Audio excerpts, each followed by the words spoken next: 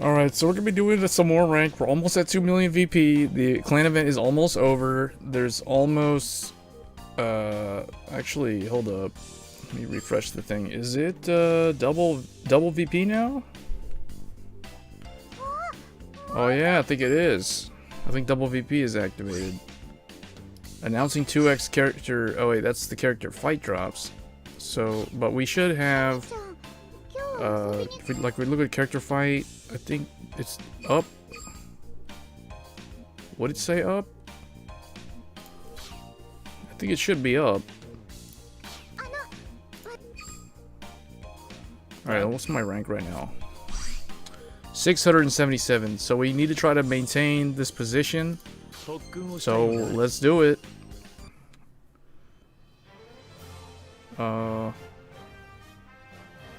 Here, let's do Neo Nectar again.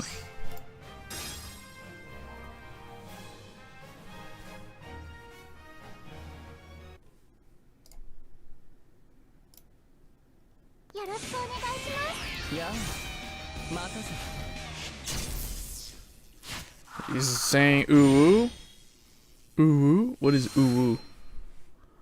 Alright, this is probably VP Farmer, although I don't know, you never really know with the Shadow Paladins. They're kind of random. Like, sometimes they just lurk in the shadows the whole time. Sometimes they show up. Sometimes they mulligan, like this guy, for instance.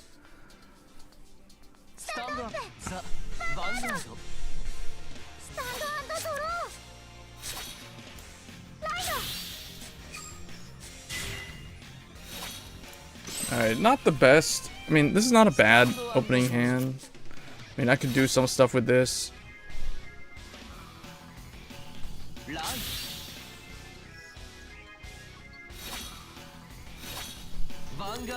See if we can get some interesting matchups in this stream.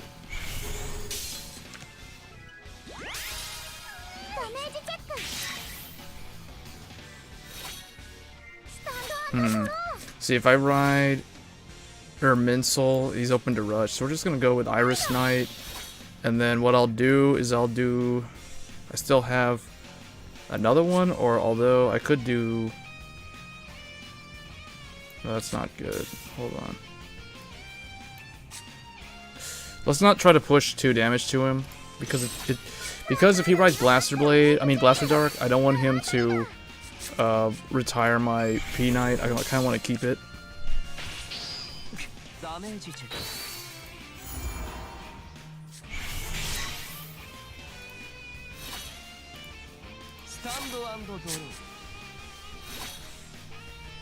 Oh, I need to get this out of the way so that so the chat can actually be seen.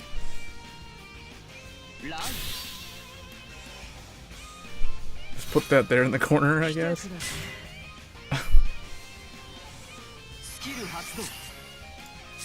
See, I don't see the point of the painter, because I can kind of see the painter working, but it's like, if you do that, then you're missing out on full bow. You'll never get to call full bow out by doing that, because I guess the plan is to ride directly to Overlord.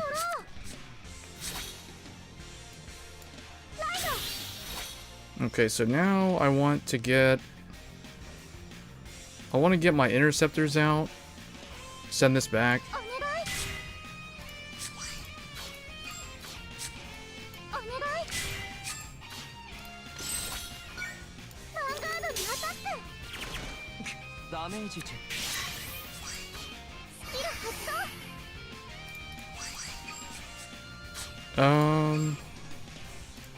Yeah, go ahead and put one in the back, and put one there, I guess.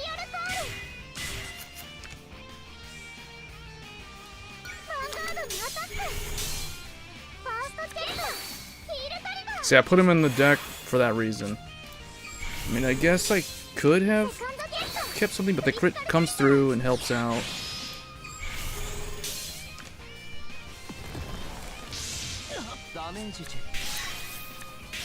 Ooh, good. 2 nullities gone. And he checked 2 heals early and 1 draw, and he put a draw in. He's going straight for Overlord.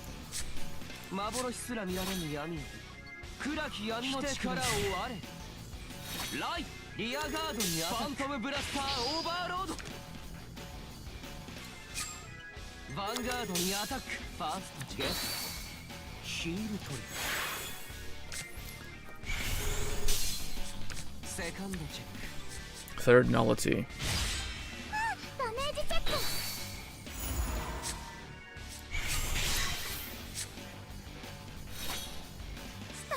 Alright, so now we got Maiden Trilling Rose. Let's go ahead and ride her, because she's really good. I can use the P-Knight to put her and the Jean back in. We can use this to kill that. I need to attack him twice, though.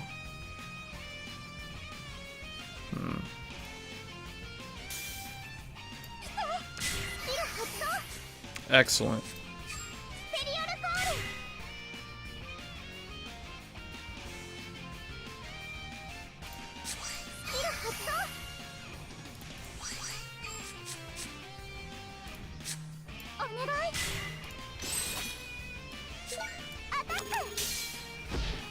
Alright, so this is this would be 18, so we gotta go like this.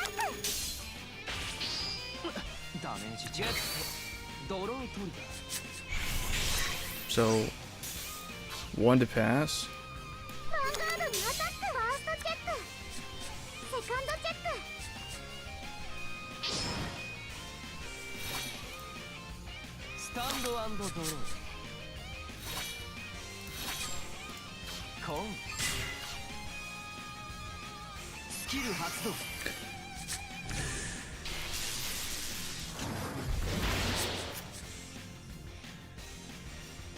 Let's see. I'm curious. So he did have 1 out of the 4.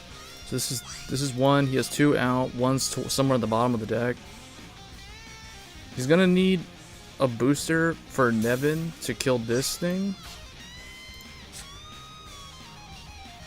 See, that's why I'm kind of not really sure why he put the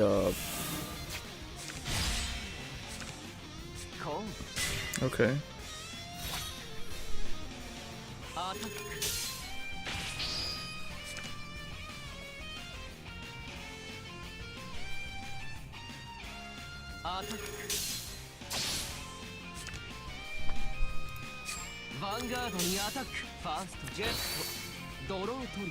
So I'm out 4, he's out 8.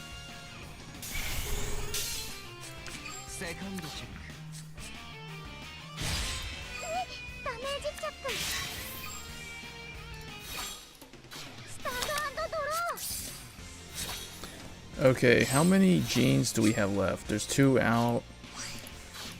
There's still 2 in the deck. Oh, there's 1 in the deck.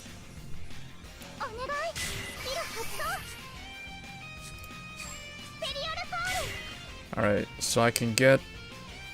Well, I won't be able to get it this turn because I need to kill these.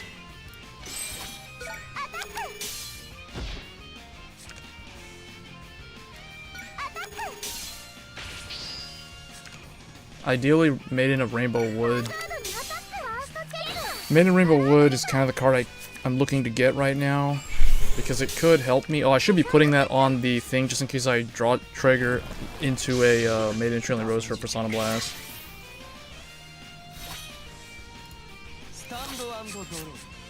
Wow, I only have this 1 PG, is the only one I have for the whole match.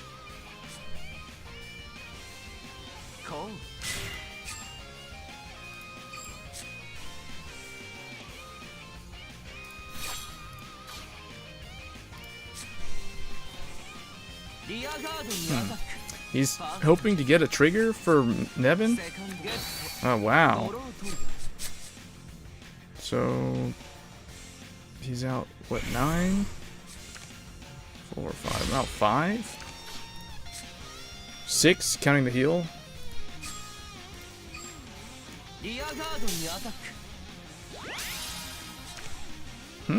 Oh, yeah, because... okay. Alright, so let's see what we can do here. I think I have 1 more Gene, so this has the swing to Vanguard, but unfortunately... I gotta kill those things. What I gotta do, let's see.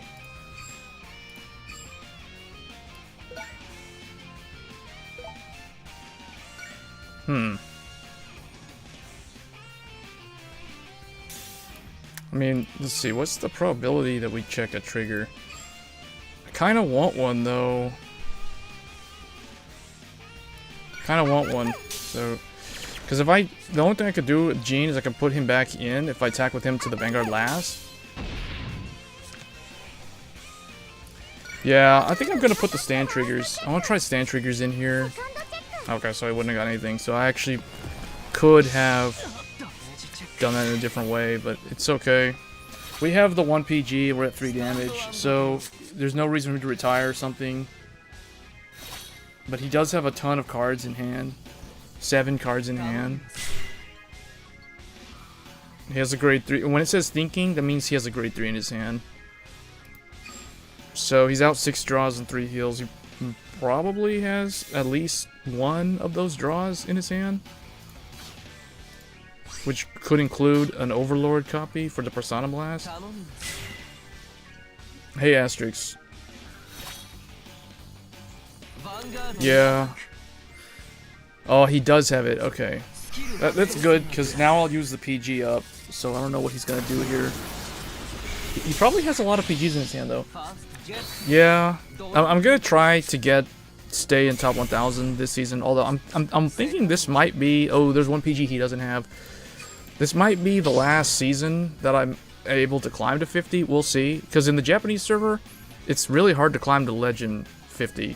So without the VP farmers, we'll see how this goes. Oh, he killed Gene because he knows I can use it to get the interceptor out.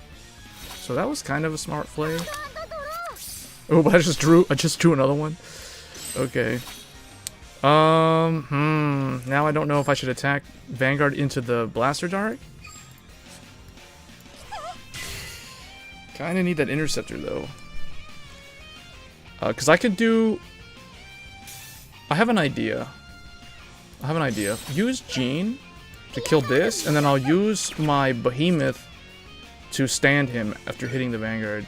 I mean, he has to hit the Vanguard here, but he's gonna PG. So that's... He at most, he could have 2 more in his hand.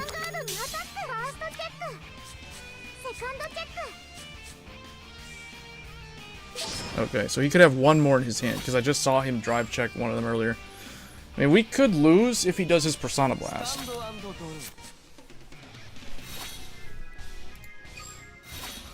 He only has 1... Okay, so he doesn't have any heals left. So he has literally 1 draw in his deck left. Maybe it's an incomplete deck. I'm surprised he hasn't used this yet. And I still have 1 heal, 1 draw, and 3 criticals.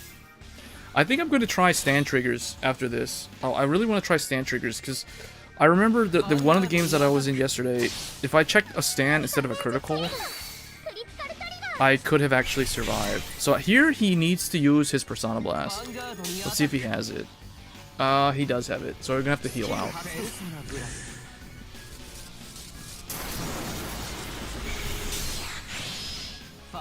And I'll have to 6 damage heal because he's at 5 and I'm at 4. So the first heal would whiff. So I'll need a heal on the last damage check. Which probably... Okay. It was 1 card away because I put her, Maid of Trilling Rose, and the heal was the 2 that I put on the bottom, like in the middle of the game. So I think it was the card after that. Yeah. Crits can also be useful though, because you can push them, if you get lucky early, you can push them really fast. And they could damage check things like PGs and interceptors. But I want to try stands because I feel like the stands can carry you further in the late game. So we'll make Maid of Trilling Rose a stand, and then that's the only change.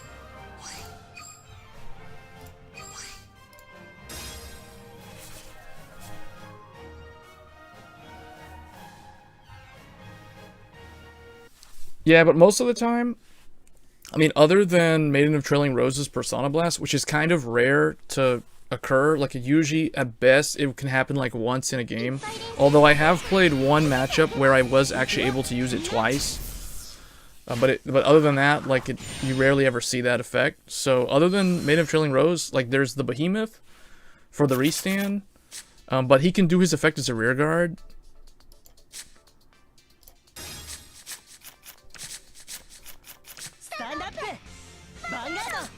Yeah, there was one game in particular in yesterday's stream that I remember if I had stands.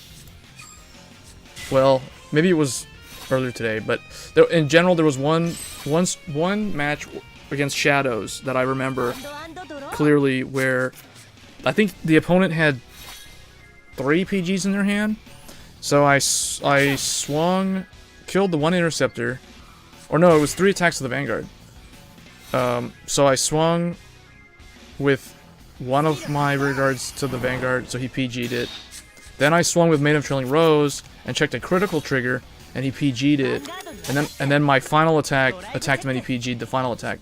So I realized at that point, I was like, if that crit was a stand, I would have had an extra attack there. So I could have actually potentially won the game there.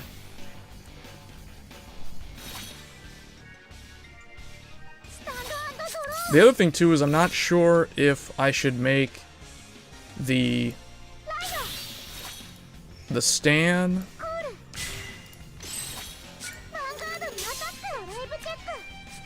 If I should make Maid of Trilling Rose to stand, or if I should make something else to stand. Oh, that's unfortunate. Wait, why is he running that as a critical?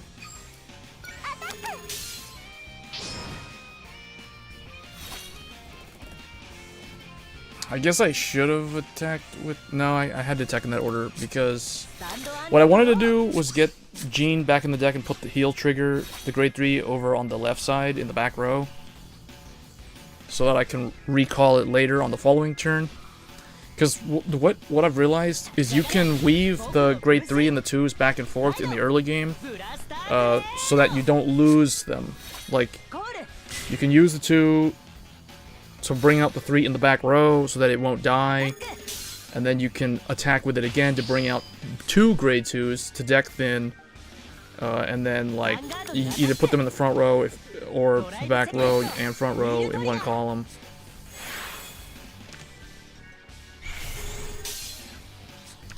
It does make a difference depending on like if you're wanting more stands versus more draws, because the way I think about it, like, I see the deck is really only having 3 stands, because the main grade 3 you want in the opening hand is Maid of Trailing Rose. So you subtract her from the overall trigger lineup, so you only really have like 3 stands, assuming she's the stand. Alright, so for this, what I'll do is we still have 2 Jeans. I need to get them both out. So we're going to do this. See, like right here, I want the 2 out on the field because I'm going to put him back in because he's a heal, and MLB is going to deal a lot of damage on the following turn. So we're going to get them both here. And then the only problem now is I need to hit 2 triggers, so this might not actually hit. So yeah, this won't hit. So he'll only have 1 damage. But see, I put him back in the deck. That, for all we know, that could have been the one that I sent back.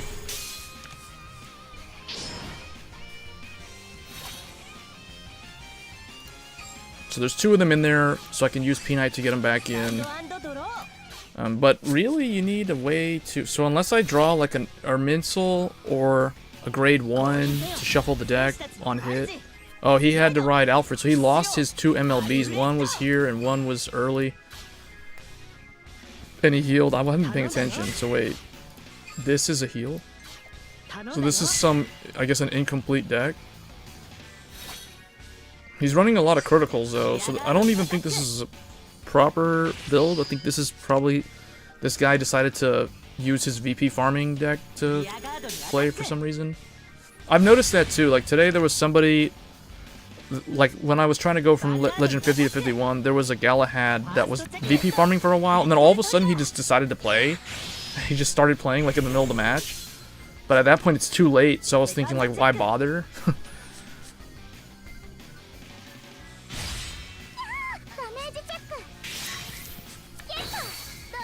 Wait, oh, he checked a crit. See, that's why, that's the thing about criticals, though. Like, see, he just took out, I lost another PG. plus that draw trigger, but the draw trigger like helped me recover something for that. Alright, so now this can kill Blaster Dark. And then we can use Rainbow Wood to draw a card. Or actually, I don't need to shuffle the deck just yet, so we'll just leave P-Knight there. Kind of want to kill Palamedes and draw off of that. So, alright, well, let's just go ahead and attack Vanguard first, I guess. And then if I... So I'm not even going to be able to hit with this, I'll have to kill Palamedes and then draw anyway.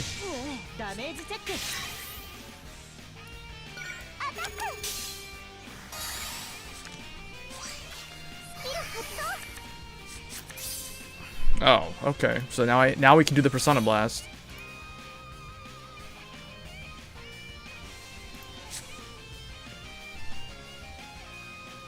The nice thing about Neo Nectar, what I've realized, is they seem to be really good at having interceptors on the board, kind of like Grand Blue, but in a different way. Like, they can call them in advance. Hey, Alan. Oh, I'm just trying to stay in top 1000, because I think this might be the last time that I'm able to do Legend 50. Because if you take all the VP farmers out of the game, or, you know, like, reduce their numbers by, like, 2/3, then, at least, then I think it's gonna be much harder to hit Legend 50.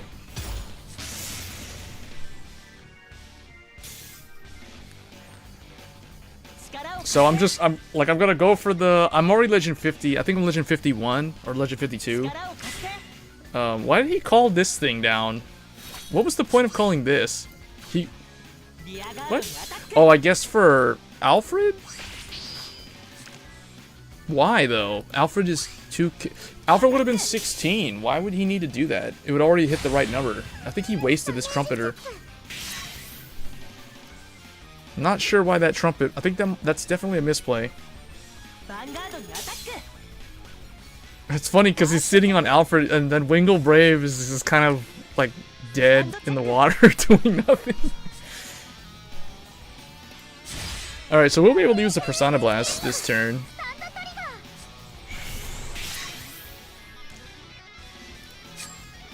Now would be a good time to use P-Knight to get those heals back in, because we're in bad shape.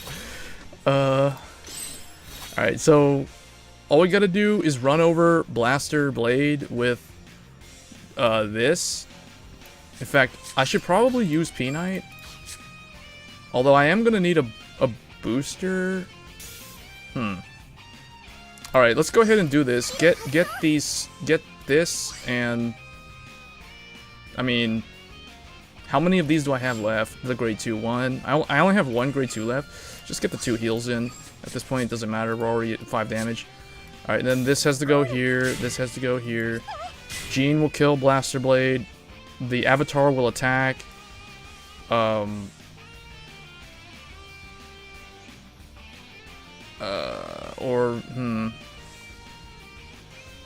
Made of Trillion Rose will Persona Blast. So we need to make sure that she can hit the 1. So it's gonna be like this. 1.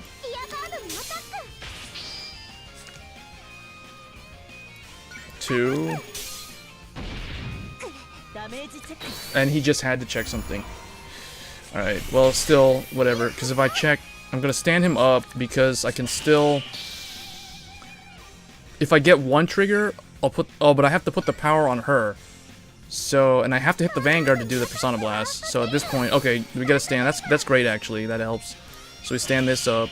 And then power to her so she can hit. So he's gonna go to 4 regardless.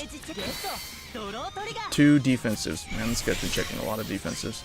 And then now we Persona Blast to compress the deck, to shuffle it, to get those 2 heals somewhere else. And now we're gonna get this booster, and... Actually, I kind of want another interceptor, so we're gonna get these 2. Yeah, let's get these 2. This will go here, and this will go here. And then hopefully I get a grade 1. Let's see.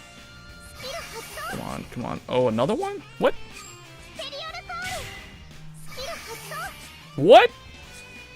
Okay.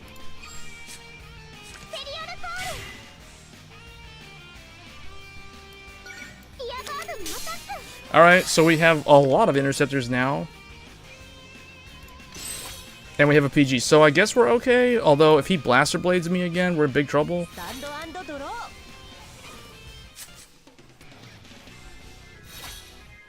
See, that's why sometimes when this thing shows up, it does weird things. Like, that's why I don't like to run 4 of it. Oh my, wow. Okay, so we are gonna have to 6 damage heal again. Oh boy.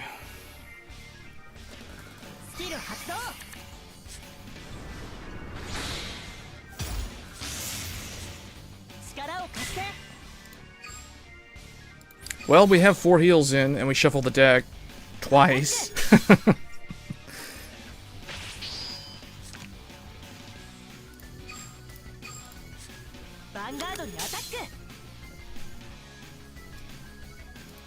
But if you compare, though, well, we'll see. He kept drawing at his Gant slot because he used that twice.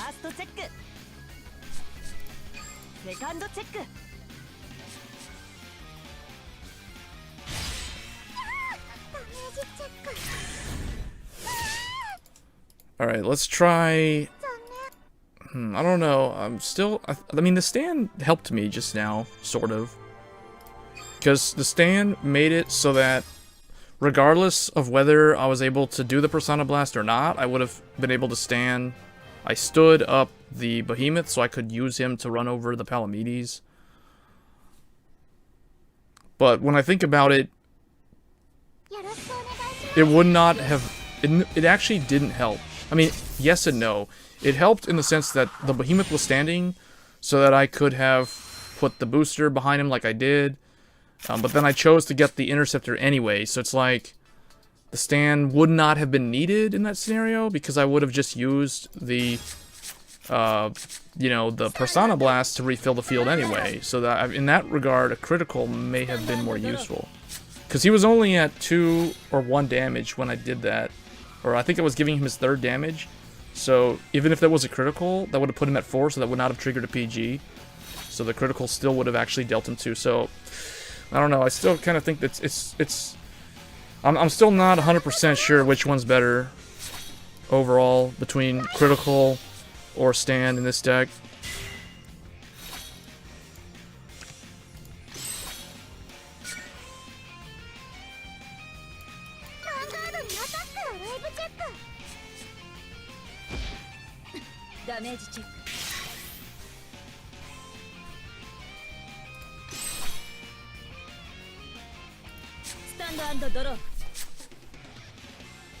But sometimes you'll just win games because you check triggers perfectly when you're attacking and when you're defending, and then like you draw non-triggers. But like in that game, I drew my Behemoth, I drew my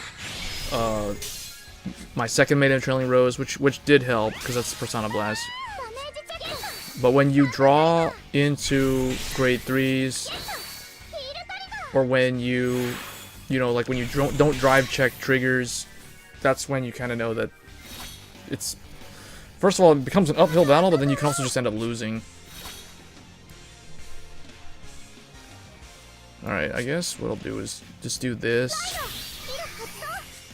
See, that guy, this card is, sometimes it's great, and sometimes it's terrible, and sometimes it's just, it kind of messes with the field.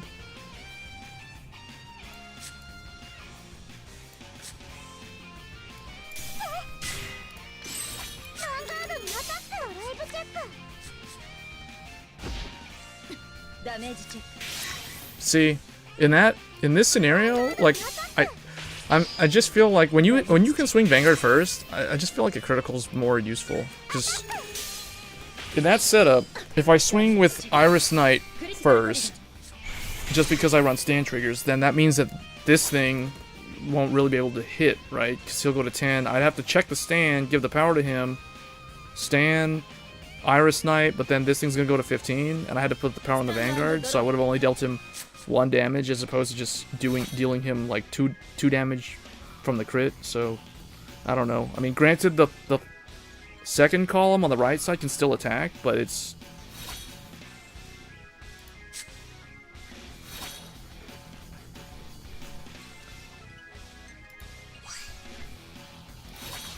yeah. It is what it is, though. Alright, so, let's see, we gotta go with this guy. See, like, okay. In this scenario, a stand... So, with stands, you'll attack, like, with one of these, unboosted, and then hope he doesn't check a defense. Even if she does, though, you can still... Okay. So, if we could check a stand, now, it's stand that up. He's gonna go to 15. And then it would be 15 to 15 or 20, so, you know, that would have gone to 20 right there. So the other column could still hit, but the stand column would not have been able to hit. So, I don't know. If that was a crit instead of a stand, then I would have just dealt 2 damage right there. So, I don't know. It's weird. I guess I'm too used to playing with the criticals that it's hard to... See, I guess I just have to force myself to play with the stands for a while to figure out scenarios. I mean, I know late game stands are better, definitely better, but I feel like the window of opportunity where stands are good is a smaller window compared to, like, the window of opportunity for when criticals are good, if that makes sense. I prefer not to use this. I'll just keep it. No, I'll just send it back.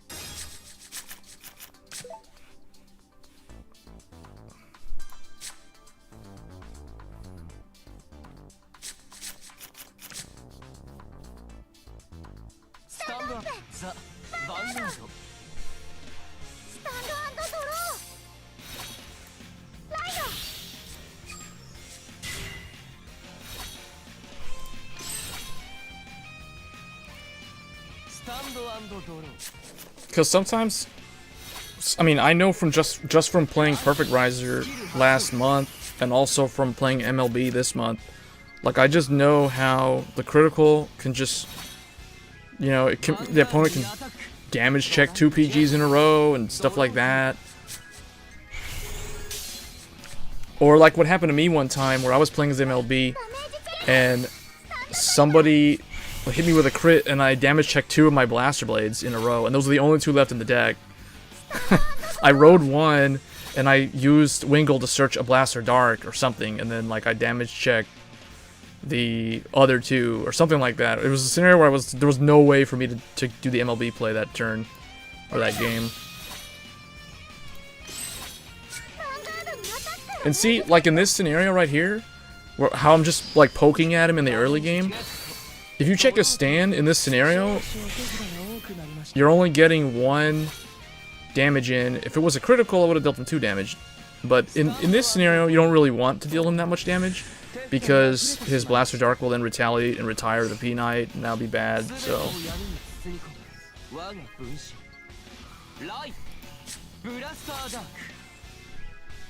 And it looks like we're most likely going to have to ride Night of Harvest Gene, unfortunately.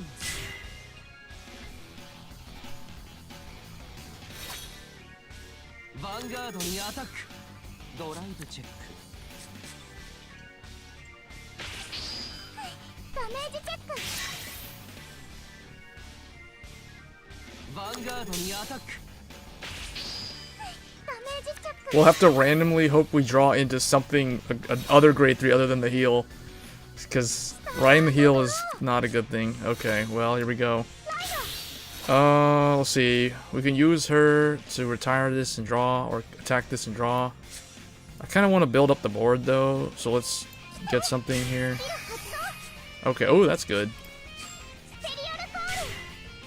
So now, we can just wait. Just attack, and then put this here. So attack, and then I guess well, yeah, because it's weak. It's 12, so even, yeah. So a stand won't really help here either. I mean, the only way it would help is if I have a standing booster.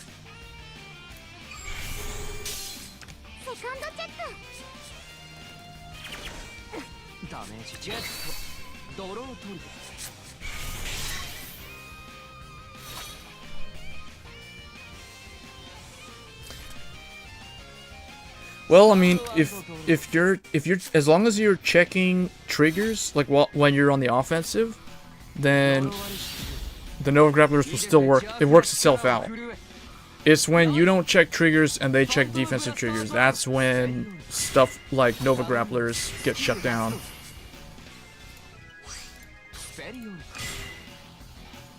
This guy's already out 6 triggers. Probably has 1 in his hand. Okay, if he discarded a booster, then he probably has Overlord in his hand, and that's why he didn't discard it. With a hand that size, 7 cards, he most likely has 1 or 2 grade 3s in there. And possibly 1 or 2 PGs. I don't remember seeing. Oh, he's actually doing the skill.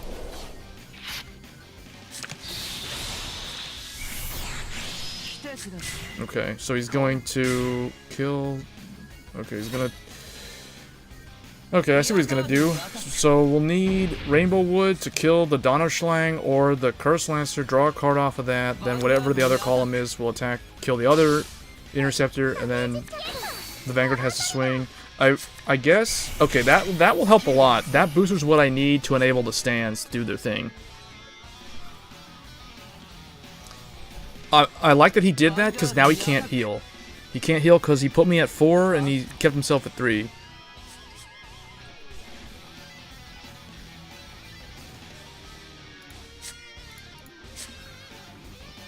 Well, the question is, what do we put? I guess I could also use this to. I guess I could rewrite this. What was that second card? Wait, what?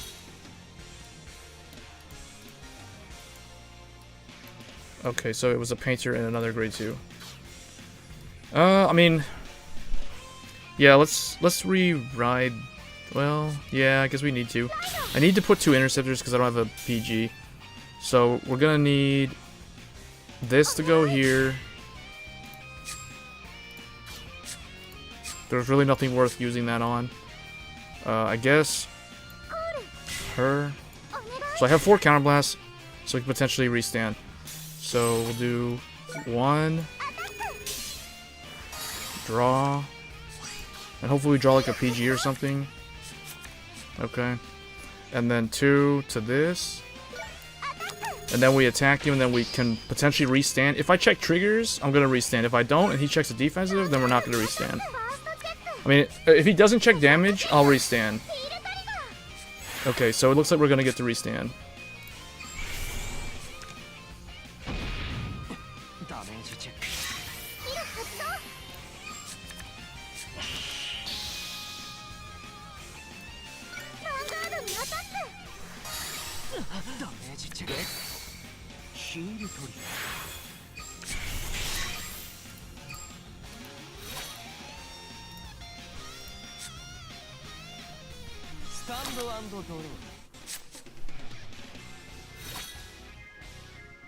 So what's total? He's got what, 6 in hand, 7 total if he kept them on the field. So it's 7 to 7 right here. Wait, why did he put them in the back? Oh, he's gonna use the effect again.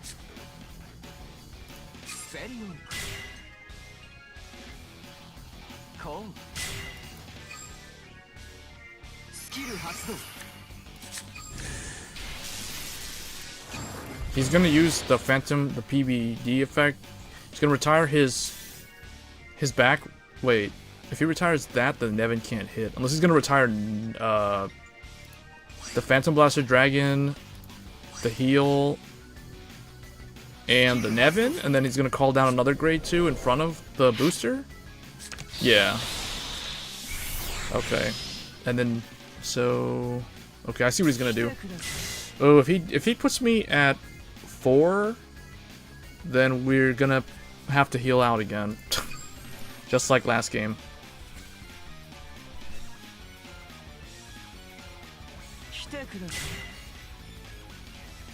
Yeah, he's gonna put me at 4, so I'm gonna have to heal again.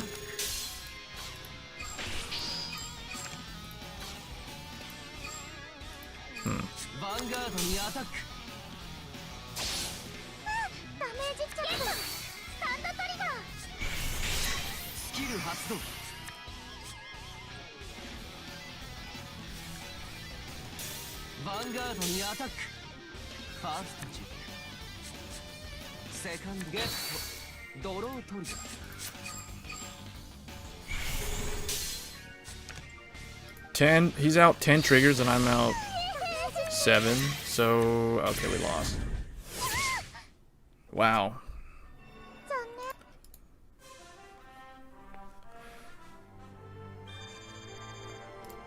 Alright, let's try, I want to try Riviere, because I finished that deck last week, but I haven't used it. So, let's see. We'll come back to that deck, although, I don't know, I might try a 9-draw variant, although I feel like the 9-draw deck, will have a hard time pushing damage unless you're without being at high damage. The 9-draw Neo Nectar deck will have a hard time winning their matchup because you're gonna need the counterblast to extend your offense. Like, you're gonna have to use Behemoth to restand. You're gonna need the counterblast to do the Persona Blast. All that kind of stuff.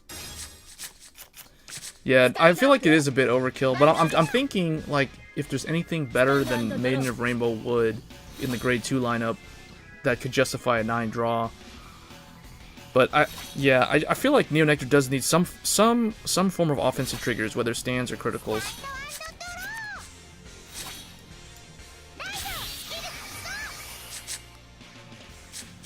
Oh, what was that? Did I have the Grade 2? Oh no, I don't have the Grade 2.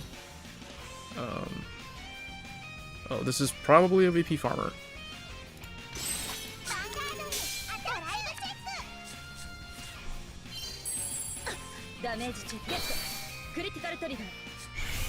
You know, I wonder if like next month, I'm curious to see what they do with, like, what VP farmers do to try to adjust. Like, are the Cray Elementals gonna go the way of the dodo and, like, disappear forever, and everyone's gonna be running Galahad and Tsukuyomi Ride Chain, or like 6K Undus and Starcall or Stardust Trumpeter? Yeah, I was thinking about him, but he has the same problem that Flute has, where it's an 8K body, so it can be run, like, it's so easy to run over it.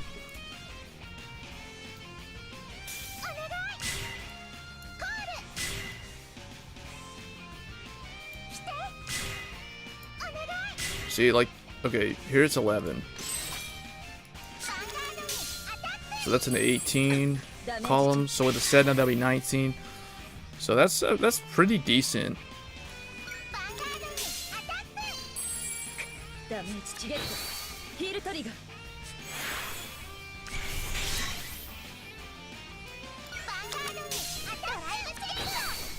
End of the month equals VP Farmer Fest. I don't know, man. I haven't seen a lot of them. Like, I was playing earlier today, and I didn't see a lot of them. It's kind of like how it is right now, where it's like I would play, like, 3 real games, and then 1 VP Farmer, and then, like, 2 real games, and then 1 VP Farmer.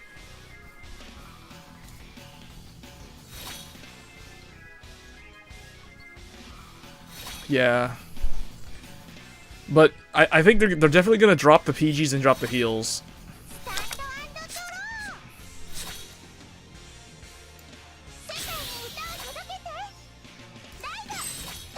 Because they won't need them.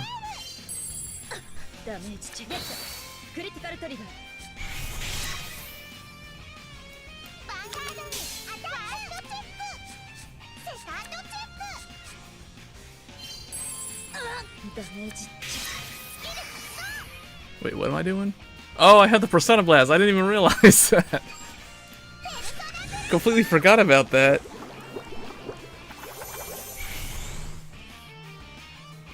Oh wow, 28,000. Oh, that's nice that it doesn't cost any counterblast. I remember the original effect I think was counterblast 2 to do that.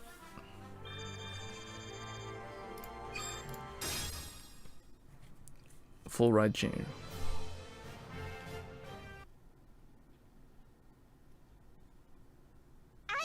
So I think next month, there's for a VP farmer for next month, you're gonna want the matches to end as fast as possible. Basically, you want to high roll a crit on the 1 or 2 turns that you can attack the opponent. This is probably the worst opening hand that I've seen all day. Okay, that's significantly better.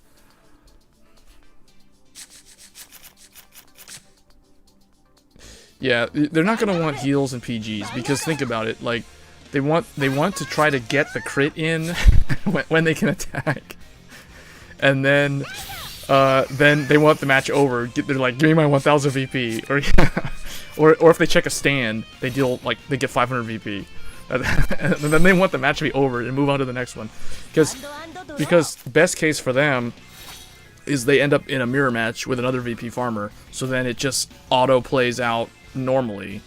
So then one is gonna get 3,000 and the other one's gonna get like 1,000 or 2,000 or somewhere in between, or maybe even 2,500.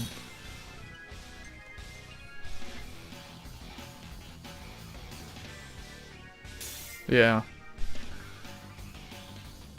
because the VP farmer mirror match will still play out the same, like a standard game. It'll just take forever. But yeah, they don't want PGs and they don't want heals, because why would you want to prolong a match where if you can't deal damage to your opponent and you're gonna get 0 VP? Why would you want to spend the time in that game? You're gonna want to get out of that game if you can't deal damage, and why are you running heals and PGs, right? Because it's making it less efficient for them. So at least gone will be the 4 heals and the 4 PGs in the Galahad farmer decks.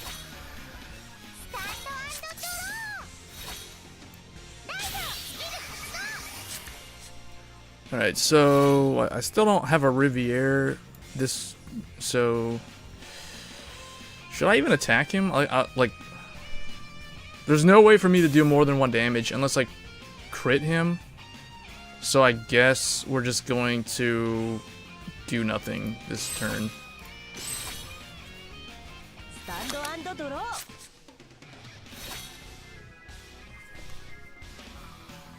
Yeah, but at this point, it's like, in the mirror match, you don't even care about winning. You just try to get, like, more than 2 damage so you can get, like, 1,500 or 2,000 VP. Because the olden days, it was like, what, the current way is like 2,000 VP, right? So if you can deal 4 damage, then it doesn't matter if you win or lose at that point. It ends up being the same as the way it is now. So if he rides Blaster Blade like this, he probably has another Blaster Blade, or he has a Gancelot. So I guess what he's trying to search for is an MLB.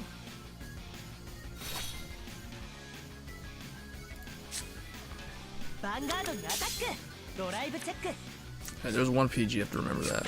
At card 30. Card 30 on the bottom is a PG. On turn 2.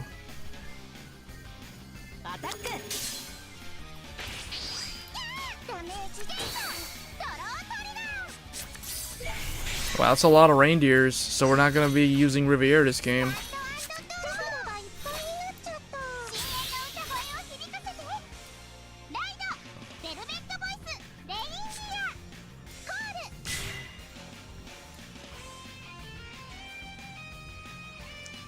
Wow, no boosters.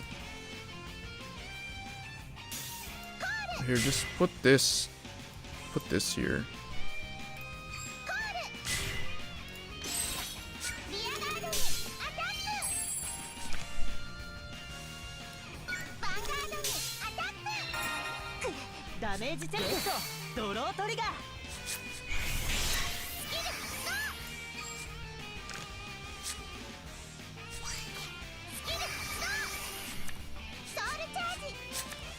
Okay, give me a grade 1.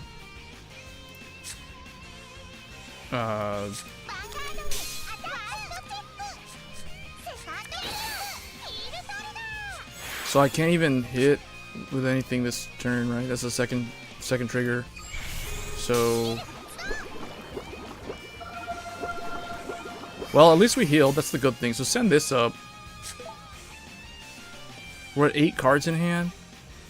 What I want to do, I guess, put this here, because why not? I don't know. Well, you don't have any grade 1s.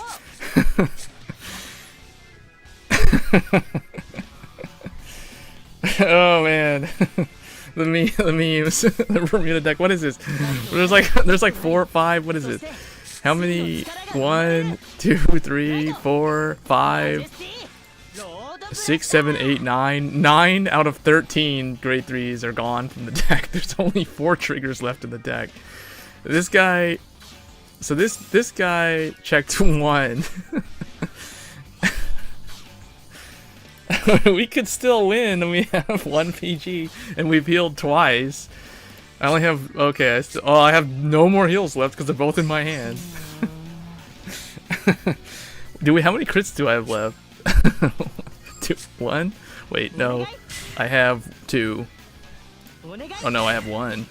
Yeah, I only have 1 critical left. one critical and 3 draws. This guy's about to run out of time. He can't even do he can't get the crit. Okay, that's good. He's gonna search Blaster Dark, although I think this is his one of. I don't know what he's gonna do. Let's see what he searches for. Or he could just draw it right there. Oh, there it is. And he has a PG at how many cards he's gone through? 2, 3, 4. He's gone through 4 cards. There's the 5th one. Search Blaster Dark. So it's shuffled, so it doesn't matter where that PG is. But I know there's like some PG somewhere in the deck. I saw it earlier. Oh, we can't heal anymore, so we're stuck at 4 permanently. Yeah. I guess, and we have one interceptor. Alright. So,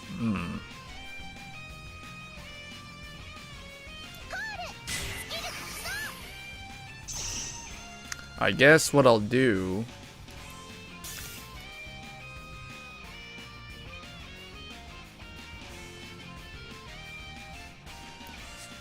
One, I should have recalled down Kareen.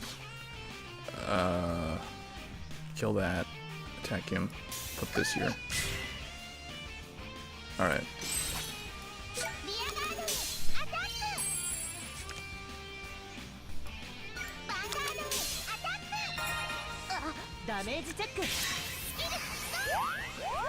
Alright, don't draw a trigger. Okay. Alright, send nothing up. Don't even do anything, just...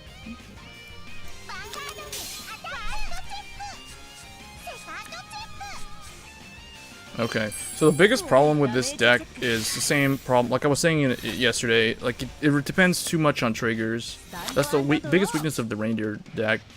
Riviere is a little bit more immune to that problem because of her Persona Blast. So she can at least do something regardless of whether a trigger occurs or not. Okay, so now he's got both of them in his hand. So he's gonna call down one of them there, and one of them's gonna go... Probably Blaster Dark is gonna go in the back row.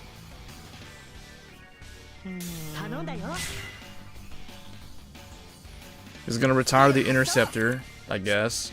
Because why not?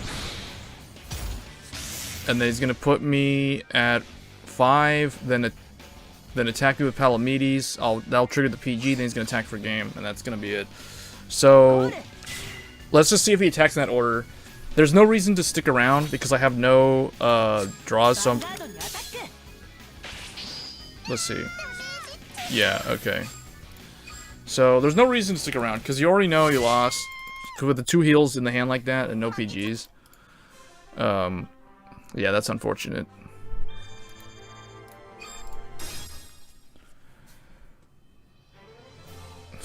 On the bright side, we're almost clan level 16. Once I get clan level 16, I'm probably just gonna swap back to Neo Nectar or some other clan. I might try playing... what's a clan that I haven't played in a while? I haven't played Solus OTT in a while.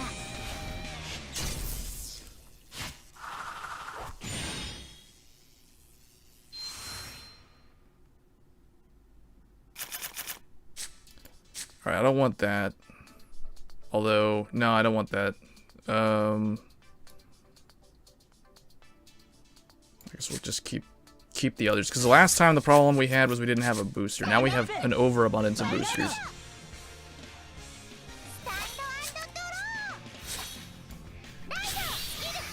Let's see if we can actually use Riviere. Oh, this is probably a VP farmer, though.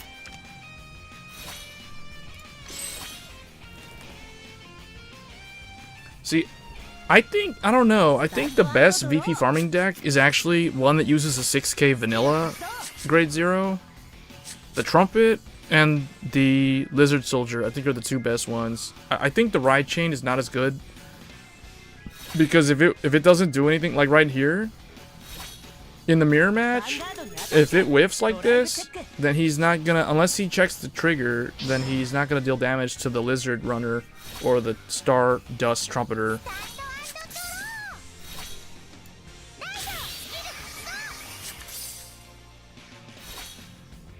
Okay, so we can actually do some stuff here. 1,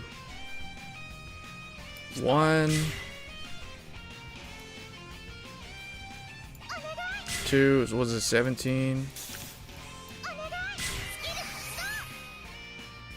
That doesn't even matter. 19. Oh, it'd be nice if we can make that 20 though. For some reason, I remember, I kept thinking that the grade 2 Riviere has an on hit skill, but apparently it doesn't. It's actually Coral. The Coral grade 2 has the ability to bounce something.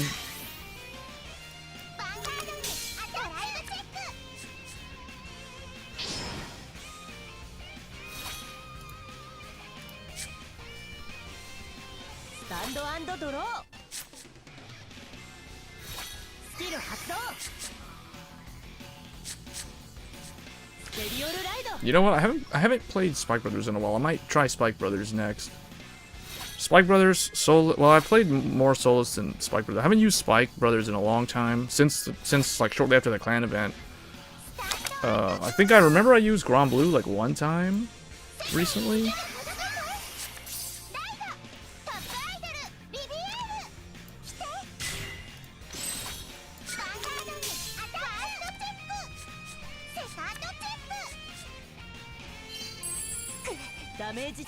Okay, so 17, this will become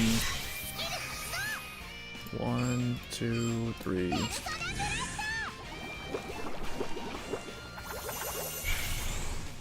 So this is 25, what is it, 24?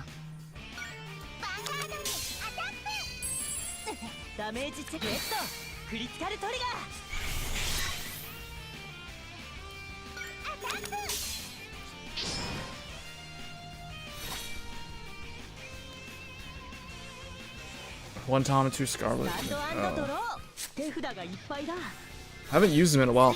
Yeah, I might try Spike Brothers. I want to see how they do, because a lot of people say that they lost a lot of their power because of Cross Ride and because of MLB's 12k defense. Because the main problem they have right now is the way they do their big long combo is they have to do, what is it? What's the name of the guy? Skydiver. They use Skydiver to start the attack. Like, he swings into the Vanguard first. Usually, like, something like a Baraki or something will kill the Interceptor. Then he'll attack.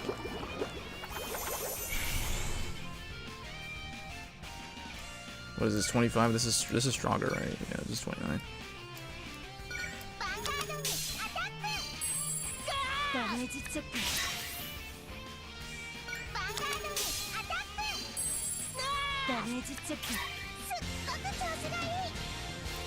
Yeah. Gotta save for Battle Sisters. Okay, so I got clan level 16. I did that for the gems. That's why I was doing that, because I was close to getting these gems.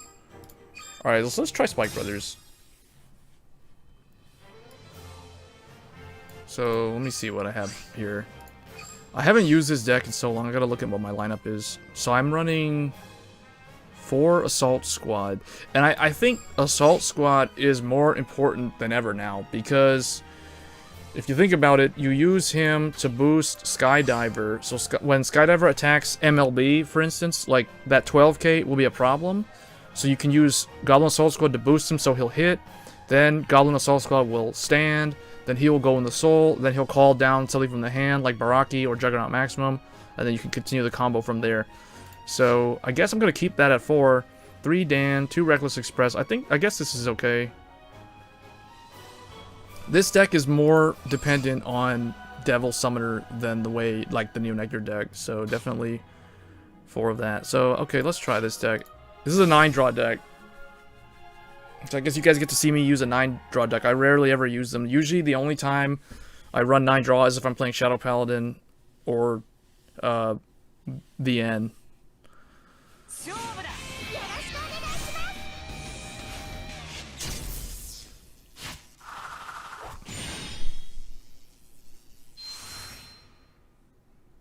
Oh, is this person playing for real? See, so he's decent in the first hand, but I don't really care for this. Oh, wow. This Bermuda person playing for real. I guess that's good, because, I mean, now we'll get to fight more variety, hopefully. Not just going to be, like, MLB all the time. Alright, so my turn 2 is going to be something better than this, hopefully. So we'll just go ahead and put this here. Because typically you reserve the Vanguard booster for Dudley Dan. And then Mecha Trainer can be used to search Dan. If I don't have him by the time I ride Grade 3. She could rush me here. This is her chance, because at 4k power... yeah. Pretty much like, well, okay, she's grade 1, so I take that back.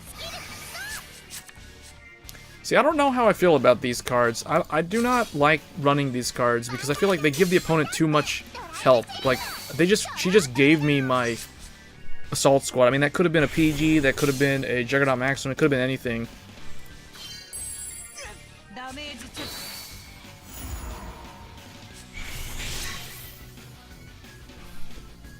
Alright, so I think what I'm going to do is we're going to go Panther on Vanguard, Circle, and then, let's put this here.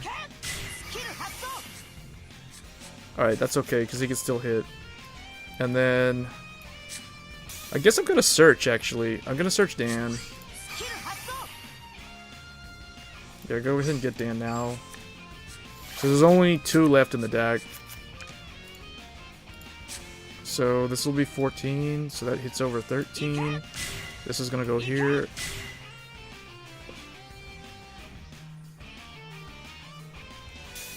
Yeah, I guess I'll do that.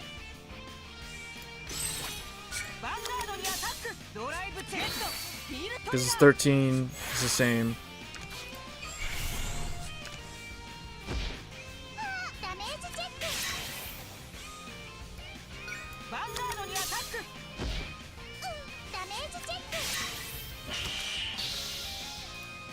Okay, well, I managed to get rid of 1 of her PGs. That's good, because I don't have any in my hand.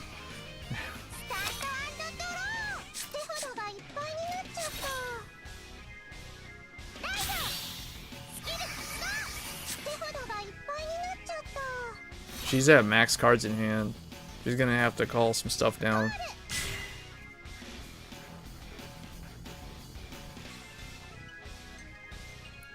Yeah.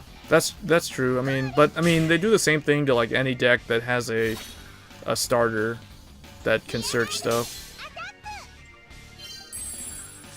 Yeah. Oh yeah, I didn't even really think of them. Yeah, I guess they would be good against them because they blow up. See, the key is you never want to give the Spike Brother player the Dan. You want to remove Dan as much as you can from the field. That rhyme, that's hilarious. And then the Assault Squad too needs to go because this thing is what enables them to keep their offense going.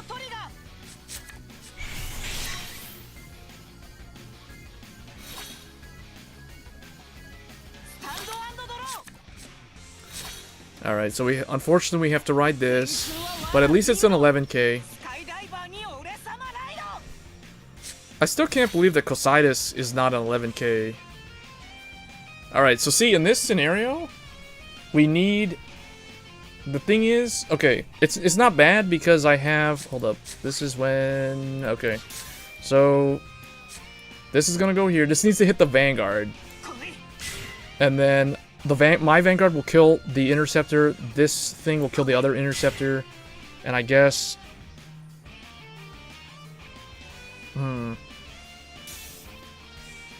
What do I want to do here? Baraki can come out after that, and then... 1, 2, 3, 4? Okay, let's go with that. So, 1... And then don't invoke, there's no reason for him to leave. And then 2. And now if I want to get... I mean... I don't think I need to do that right now, so we're not going to activate him this turn. Alright, so this will depend on what she damage checks.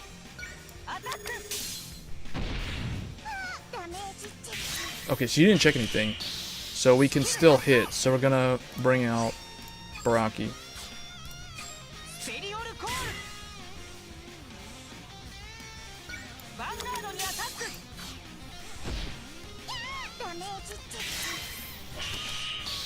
Yeah. But see, it's all because of Goblin Assault Squad is the secret of why the deck still makes a lot of plays.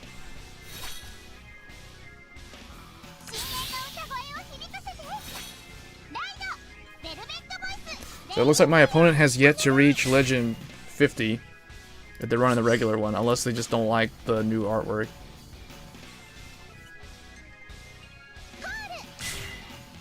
What the? Why is this here? Wait, why did she not ride Riviere? 3, 4. Wait, 4, 5, 6, 7, 8. She would have drawn a card off of Riviere's ride, and Riviere still would have been 11k Vanguard. So I don't know why she rode Reindeer. Typically, you would want to complete the ride chain, and then on the following turn you could go into Ranger if you still think that you have a high chance of checking triggers. I don't really know if I agree with that play.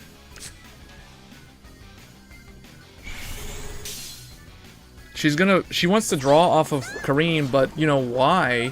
Because Riviere would have drawn you the card guaranteed, because now you're just trying to high roll a trigger, and it's, I mean, yeah, and it's not going to really do anything in this scenario. So I don't know why,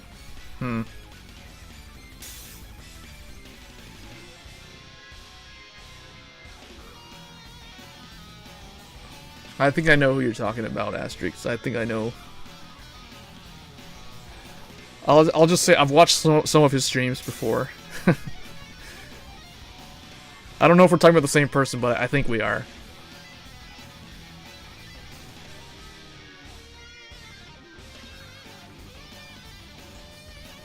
Spike Seed Emperor.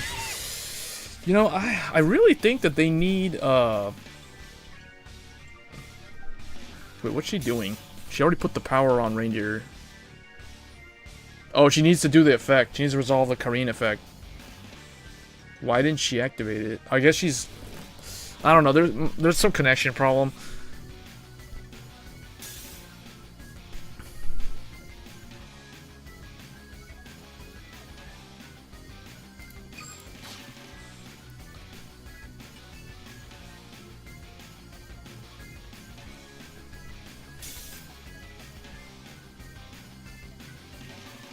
Well, I don't know. If they're not able to reconnect, we're probably just going to get a We're gonna get a free win, I guess. I don't know.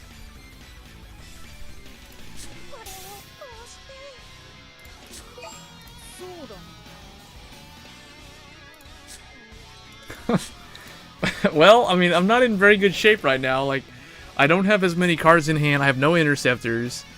The only positive is I randomly drew into a PG with that damage check. And, yeah, I mean, I can use Dan. I can use Dan, that's true. Yeah, I still have plays. You can use Dan to put the Assault Squad in the soul. Wait, what happened? What was that? What the heck? What just happened? Oh, her second check was a crit? But what? How? I thought her second check was the... Okay, anyway, I don't know what all that was, but, Alright, so how am I gonna do this? 2 interceptors. We need to use Dan to call something. I have to put the Assault Squad in. So we'll just do this.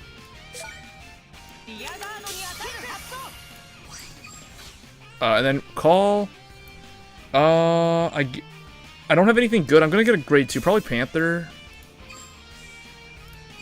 Yeah, probably Panther.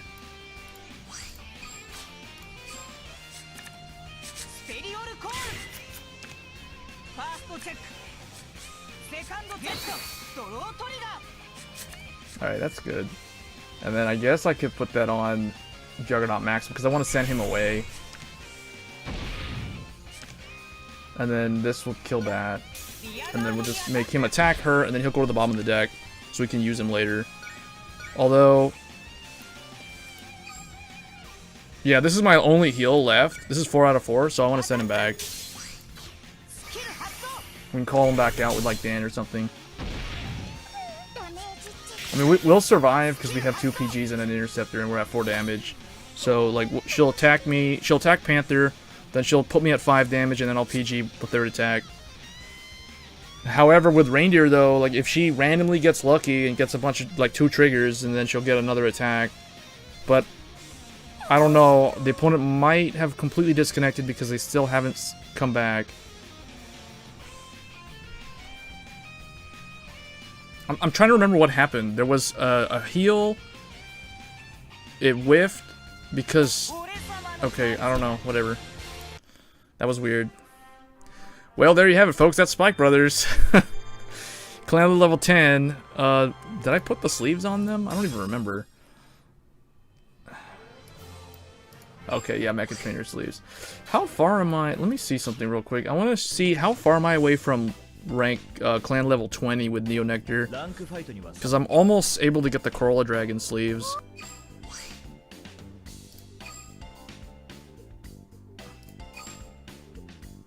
Because Spike Brothers are what, 10 and then 16. Okay, so there's still a ways to go.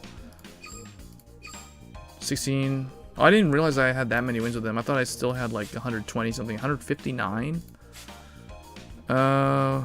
Whoa, I have more wins with Neo Nectar than OTT? That's crazy, I didn't even realize that. Maybe I should play Dark Irregulars. You guys want to see me play Dark Irregulars? Oh, that reminds me, I'm so close to being able to craft my 4th Edel Rose.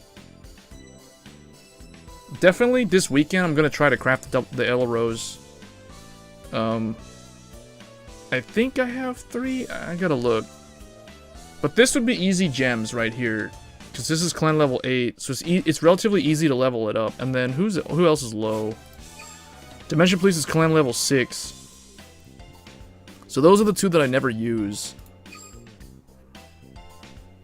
Alright, let's go Dark Irregulars.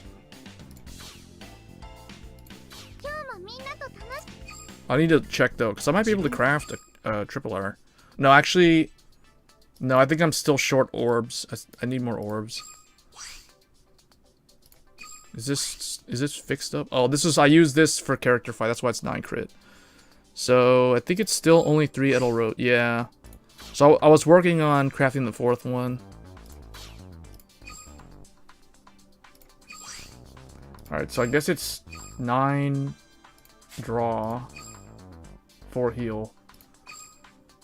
Mainly because it's one of those decks that you kind of have to run 9 draw, because, I mean, you could, I guess, if you feel really lucky, you can run 4 criticals, but I don't really think it's necessary. Mainly because you don't have any draw power. It's very much like the way Kagero plays. Like, you have a lot of retire power, potentially even more retire power than the Dragon Empire, but the thing is, it's a 1-for-1 trade, unless you're using Gwyn the Ripper. Yeah, so I think it's a 9 draw. So I don't know, let me see, how does this lineup look? Unfortunately, I only have 3 Doreen, I don't have 4. But I think 3 is good enough. I have 4 Amon, 4 Gwyn, 3 Edelrose, so we have to run 1 other heal trigger. I mean, I could go, you know, I was thinking maybe Still Vampire could be the 4th heal, but I kind of like the idea of using him against MLB to remove the critical.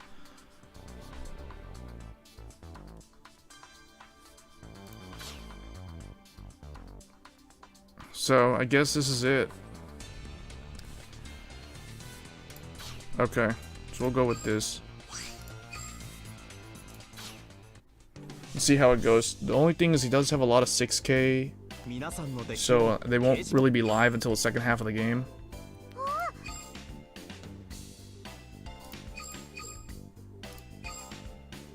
See, I need the orbs. So actually, do we have double drops yet? Oh, not yet. It's gonna be tomorrow. So, I guess we'll just get this. Because I'll definitely be able to craft Edelrose this weekend. I'll just use all the stamina on him so that he can, yeah. I mean, I have enough. Technically, I could craft the 4th Nightmare Doll Alice right now. But I'm kind of sitting on it because next month we're getting Alice as a ranked reward. So I could potentially save these materials for Luquier instead. Because I definitely want to play that deck. That's a deck that I'm definitely going to want to play. Because Pale Moon is one of my... I think out of the clans that are more multi-attack oriented, like Nova Grapplers and Pale Moon and Spike Brothers, Pale Moon is definitely one of my more favored ones. So I definitely want to build that deck. The Reiji deck, I'll try to build it, but I think if I have to prioritize between the two of them, definitely I'm going to prioritize Pale Moon. But we're looking at, what, August for those cards?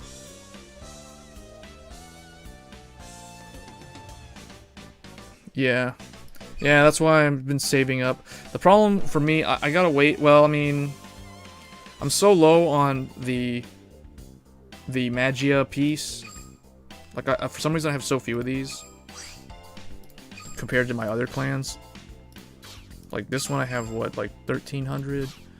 And then Novas, I think I have like 2,700. But that clan's been around for a while, that's why. And then this, the only thing I need to craft for Bermuda is like 2 more Pacifica. But that's kind of, you know, that's like a low priority. Although I already have the orbs. So I'm slowly working on these 4 characters. These are the ones that I do for the achievement every day.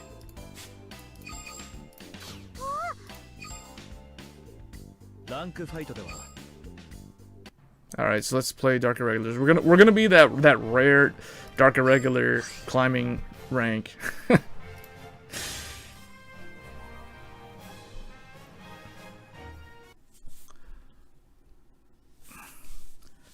Because, like, if you, out of like 5 days of playing, you'll probably see like 2 Dark Irregulars, both on the same day that you ever come across Dark Irregulars. That's just how it is. I don't know why. Okay, so with this opening hand, I like to keep this. I don't really need him in the early game, although this is a good booster for later, but I think I have too many, so I'm just going to send these 2 back. Because those are late game cards, so it looks like that's a pretty good hand. Yeah, soul charge decks are not for people who will rage.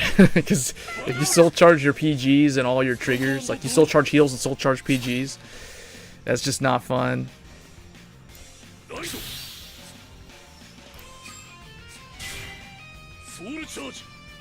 Alright, so this is Neo Nectar. They can't do anything to me in terms of like pressuring me. I guess I should have put that Vermilion behind, so I'm just going to call her down.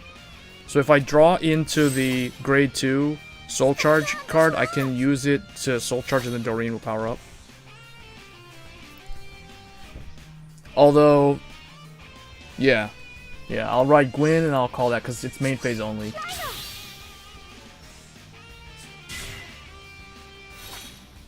Yeah, it's just something that you just have to, because it's almost like it's the complete opposite of Pale Moon. With Pale Moon, you want to soul charge stuff. Although, soul charging triggers is always bad. But at least in Zero, you'd be soul charging like grade 3s that you could potentially call out a soul and do stuff with them later. So, Dark Irregulars is the one that you hate to soul charge the important things. Alright, so we just have to ride Gwyn. And then, that's interesting, so she's using this thing as the heal. What do we do here? I guess just attack. There isn't really a way to deal more than 1 damage.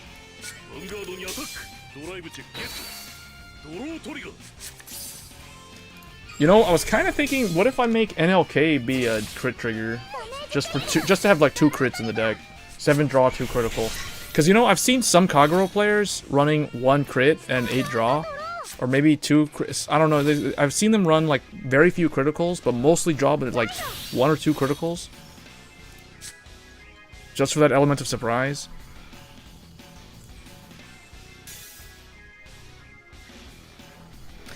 I just realized that our opponent is Neo Nectar, and it's like I haven't really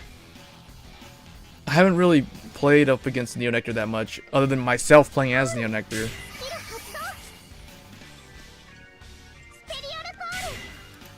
So let's see, 1, he's gonna do 1. Vanguard will swing first.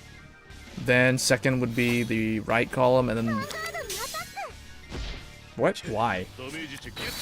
Why would she attack in that order if she set up the field like that? To me, this looks like a 9 draw build, so I don't know why attack in that order. But okay. Yeah, and the cool thing about the Chariot is that it thickens up the deck because it creates new cards. Alright, so we can do some stuff here with Doreen. I guess. Get Werewolf Sager.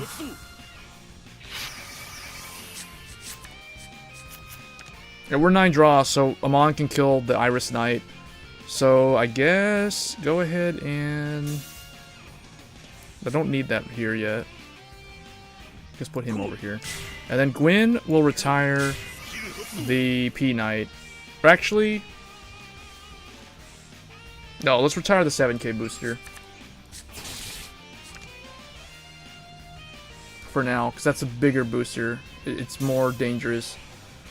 We don't really need to do anything. Like, what are we going to do? Kill those 2 interceptors? And then just attack with Gwyn? Or it doesn't even matter which one attacks. The Vanguard, both of them can hit. So he'll just kill this and then he'll attack that.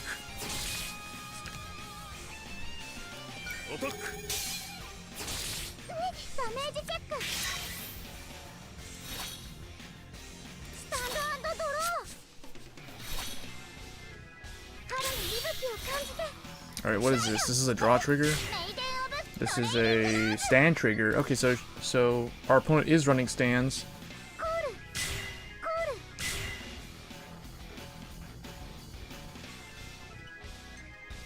So this kills him. Sager is going to be killed by the Behemoth? Okay, I see. So, yeah. So, against this opponent, you want to kill their back row because they run stands.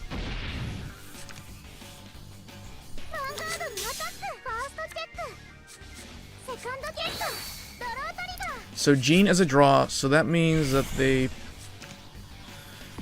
Yeah, it's definitely incomplete. The heal was a Laurel.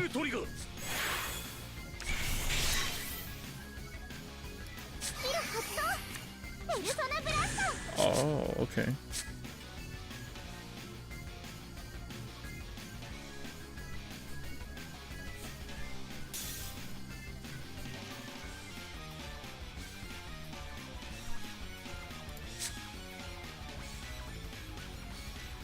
I'm gonna need to get 6 soul for that Steel Vampire.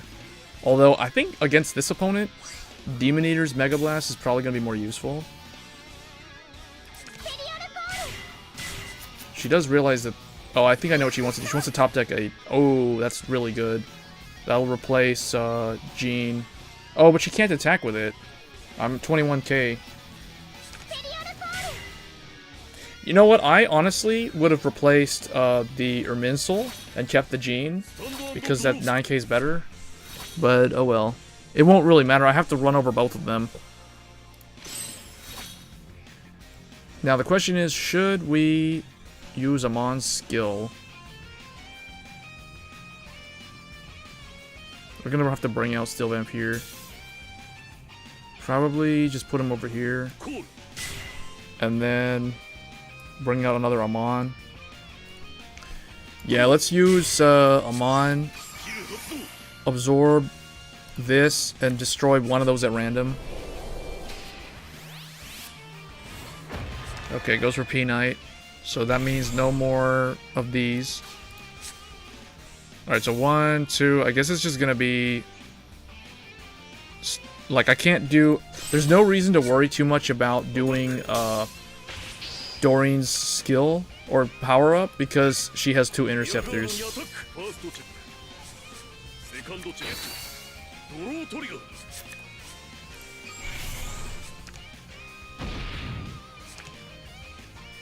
Yeah. Well, let's see, because I mean, she, like, you start powering up Doreen for big numbers when they don't have interceptors. So what I'm waiting to see her call down a grade 3 in the front row. She probably has a perfect guard in her hand though, because I think, okay, that's exactly what I want to see. Although she can use that thing's skill, but she doesn't have anything to stand up. So she has 2 PGs in her hand? That might be a booster and a PG, or maybe 2 perfect guards.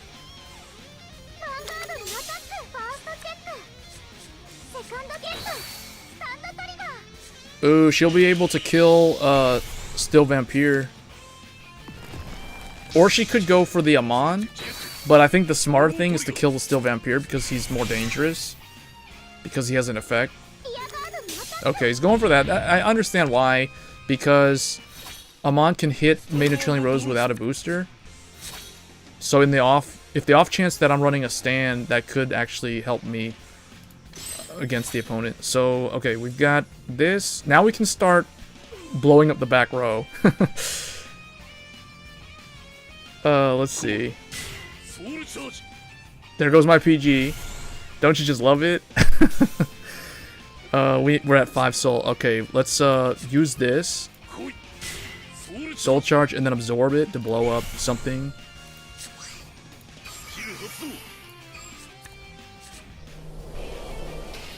Ideally, the one on the rear guard lane is better, so that's the better one.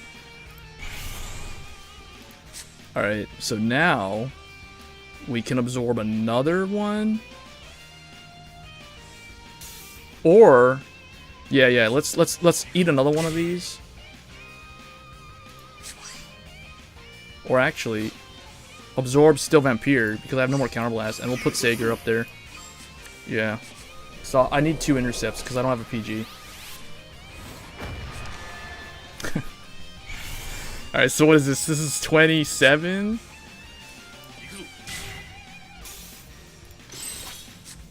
That's 19. That's 27, so Sager's gonna get the power on that one. And that heal comes in really clutch right there. We're just gonna ignore the behemoth. I mean, I guess I could kill it, but why?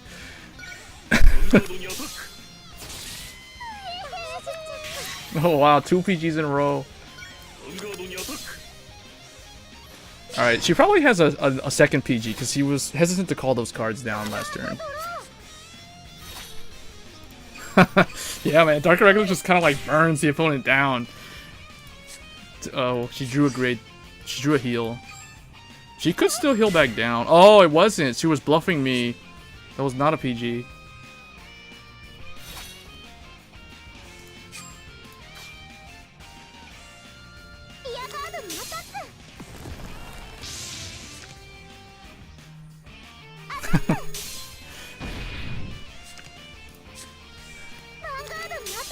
She could heal though, back to 4.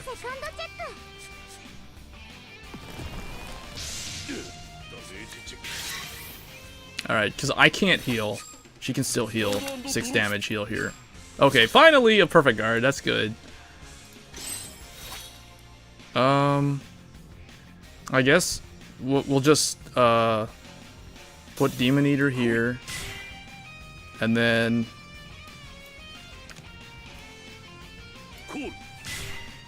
I mean, this is 18. There's... He'll become... Oh no, he's a static 9. He doesn't gain power. So I guess I could absorb my perfect guard. Because that could make him... That could make Doreen 9. And, well, no, it doesn't matter.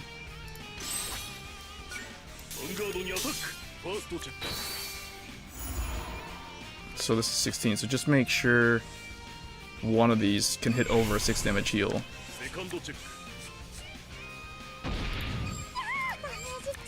Okay.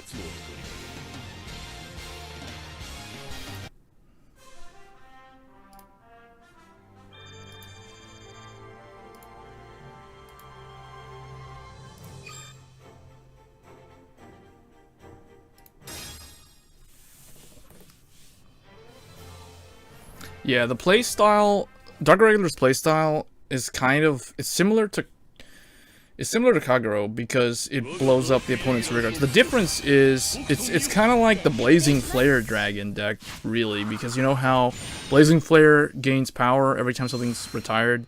It's kind of like that because Doreen does the same thing. I guess I'll keep him because he's hard to come across because I only have 2 of him. And the nice thing about NLK is he makes Doreen 9 minimum every turn because during the main phase he soul charges.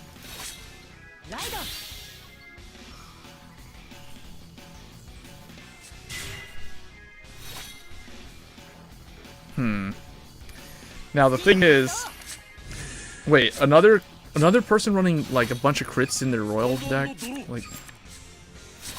The thing is, we can damage deny him. So here's where I'm not going to attack him. Like, what's my grade 2? So we're going to put this here. And now we're just going to end. Soul charge and then end. Because I want him to give me 2 damage so I can use Gwyn to blow up the Wingle Brave.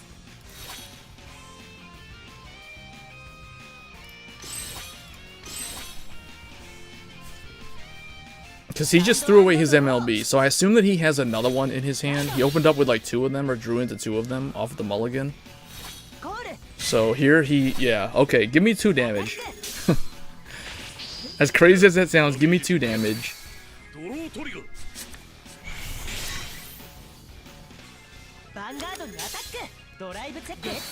Oh, okay, he gave me 3 damage.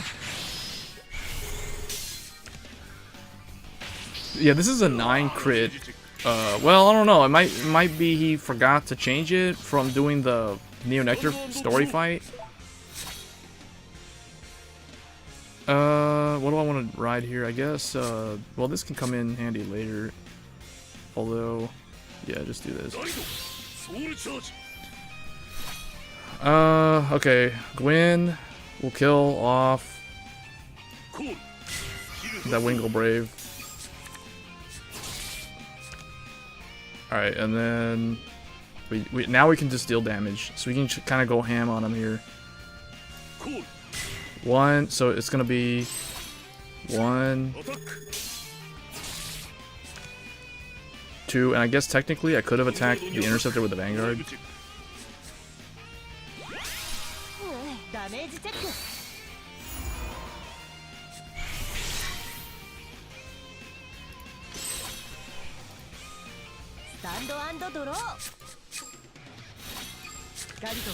Alright, so let's see. Does he already have all the pieces? I mean, he could potentially already have the pieces in his hand. Okay, there's Blaster Dark, so I guess he has Blaster Blade. If he doesn't, then... okay. He's gonna need another Blaster Dark.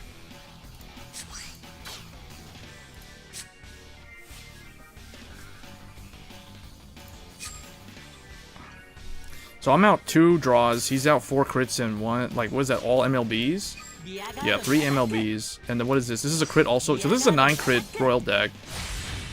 So I guess he assumes that he can, like, check crits without using MLB skill and win that way.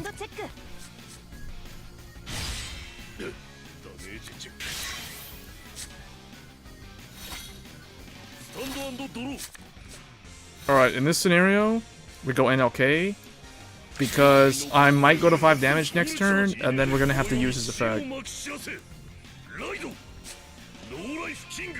And we don't have any interceptors.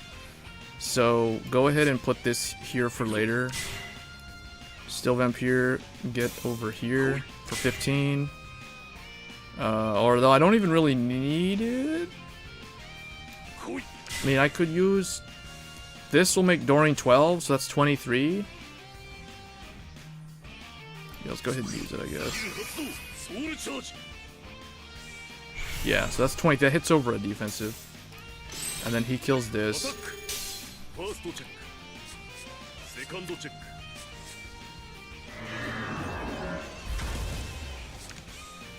Well, you don't have enough counterblasts. That's the reason why I couldn't do it. I'm short 2 counterblasts. I guess I could have killed off that Palamedes, now I think about it. But I need to push damage to him. He only has 2 cards in his hand. He's going to draw a 3rd card.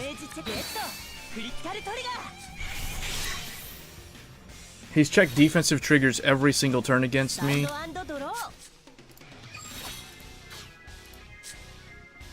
So we're okay. We're at 4 and we have 2 PGs. Oh wow, so he really just has a bunch of grade 3s. So he's out 6 crits, so he only has 3 left. And he can't heal. There's 1 PG. I want him to put me at 5 so I can use NLK and just win. Thank you, he put me at 5. So now he's gonna kill off Still Vampire. And it doesn't matter. I'm going to attack him with Amon, put him at 4, and then if he doesn't have the PG, it's over.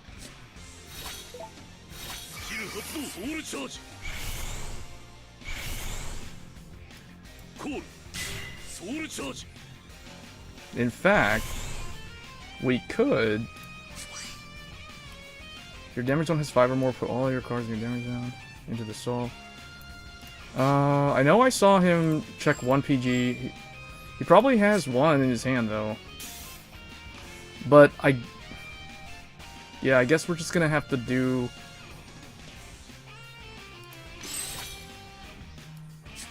this is 23. Kill that, and then attack him, and then if he PG's out, any trigger power will go to her.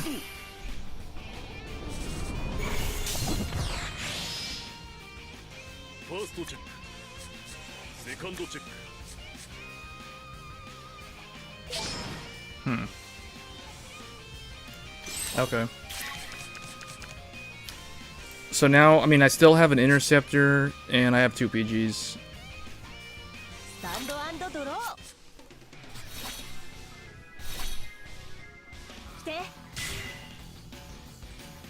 So this will kill my interceptor?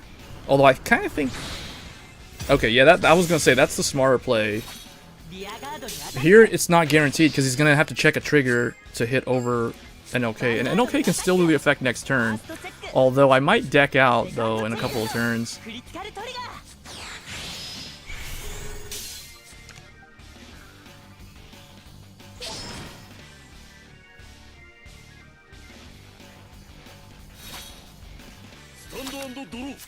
Really? Really? It can stop it? Okay, Doreen's gonna become 9 to kill that Blaster Blade. And then we're gonna get Werewolf Sager to put him at 4, although I kind of think he still has...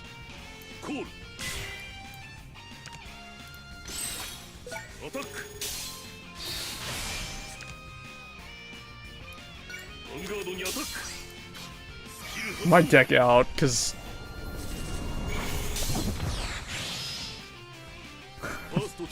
This is so weird, watching NLK use the effect like twice. I've never seen it happen more than twice.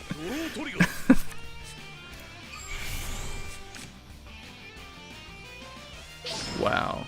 Okay.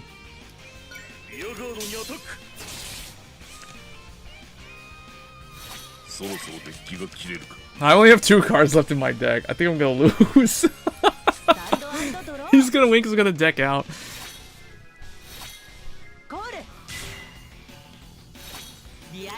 Wait, why would... What the... Oh, whatever. Okay, I'm gonna lose because he's at 3 damage, and I... Oh, no, I can still win. I can still win. I just have to put him... Doesn't the skill resolve... Doesn't the damage resolve after?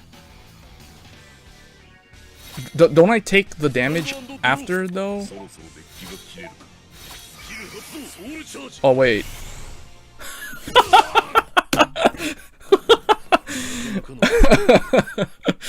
Okay, okay.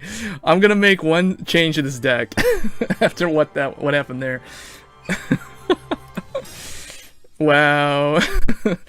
Okay, we're gonna change something here. Now, granted, that happened because well,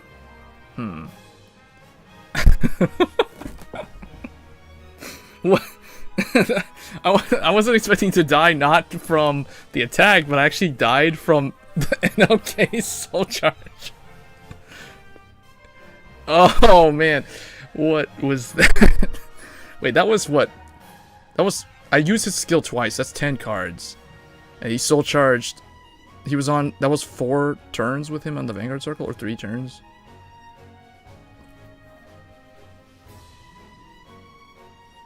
Yeah, you're right. Yeah, because it was 2 cards. It was 2 cards left. I drew, so I was at 1, and then I forgot that he was gonna soul charge. He soul charged the last card.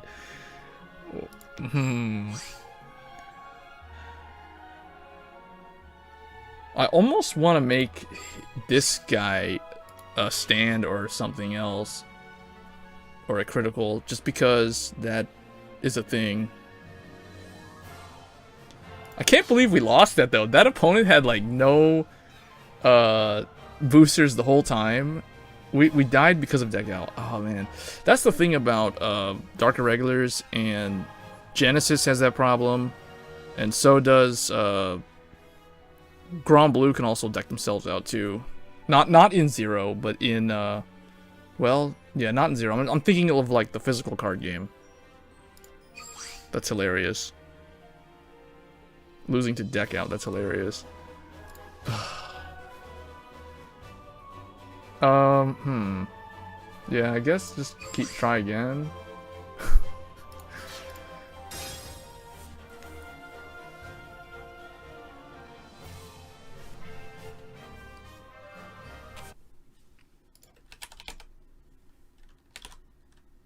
I haven't noticed, is the chat showing up on the stream? I don't even notice. I haven't been checking. Let's see, test. Does it show up? Because it should be showing up.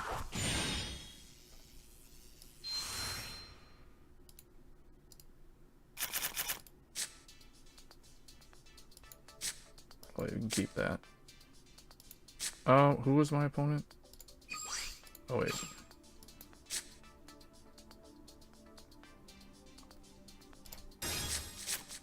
Oh, it's MLB again. Oh, it's the best VP farmer. Yeah, I guess that for some reason the chat's broken again.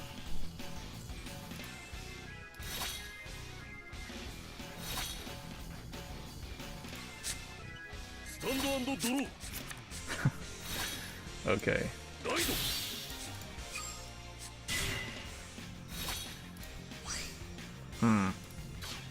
I'll just wait. Wait one turn. Because who knows if he hits me with a critical, I could just ride up to Edel Rose and then use her Counterblast 2 to gain a critical.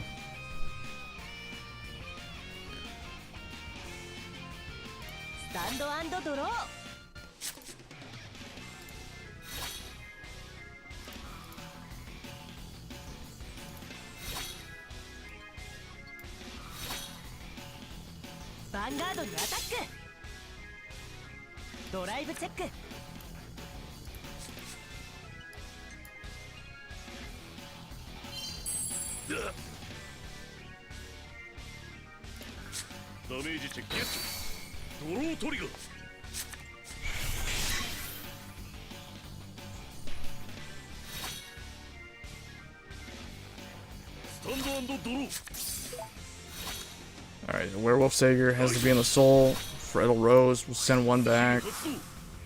Although, probably gonna go Steel Vampire. If I get another damage, although I'm probably not gonna give my opponent a chance to deal me another one. Whoa, what was all that stuff? The chat's just like, okay, well the chat's fixed, but that was really weird. Just all like scrolled on the screen all at the same time. Make this 16.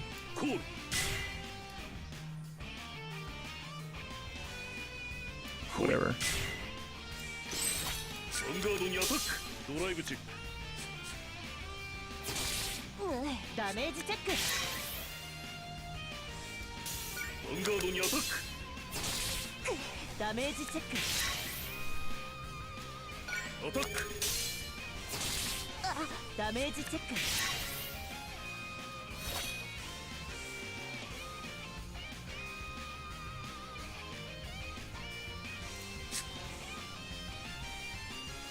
He won't be able to do any other damage, so we're just gonna ride Steel Vampire. Just those interceptors. So he got his 500 VP. I'm just calculating it based off of the new method.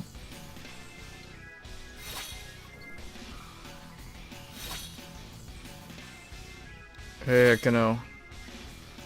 Oh, the chat is working now. It was doing really weird stuff earlier. It's like it wasn't working at all, and then just randomly started working again.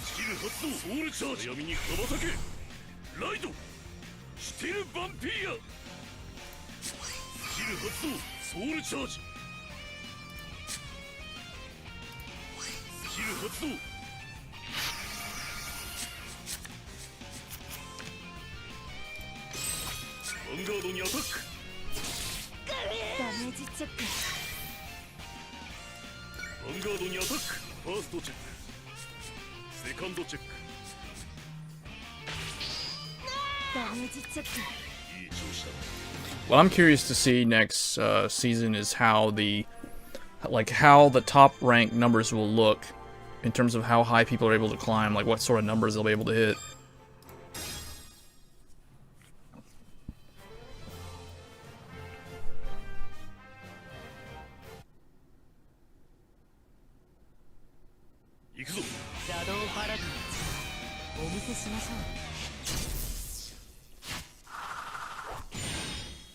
This guy's either going to be a Shadow VP farmer, or he's going to be playing for real.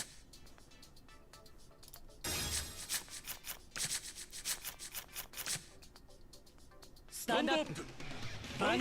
Yeah, well actually, you know what? If you're free to play and you don't even VP farm, you would end up with a lot of packs actually. Well, okay.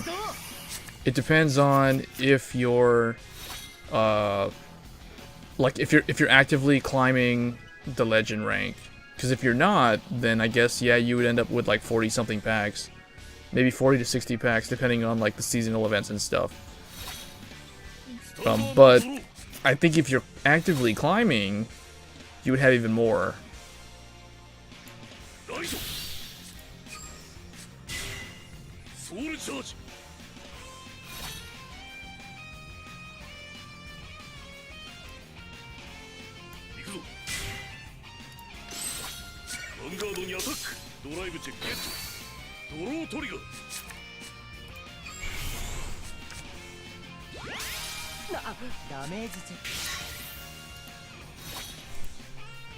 スタンドアンドドロー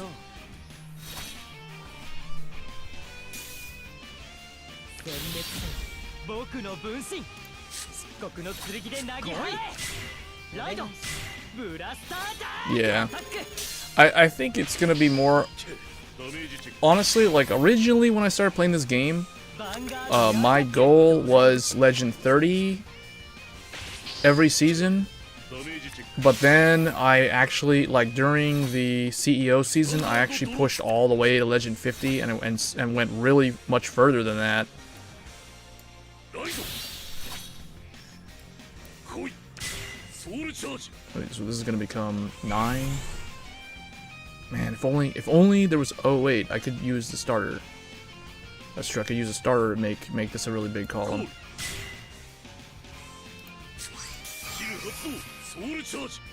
So now that will be. Yeah, so that's 25. So that hits over a defensive.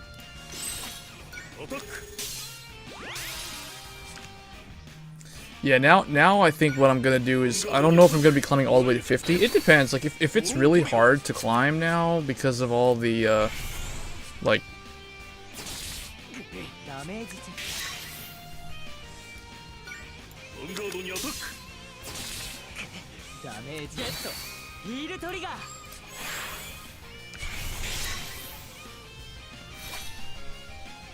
Well, I mean, it's basically the goal is like 2 million DP now, right? Because that's the new limit. I mean, well, I mean, what is the one for the 10 packs? Is it like a million VP now?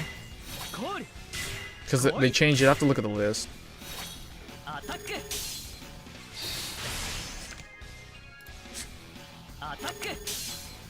Ooh, this guy didn't use his effect. Because of that, I'm gonna blow up his back row. Although I don't really have. I mean, I have Amon. I can absorb Amon to kill one of those two in the back.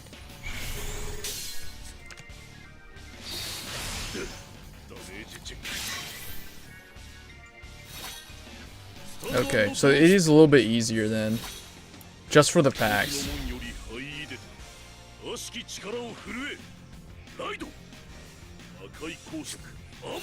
Alright, I kind of think... Okay, so for this scenario... I want to call... I guess we can eat one of those boosters. I don't really want to absorb Amon because he's really strong, so I don't really kill him. Actually, this is pretty strong. Like, that's already 26 in the middle. That's 17, that's 16. These are already pretty strong. So, I mean, if I want to, I can absorb... I don't want to... I want him to think that I have a PG in my hand. So, 17, yeah.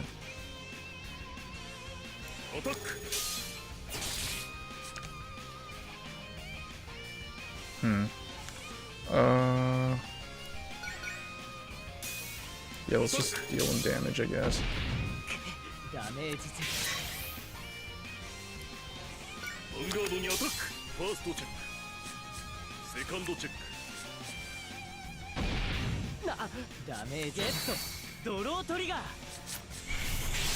So he doesn't have the cross ride.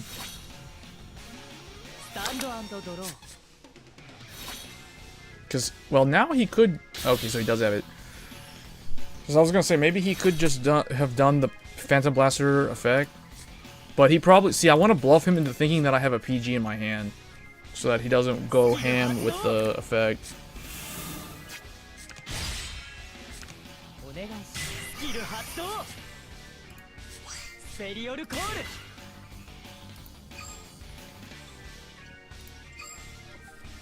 Alright, so here he can blow up that PG that he just top decked, or he can kill the car to kill off the Doreen, probably.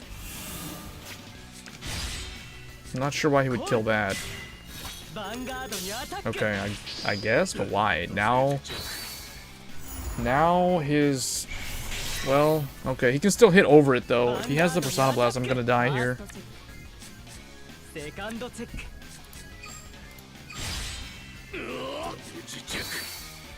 Double heals coming through. Oh, if we draw Still Vampire, we're gonna use Still Vampire on his nullity. Oh, he drew Still Vampire. What the? Still Vampire just in time? Can I win here? I can get rid of nullity with Still Vampire. Put that on the Vanguard circle. Wait a minute. How are we gonna do this? He's 13. I can absorb the booster behind him, behind Amon, and then he'll become 18. Then Still Vampire puts this thing. He has no interceptor, so I can swing 3 attacks to him. This will be the weakest column, though. It'll only be 12. Oh, wait. I think that's all I need.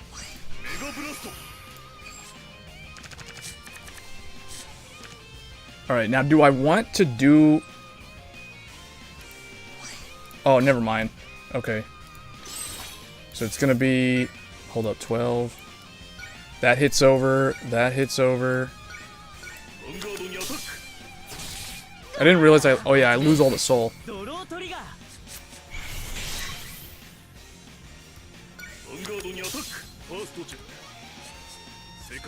Oh, that's sad. 1 defense. How many did he check this game? 3? How many did I check? 2. 2 heals. That's terrible. Well, we lost. Just because of that 1 defensive. I guess, should I have... If I chose full bow, I would still have to kill... I have to waste 1 attack killing the interceptor. So then he would have had... He would have been at 5 though, so... Yeah, no, it would not have helped. It was better to get rid of the interceptor.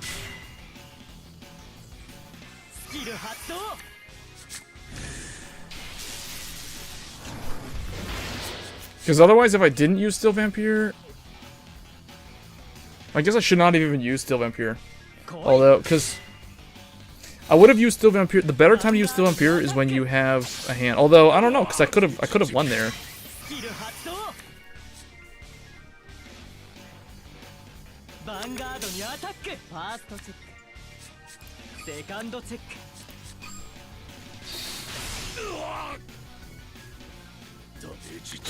Alright, so we 6 damage shield. So we get another chance at this. The problem is he has 2 interceptors.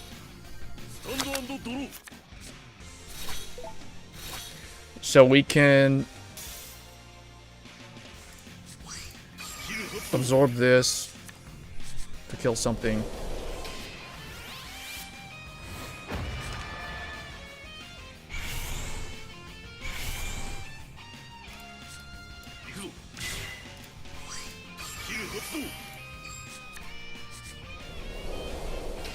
But this isn't really, well, see, unfortunately because of his 2 interceptors, this doesn't really help.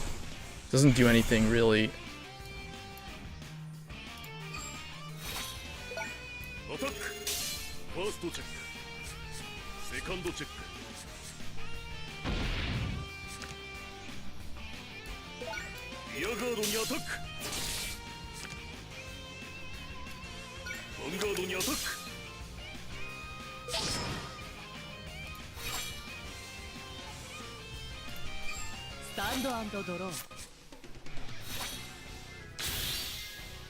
Wait, what? What did he do? Why did he... Did he screw up his ride earlier?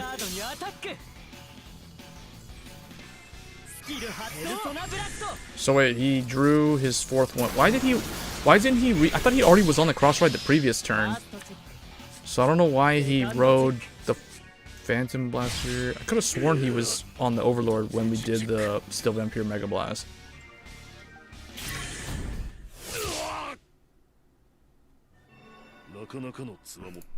Is Chrome Jailer actually better than Duke, though? Because Duke, that dude was way higher ranked than me. I only lost 10 points from him.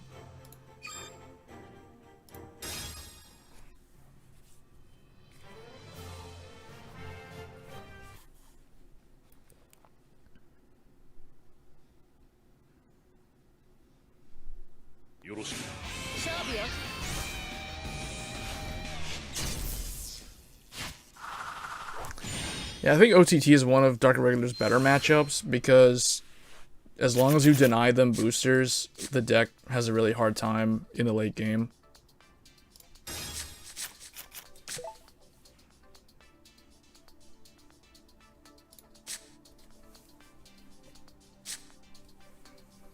Stand up! Vanguard! Stand and draw. Skill 発動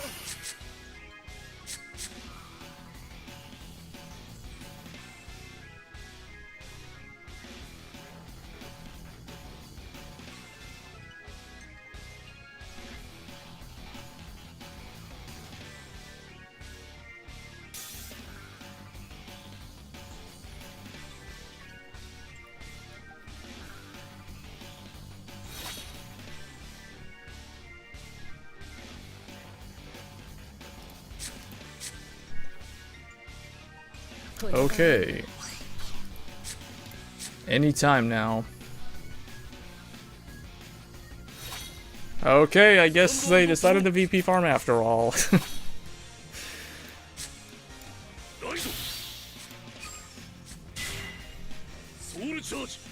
Alright, let's see. We can do... That would be, what, 11 right here?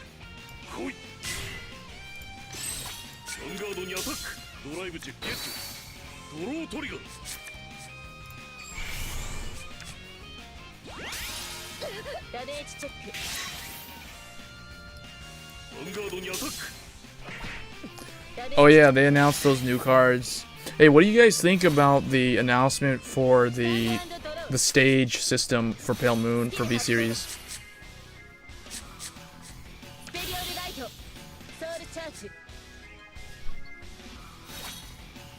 Yeah. On that random, like, that 0.3% of the player base that's currently actually playing as Dark Irregular right now.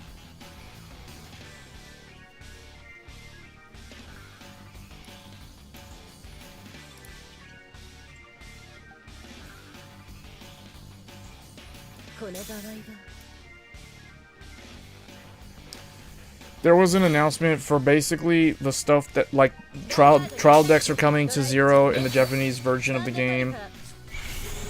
What else? They're getting the finale to season 2, which we already knew that. Like Glory Maelstrom, Goddess of the Sun, Amaterasu, and then like whatever the other stuff, Ezel, Platina Ezel.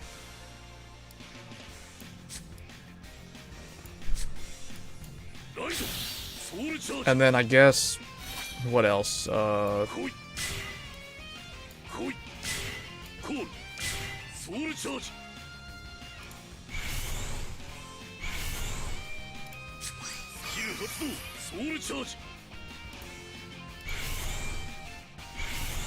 was 15,000 by itself.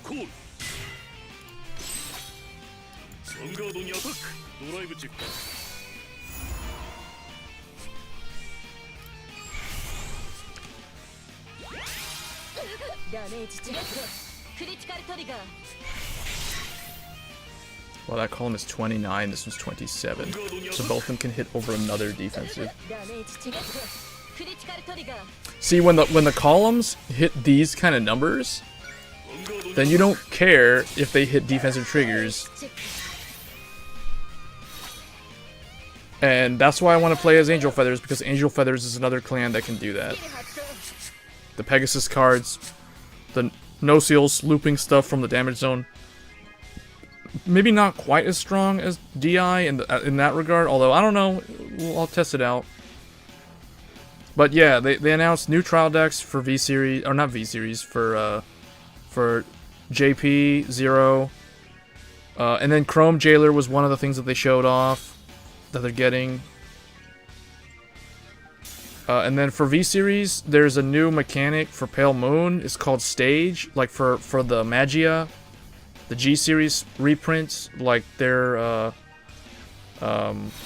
basically the Excel circle turns into something called a stage, and they can stack them, kind of like force markers. It's kind of weird. I'm not exactly sure how it works. And they have grade 4s also, which is kind of weird.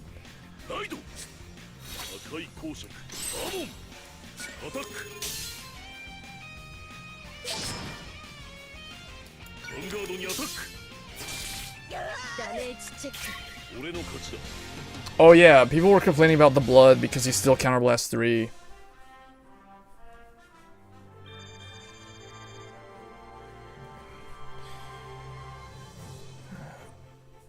People were complaining because he's counterblast 3 instead of counterblast 2, and I mean, the thing is, you have to remember, does Narukami did they really counterblast that much though? What is Vermilion's counterblast cost? I don't even remember. Is it counterblast? If it's counterblast 2, then yeah, that's pretty bad. The regular Vermilion, because I know, like, if the blood is counterblast 3, then what's regular Vermilion's counterblast? Is it counterblast 1? If it's counterblast 1, then it's not that bad. I mean, I don't remember what else they have that counterblasts.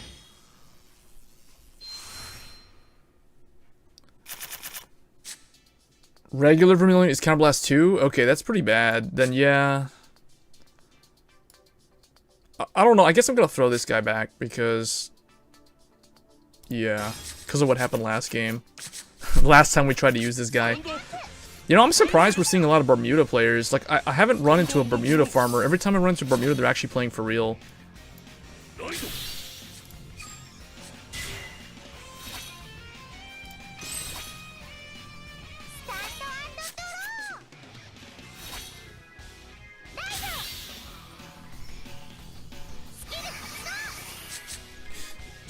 Dude, what did they have that counter charges? I don't remember.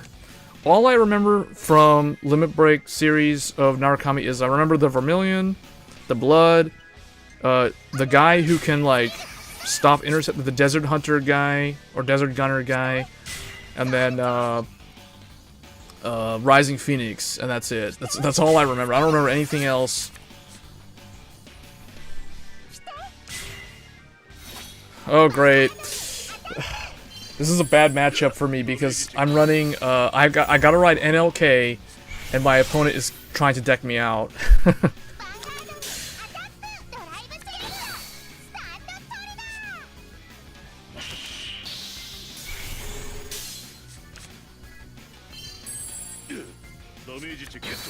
Well, okay, at least we took only 1 damage from that.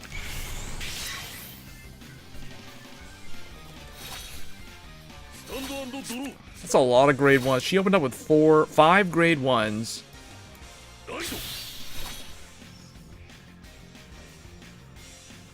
Oh, she must have drawn them off of that 1 card. I guess we can try to deal 2 damage here. Guess I'll save him. No, I'll save those 2. I'll use him. 1, and then we'll just do 2. Or actually... no, let's not save him. Let's try to, like, deal damage here.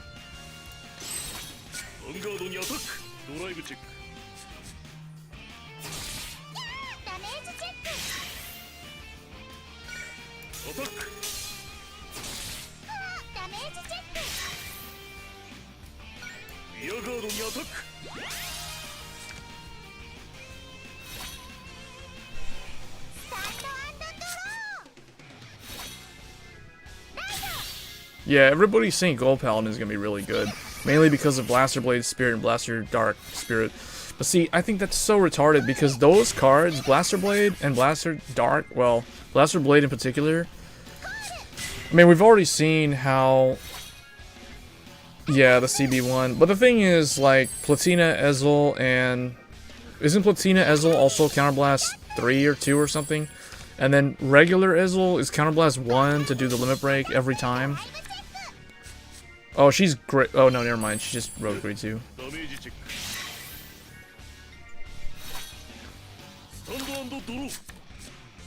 Here we go, NLK.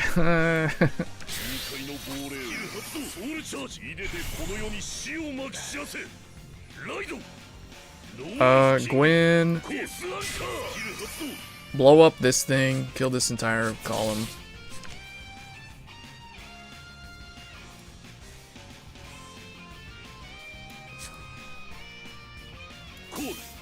That will kill that. This will attack. And then I guess...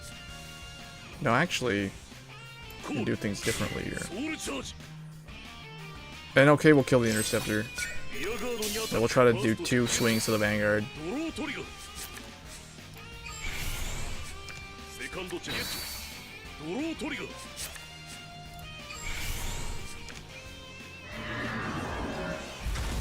Wait, Platina Ezel is Counterblast 1? What? Wait, what? Platina, I thought Platina Ezel, because the original card was Counterblast 3, so I thought they made him Counterblast 2 or something. Is Platina Ezel really Counterblast 1? Why would they do that? Why would they make Platina Ezel be Counterblast 1 when they're making the Blood Counterblast 3? And they're giving them stuff like Blaster Blade Spirit.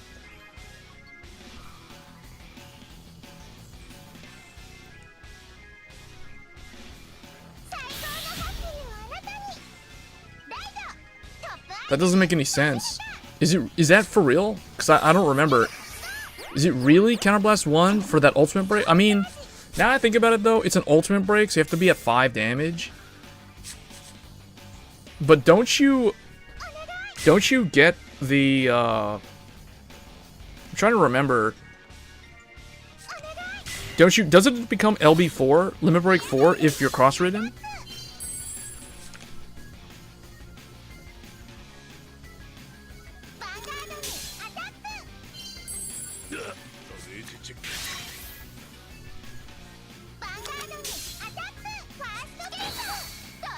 Oh, okay, she's close to being able to do her Mega Blast.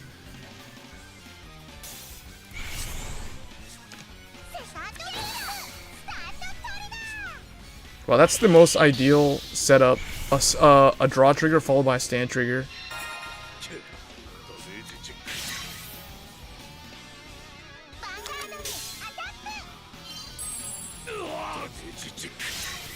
Ooh, I need that PG. Okay. Hey guys, we can do NLK skill again. Oh, sad face. There's no more Werewolf Seekers. Gwen, kill the thing in the back, I guess. Or actually, yeah, nah, just kill the thing in the back. Shut this down. I don't know if I should do his skill though. Like, I'll kill myself again, and this will be very bad.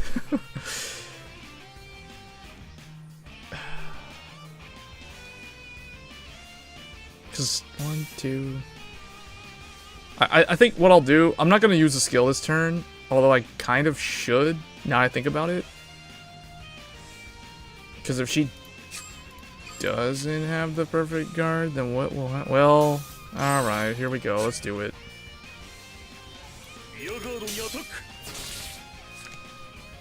Well, I think I should have just called Werewolf Sager and retire Steel Vampire. How many heals do I have left? 1 heal? Let's not do it. I'm not gonna do it. I want to hope to heal. Come on, heal. Oh, what? That second draw would have drawn me the PG. I want to at least poke her with one of the rear guards to confirm that there's a PG in the hand before we do that all-in thing with NLK. The problem is, okay, so let's see. She will only get 3 attacks to me, and I have 2 PGs and 1 intercept, so I'm not gonna die this turn unless she checks a stand. Which she could possibly do, because there's still, what, 2 of them in there? Or maybe potentially 3 of them in there?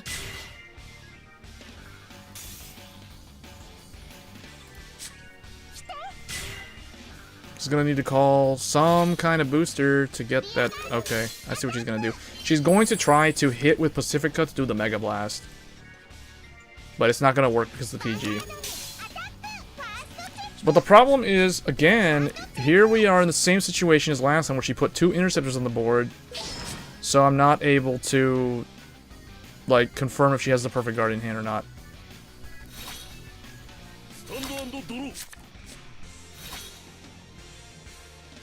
I mean, I could use... No, Amon's not gonna do anything for me, although... Should I ride Amon? If I go Amon, I can blow up her booster. And then...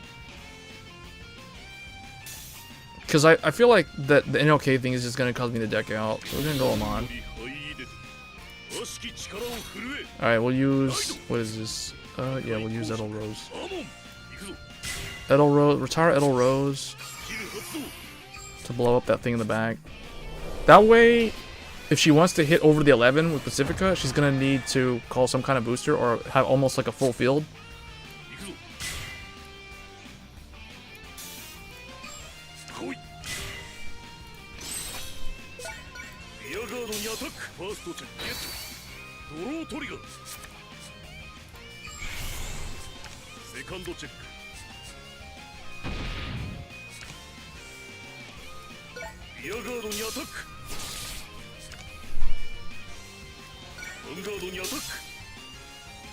Yeah, see, so NLK would have been pointless right there.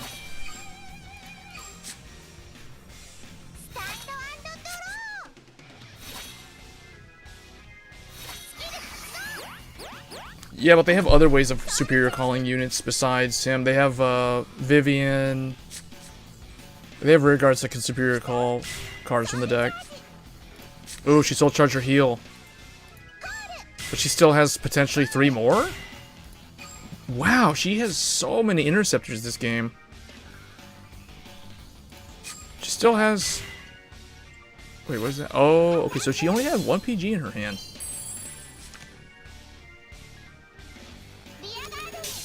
She's gonna try to hope that I don't have a PG. Unfortunately for her, I do, so she can't do the Mega Blast. Wait, so she still has potentially 3 heals and wow, so the chance of 6 damage healing is pretty high for her.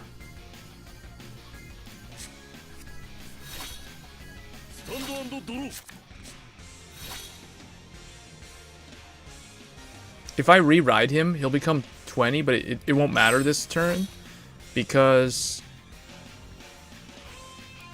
Yeah, it won't matter.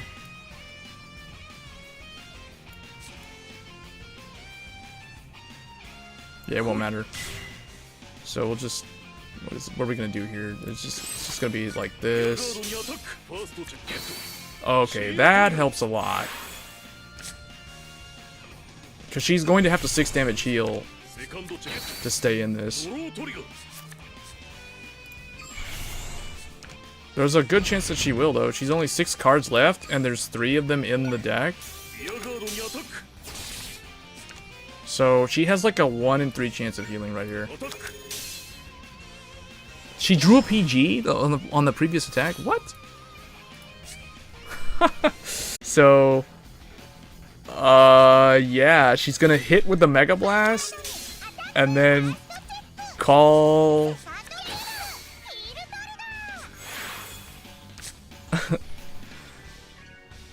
What happens if she calls...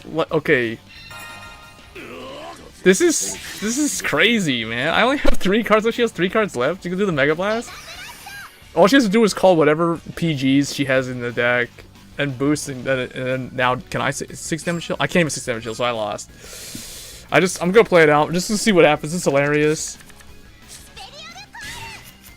Wait, that forces us to draw. Why? Okay, what? Oh man, why would she call that? That was the only thing in the deck. These are some of the most... This is the weirdest games. Like, even though I'm losing in these games as Dark and Regular, it's so entertaining. I didn't even expect that to play out the way it did.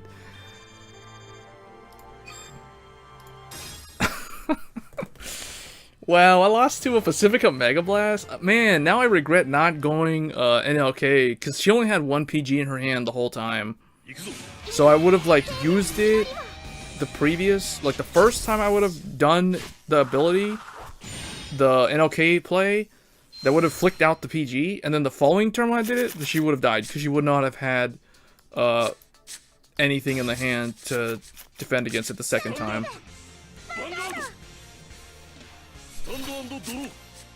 It's all because of that bad experience of what happened in that first game where I decked out because of that.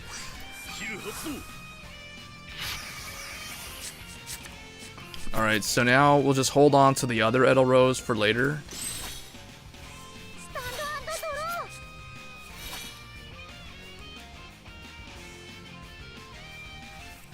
Yeah, man, I don't know. It's what's weird is they're making those some of those Shadow Paladin units. I mean, some of those Gold Paladin units work in Shadow Paladin, like Chrome Jailer, Spectral Duke, the entire Spectral Duke ride chain.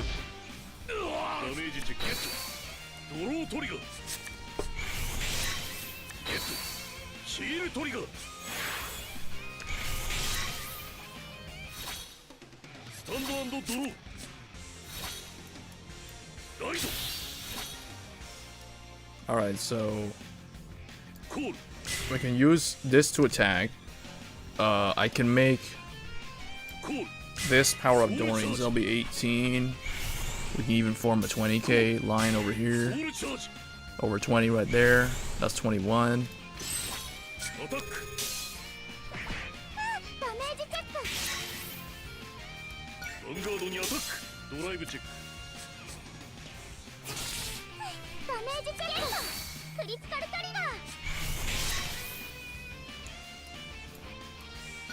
Hey man, yeah, I'm doing good. These are some hilarious matches with playing as DI. I might switch back to Neo Nectars again though, because I was trying Neo Nectars with stand triggers earlier.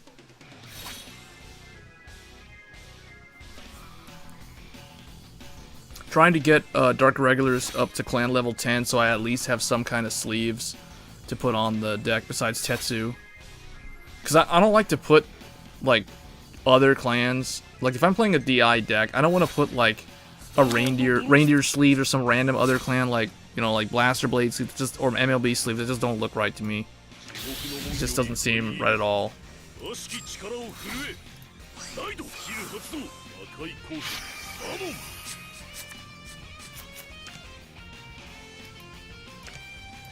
And the Amon column is so strong right now. So this is 15. They're both 15.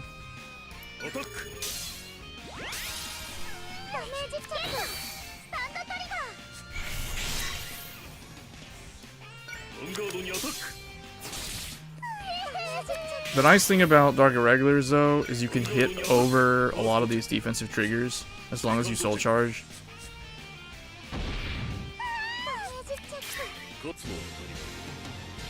Wait, so really? Like,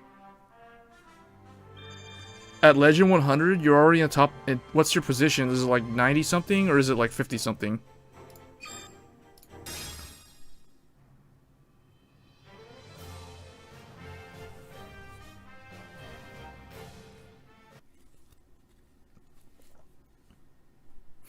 Yeah.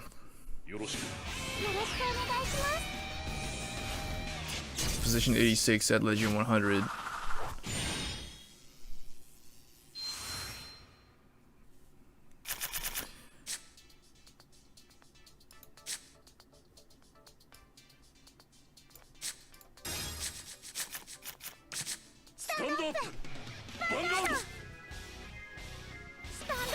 But since you're in top 100, how do you think it's gonna work out next season when there's no more VP farm or like way less VP farmers?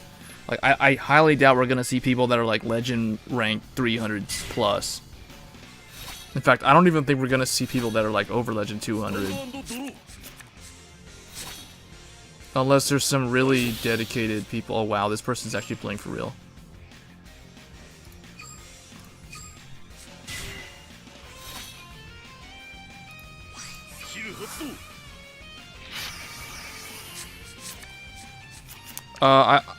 I'm still not 100% on it, but I think I need more practice with the stands. I still like the criticals better. I think the criticals do... The window of opportunity for crits to work is bigger than the window of opportunity for stands. Stands are way more specific in terms of when they help you.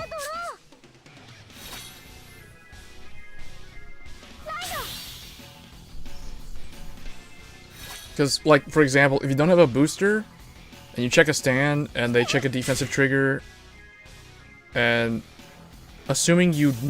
assuming you did not need to put the power from the stand on your Vanguard to hit over their attack or their defensive power, then the stand kind of fizzles and doesn't really do anything. I mean, at best, you stand something and make it snipe like a grade 3 rear guard in the front row or something like that.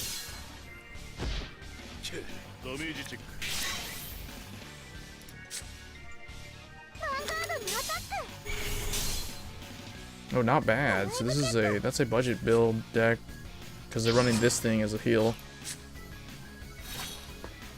I guess we'll go Seeger. And then what do I want to do here? I gotta run over Hey Yo Pineapple. Guess we'll put one of these out. So this will kill Hey Yo, and then this thing. No. I kind of want to save this, but I guess it's okay to kill that thing for now. Alright, let's try to counter him. He went really heavy on rushing me down, so we're just gonna try to like rush him back here.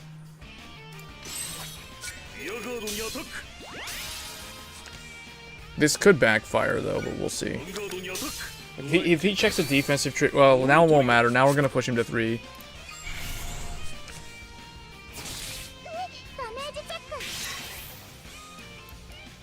I mean, I could kill this. Let's kill this. Let's try to like slow roll him here. Let's kill that thing.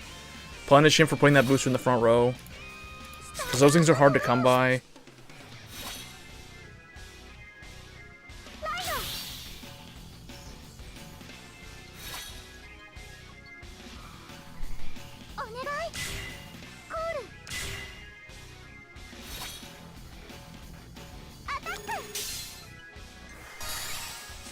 No, MLB,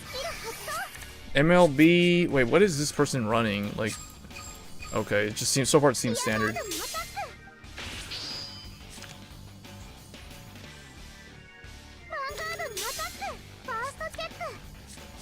Oh, was that the video with like triple sleeving and stuff? Because shortly after that I stopped using triple sleeves and went with double sleeves.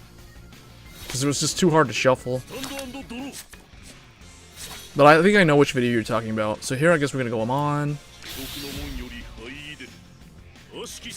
Alright, so now it's time to start blowing up the back row. I guess get Sager to kill Iris Knight.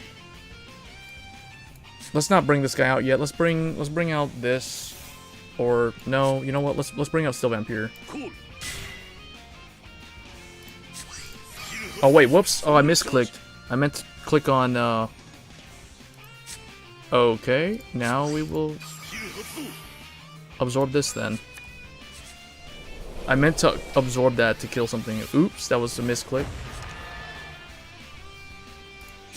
That's okay. I really should, you know what? Do it again. Kill Steel Vampire and destroy that booster behind the Vanguard, because I'm at 11k and that's a 10k. Now he hits over a defensive.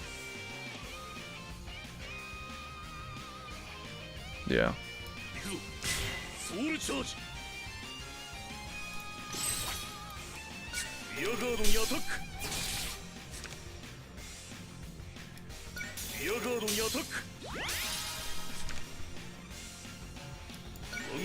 Alright, let's see if I can heal down here. This is the classic Dark Irregular burn. It just burns the opponent down. Like, now she's dependent on, you know, whatever she draws being able to hit over Sager and stuff like that. Although she can just attack into Sager. Okay, just a bunch of grade 3s.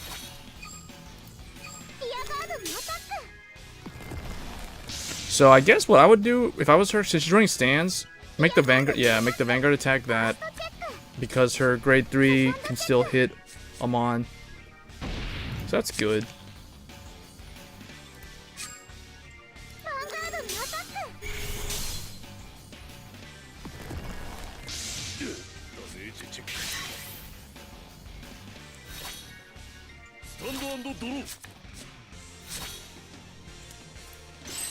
Oh man, Gwen the Ripper will be really nice here.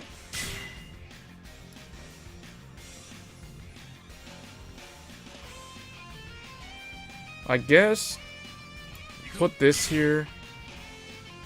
And I'm thinking just kill off her stuff, right? She has no cards in her hand.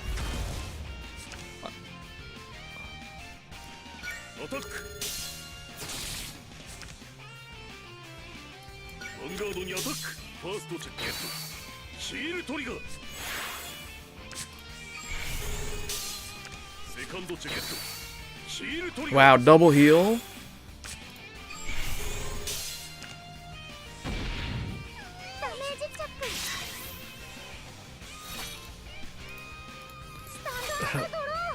For some reason, oh, I must have soul charged a lot of those draw triggers. I was wondering, like, what happened to all my draws? I'm already out 7 draws.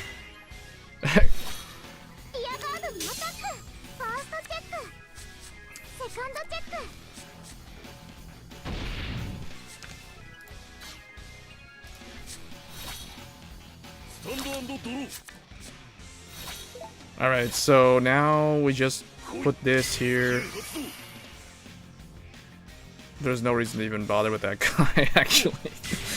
This is what, 15? So just go everything to Vanguard unless she checks some kind of defense on this first damage.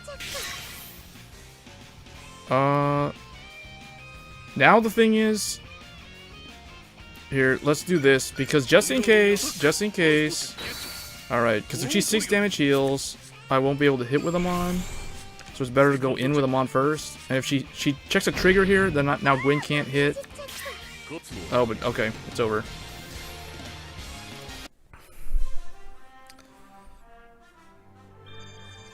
Yeah, that's the Dark Irregular typical style. You basically drain the opponent of their back row. And if they don't have interceptors, basically they die in like 2 turns.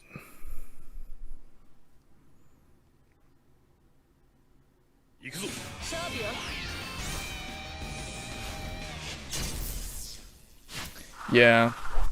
See, I think... Well, see, I don't know. I haven't bothered to learn what are the top ranked numbers on the Japanese server.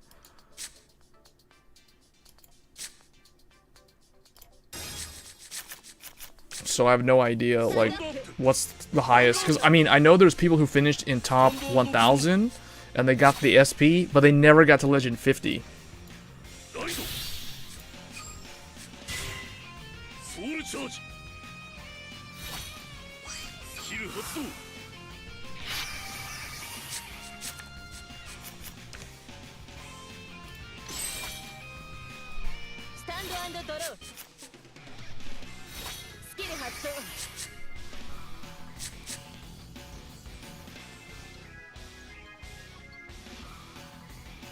It's like you wait for it, you count to like 5. If they don't ride before that, then they're pretty much a VP farmer. But if it goes past 5, then they might actually be somebody playing the game and they're just trying to decide what they want to ride as the grade 1.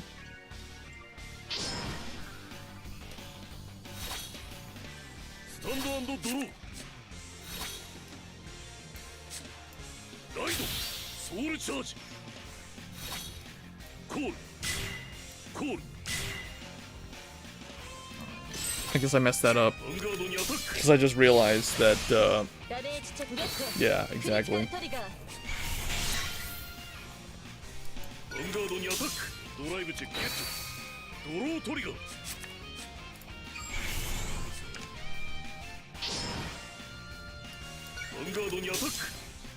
Legend 20 and you're set for top. What? Is that hard? What? Legend 20 and you're in top 1,000?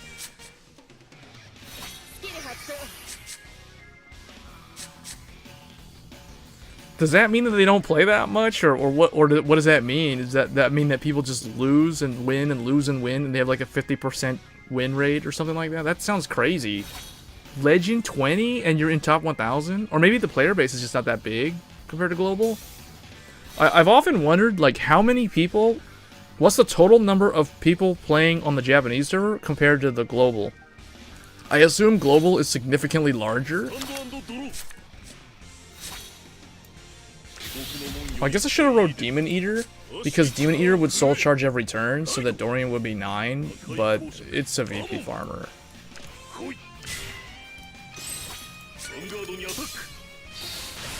Well, it's harder to climb because there's less VP farmers.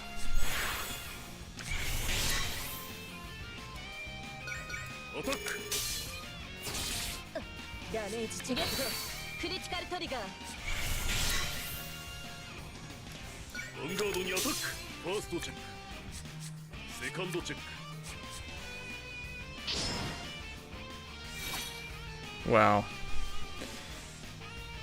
But I guess the other thing I'll often wonder is, do they have a more diverse meta? Or is it always like the same? Is MLB rampant like it is here?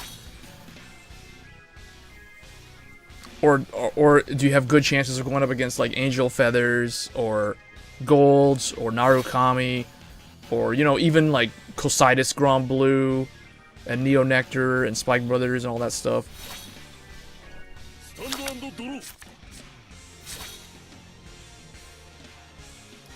Well, this isn't even gonna form 17 here.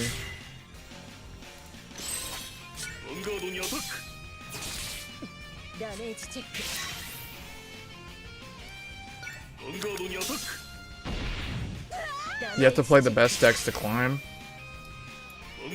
Are you sure? I mean, I guess, but I mean, you could still climb with decks that are not like MLB. I mean, well, I don't know. I mean, I was climbing with MLB at the beginning of this season, and then I switched to Neo Nectar once I started having the deck semi-playable. And then I basically used Neo Nectar all the rest of the way. I'm trying to think, like, maybe I changed it up. Maybe I played like a little bit of Solus OTT or something randomly, like in between. But it was mostly Neo Nectar for the most part, climbing to 50.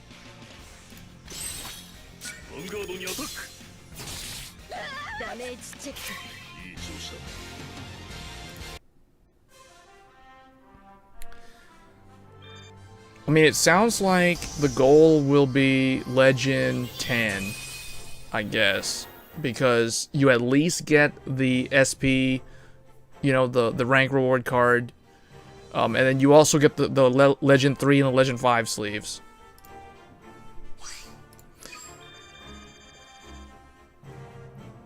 Because Legend 50 without farmers is difficult. Oh, I can imagine that, because I remember when I first, like, the initial climb, like, when I first started playing this game, and I had to climb from, you know, what is it, Rookie up to Legend 0, that was pretty long, mainly because they introduced those rank up matches that you have to win, like, when you progress from, like, you know, from E to D, and then D to C. And if you lose those, I mean, if you lose one, you have another chance. If you lose both, then you have to start at, like, 99, so you have to win another game, and then you get the chance again. So, I mean, and that took a while, but if you think about it, how many ranks is that? Is there a way to check in here? Does it show that? Like, from all those different lower tier stuff, like D rank, E rank.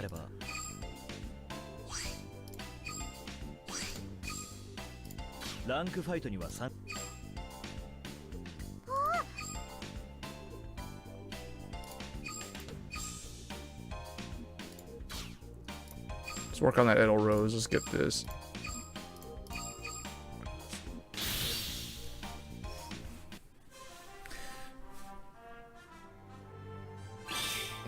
Yeah, I mean that's gonna be so hard to get. I guess. Okay, the way I think about it then. So you want to go to Legend 30 then, and hope you're in top 1,000. That way, you get 1 SP of the card, and then you get 3 of the, you know, like the regular ones. So it's gonna be like this. Like, hold up. So Do I need to do an Emmy fight? No. Tetsu? I don't need those pieces, so let me, what about her? She already has a triple R. So, Kamui. Yeah, I think the goal is going to be Legend 30 from now on then. Legend 30 and top 1000. That's basically what it is. That way you get a play set of the card, and you don't have to go to 50. That's going to be it. Try to get the SP, and then like 3 of the other one, and you have a play set.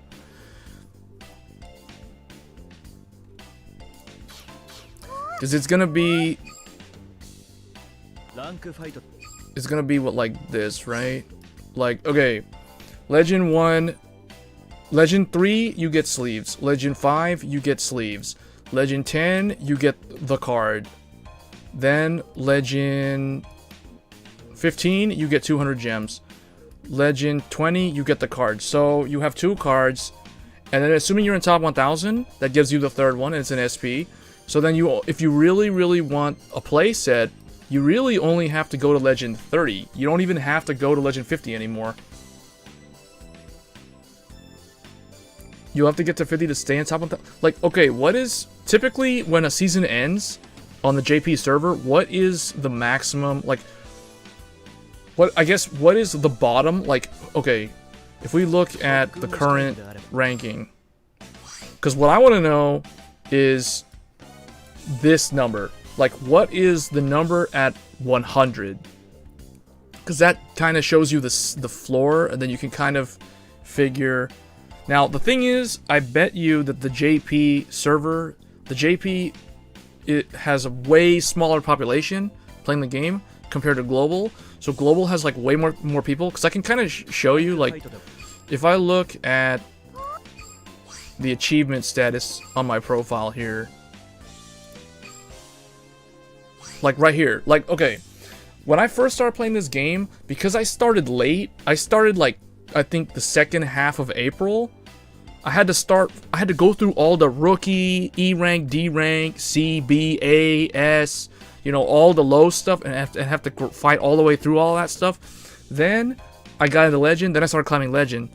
Now, by the time I was Legend 0, I think it took me like a week to get and play. Well, no, it actually didn't take a week. It's all on stream. There's like an old stream. It took me like probably like 3 days.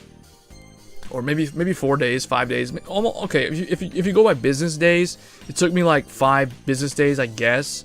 But I really only played like hardcore on the weekend, and I was able to get Legend from, you know, whatever in like a couple days. So I'll say like, okay, we'll just call it like a week. Oh, it took me like a week to get Legend, and then I had only like 1 week left in the season. And at that point, when I hit Legend, I wasn't really aware of the season rewards. So I didn't really bother to climb. So the bottom line is I didn't try to climb Legend that much in the very, very first season. So I ended up at Legend 16. And if you look here, my position at Legend 16 in the first season, I was 5,249. So that gives you an idea of how many people are playing the game. Now, there's probably more people playing now, or it might be less people playing. I don't know. But if you look at this, I mean, and this doesn't take into account the people who don't even really bother to climb Legend, or they only really climb to Legend 10 and don't go any further.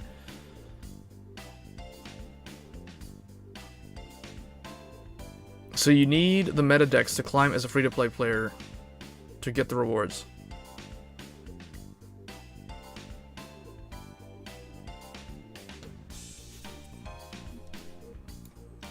But see, like right here, like the CEO one, the one where I finished in top 1000. I finished in top 1000 at Legend 66. And I was in top 1000. So, yeah, it'll be interesting to see. Like, I don't know how... I don't think it's an exact comparison to JP. Like, you can see here, I made a hard stop at Legend 40 in the Dragonic... the Tyrant of the Empire season. And it's like I was 2008, whatever, in that rank. So... You're talking about next month? That's what we're trying to figure out. That's what this whole discussion is about. Like, basically, what Legend should you want to be in top 1000 to get the SP next month, because it's going to change significantly. Because right now, like, typically you have to climb past Legend 50 minimum if you want to be in top 1000. Like, you can see right here, at Legend 55 last season, I was almost there. I was 1251. But in the previous season, I was Legend 66, and I was in top 1000. So, I mean, that kind of tells me that more people played during the CEO season, or more people were actively climbing in the CEO season, because that's what, like, that's literally a 300, there's 300 people between the person Legend 66 and the person Legend 55. And that's an 11 rank difference. That's assuming that the same amount of people were playing in both seasons. So it's not, there's an error, there's a margin of error there.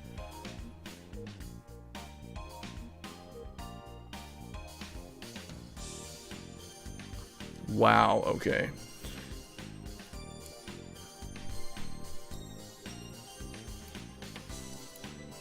Yeah, I expect there to be a lot of 9 crit Ezel builds next month. There's gonna be a lot of people like rolling 9 crit Ezel for some quick wins or losses.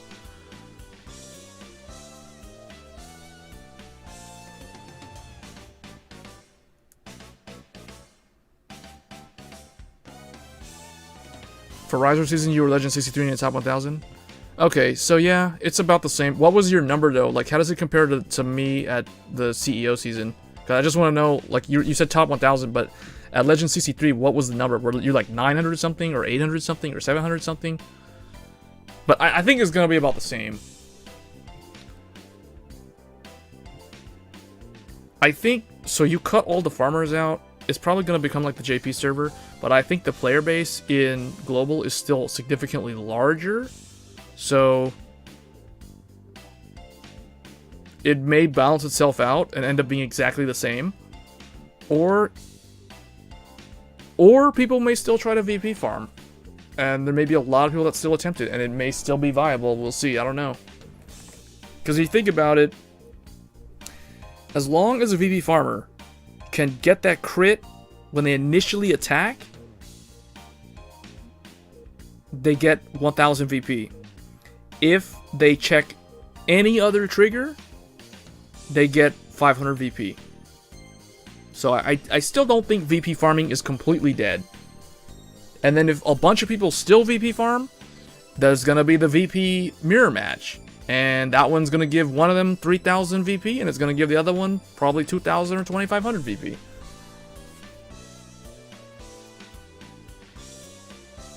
Yeah, so well, I don't know. It's going to be interesting, though. Different fight being at Legend 17 and being in top 1000. That just seems insane to think about. Because that would mean that... What does that indicate? That means that, like, either very few people are playing the game. I mean, 1,000 people? 1,000 people are only able to get to, like, Legend... From a range of, say, Legend 15 to maybe Legend 40?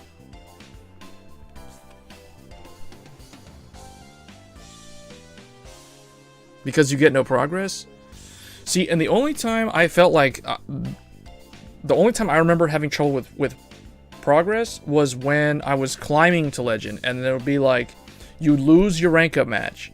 You go back to 99 points. And you have to fight it back up. And also, back then... in the very first month of the game, there weren't a whole lot of VP farmers. I don't remember encountering many at all, actually, when I was climbing to Legend, the first, like, in the beginning.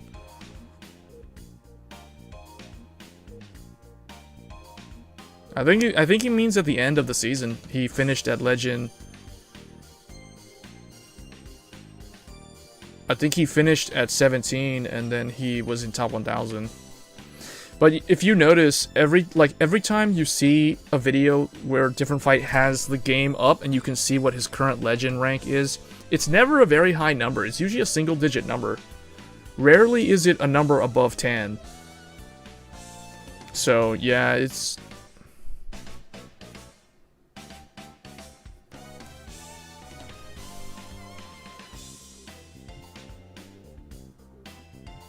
I mean, there had to have been VP farmers because look at my rank in the very first season. Like I got Legend 16 and I was 5,249.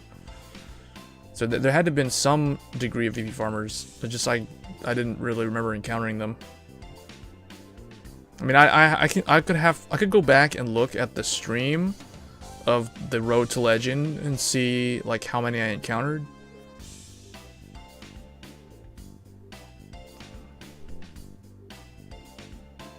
Play was really competitive, and then Global came when the 6th anniversary happened and VP farmed in rank.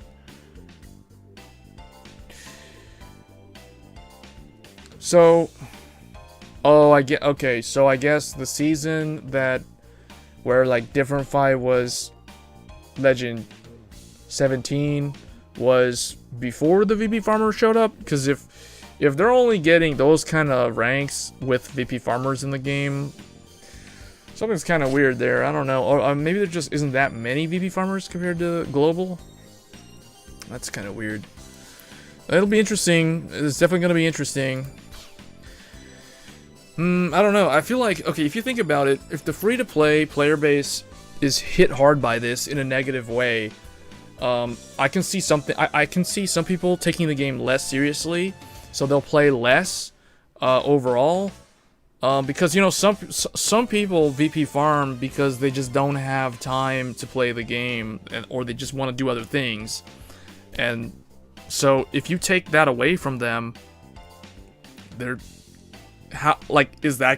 not going to automatically make them want to play the game more, right? They could still just not play the game. So it has the potential to reduce the overall player base, at least temporarily. We'll see, because there'll be people that come into the game new. That's going to keep happening, but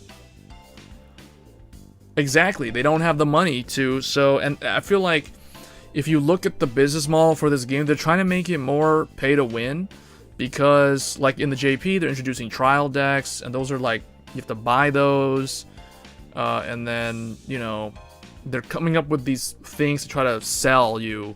So it's becoming more of like a pay to win ecosystem.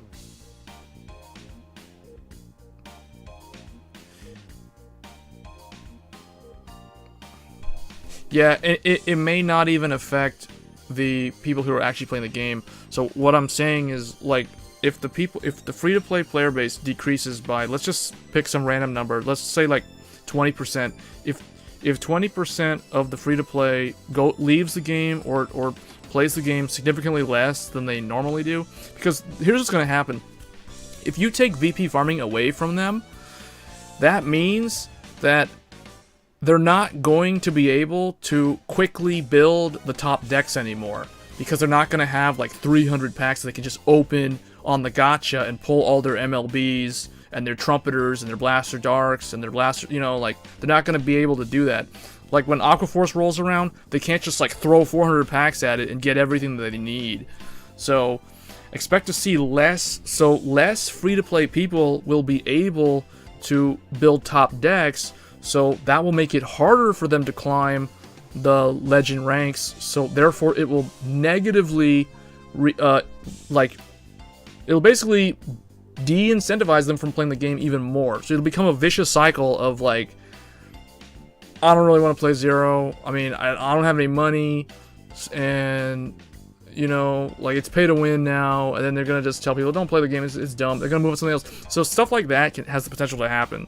I'm not saying that will happen, but it definitely seems like there's a possibility that, at least from the free-to-play side, I can see people quitting the game, or at least playing it way less than they play it now. Because think about it, like, let's say your favorite clan is Aquaforce, and you want to play Aquaforce, and then you're free to play, and then you find out that they're taking VP farming away, and the way you were able to build MLB and Shadows was because you were able to VP farm for the last 2 months, and you had like 400 packs saved up, right? So you may have MLB, and you can continue to climb using MLB, so you might not be affected, but you know, they nerf MLB. What if they nerf Wingull in Global? So then you'll still be playing MLB, but it won't be as good. I mean, you have to deal with more mirror matches and other stuff, and you know, and of course the whole like playing the same deck over time is just gonna burn you out too. Like if you're free to play and you can't build any more of the new decks and you're stuck playing MLB like the whole time, and 50% of your matches are gonna be mirror matches, and you know, it's just, there's potential for burnout too, and you're just gonna lose interest in the game. And not having those 400 packs to open to build Aquaforce isn't really going to incentivize you to keep playing the game either. No, I'm just saying, like, people who VP farm to the extreme usually will have like 300, 400 packs, somewhere in that domain, to open up and just like build everything. I mean, Card Protagonist was VP farming big time like last month. I don't know about this month, but he's one YouTuber that I know that VP farmed a lot back in May.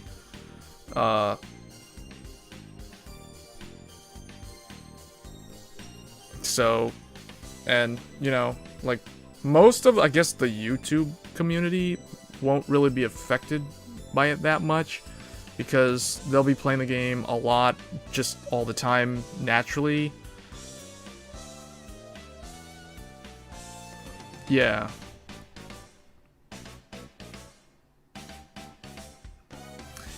No, it isn't really an exaggeration. No, there's people who VP farm, like, there's people who will like VP farm to have like 8 million VP in a season. They'll literally have the game running like almost 24/7. And they'll just have like tons and tons of packs. And the funny thing too is they'll have reached like Legend 20 something without even playing the game.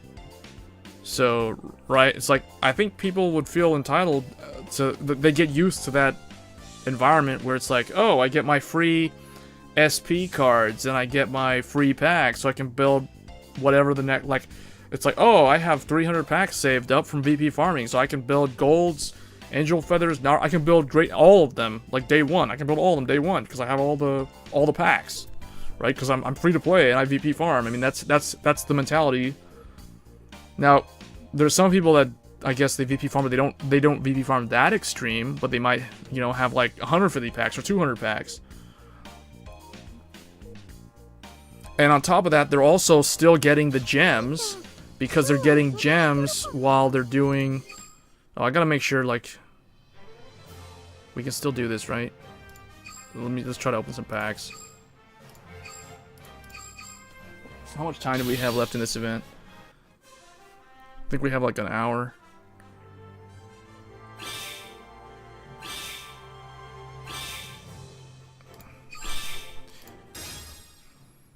Like, I'll show you guys. I don't VP farm. Like, I've climbed to Legend, whatever, 52. So climbing to Legend 53, and I have just over 2 million VP this season. And that's just climbing the rank normally, doing the character fights every day, keeping my stamina close to 0 as much as possible, because you're constantly generating VP when you do the character fights. And now we're on double VP. So, I mean, you hit around 2 million naturally climbing. But VP farmers will typically hit like double that number minimum. Maybe triple that number, maybe like 6 million, 8 million. We're talking like 6 to 8 million, maybe even 8 million plus VP. And you think about how many extra packs that is, right? Because that's 10 for every million after 1.2. And that's not counting like the dailies, tickets, and all the gems that they're getting, because they're maxing out the clan levels. Like, that's why, like, sometimes I remember last month I would see like, I would match with a VP farmer that was using Pale Moon, and they would have like the Lukie sleeves. They would already have the Lukie, and I was like, that's like a clan level 40 sleeves. That means they VP farm so much they maxed out the rank, the clan level. Yeah, 11 million. Yeah, I haven't opened a single pack since the first day of this event. Like since pulling the shadows, pulling the new stuff. I haven't. So I've saved all of my packs too. Here, let's see if we can pull an SP Maiden of Trailing Rose. That's the only reason why I'm still doing this thing, is to try to pull an SP Maiden of Trailing Rose. Because I have an SP Rainbow Wood, I have an SP Jean Grade 2.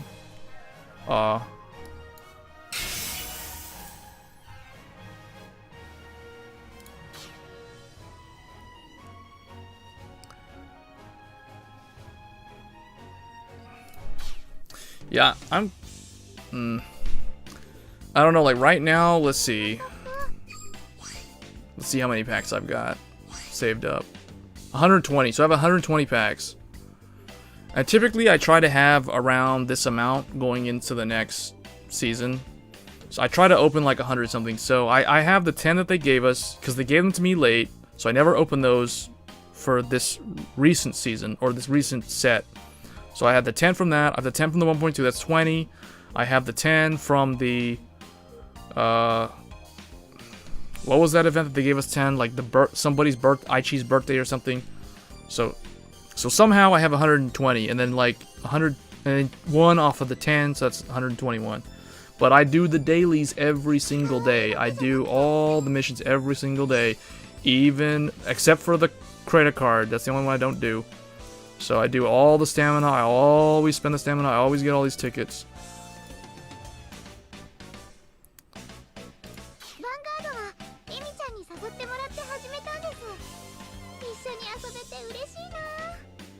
Grind a Legend next season with Neo Nectars and Dimension, please.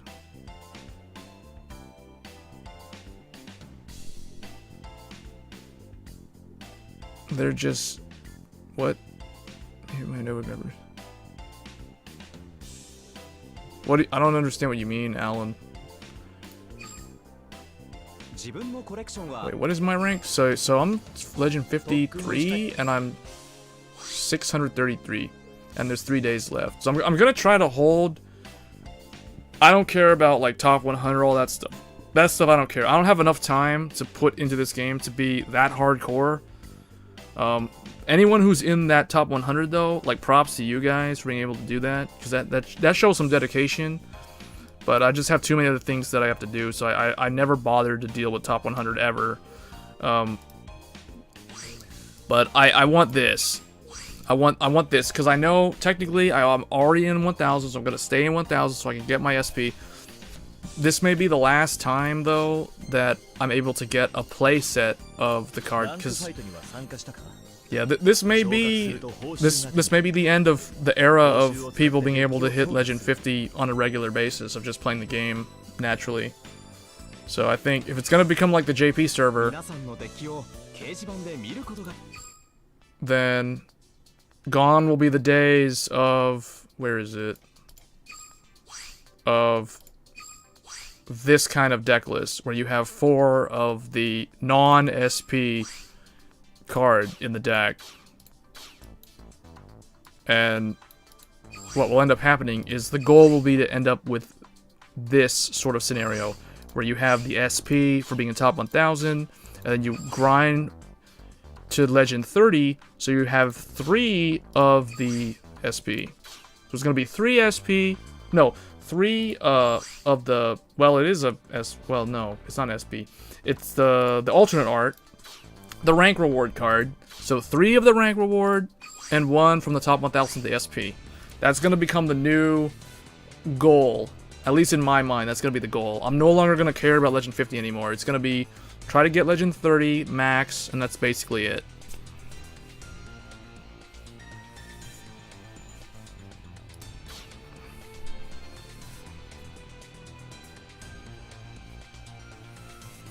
Let me see. What was the artwork on that reindeer, that SP?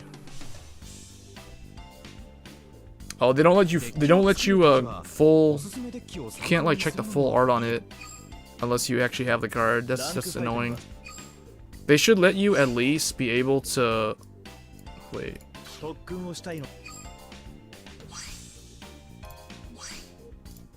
They should let you be able to, like, expand this so you could actually see if it's worth getting.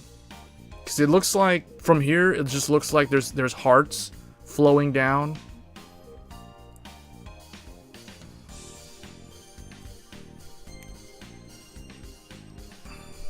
The main reason why I want this card is because I already have, like, the real physical card of this artwork. So I want the virtual one also.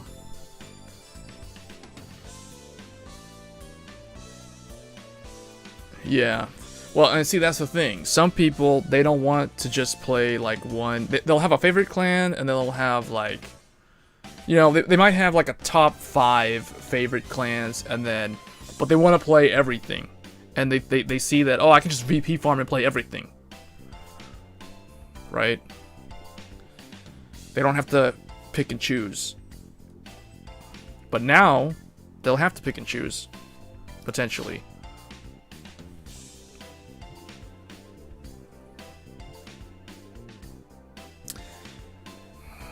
If they're all free to play gems, assuming you didn't spend any money on the gems, you're just gonna save them. I would just save them till July 1st. Oh, but I see what you're saying. You're asking if you should save them for the following season? I mean, the following month, like August?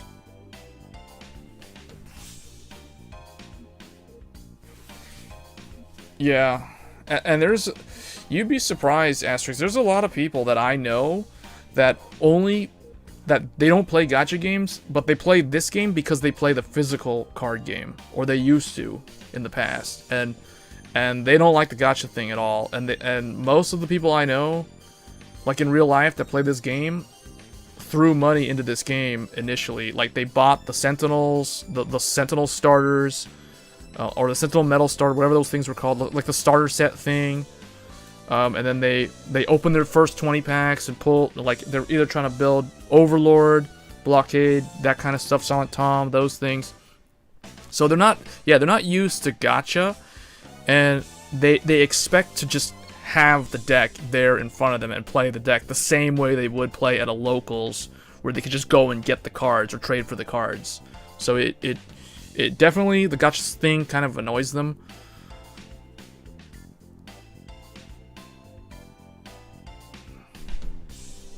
And I think the VP farming method is very attractive to those kind of players because they see it as a way to circumvent the gacha system.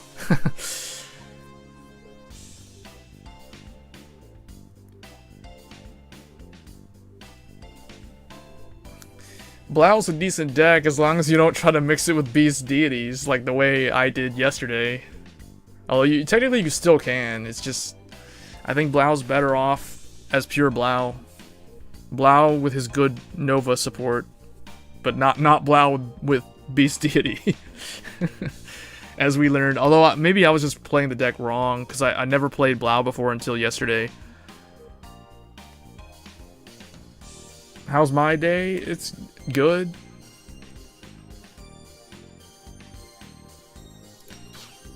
I'll be honest with you guys, I hated the RNG in this. I hated the gacha system like in the very beginning, because like in the very beginning, let me see if I can remember my old deck, because I had it in the YouTube video, but I think like when I first started Zero, I wanted to play the same deck that I played like when I first started, which was this deck. Can't remember if this was in here. Trying to remember what the deck list was. This is what I ran when I started Vanguard. This was like the first deck that I had in real Vanguard, not Zero.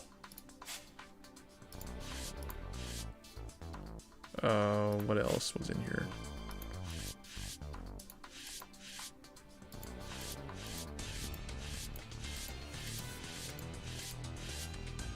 Something like this. I'm trying to remember what the grade 2 lineup was. Maybe it was, Libra. Yeah, so ignore the triggers because they don't matter. I'm just talking about physical Vanguard. This was like my very first deck when I first started playing Vanguard. So having to build this from the gacha is just a no-go, right? Because this requires 12 triple Rs, and what is this double Rs? Like 4, 8, 11 double, no, plus the PGs, 15 double Rs, 15 double Rs and 12 triple Rs from the gacha from day one with just 20 packs. Not happening. So I had to end up using some janky random, like I think I had no Silent Tom, one C, no, it was like no CEO. It was like 4 Sakuya, 2 of this, a bunch of this guy, and then, you know, whatever the other thing was that I was running, like this, or whatever, some common, I don't even remember, some Cray Elemental probably, and then I didn't even have that many Libra. It was like 2 Libra, but the bottom line is I had to use some janky random deck, maybe, okay, not this, Promised Daughter. I had one one Coco or 2 Coco, I don't remember, it was like, whatever, it was like this was in there. Something like this. I had to climb to Legend using this. That's what I had. That's what I climbed to Legend. And I eventually pulled 1 CEO, so I threw it in there. And I eventually pulled 1 Santon, and I threw it in there. That was somewhere around like A rank or S rank, somewhere in there. But I didn't like it. At first I was like, oh really? This is the gacha game? And it was like, eh. And actually, I take that back. I didn't even have 4 PGs back then. I had like 2 PGs or 1 PG. There's probably like 1 PG, and then like this and this. So it looked more like that. That's what I had to start with. Or, okay, maybe the Sakuya was at 3, but you guys get the idea.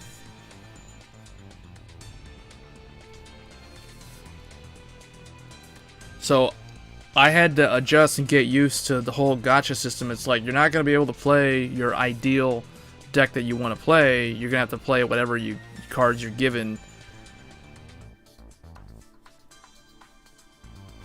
So, and then it was either this or some random budget Nova Grappler deck that I was running, like Gold Rutile and Lion Heat and stuff like that.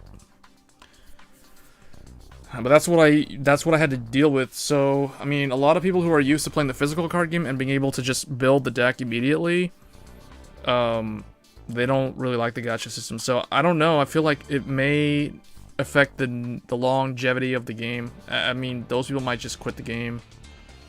Maybe not immediately, but they might just, you know, like they're not going to be able to build the top decks anymore, at least from the very, very beginning. Hey, thanks for the sub, man.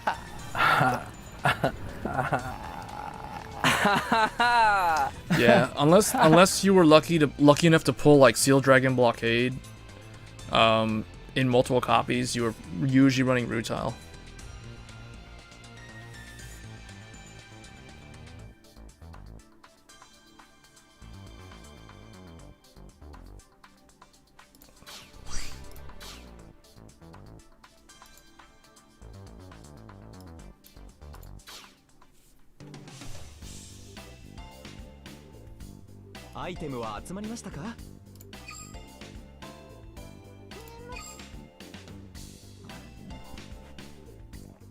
Duel Links meta? Yeah, see, I don't even play Duel Links. I don't even want to imagine how that game, if that's a gacha Yu-Gi-Oh game, I don't know how bad that could possibly be compared to this game in terms of the gacha system.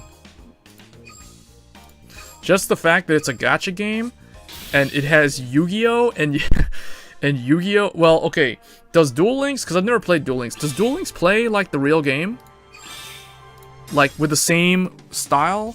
Because you know how Zero does not play like the real game. The fact that you can't guard from your hand, there's no grade zeros, the trigger system is completely different. I mean, it's a completely different game, essentially.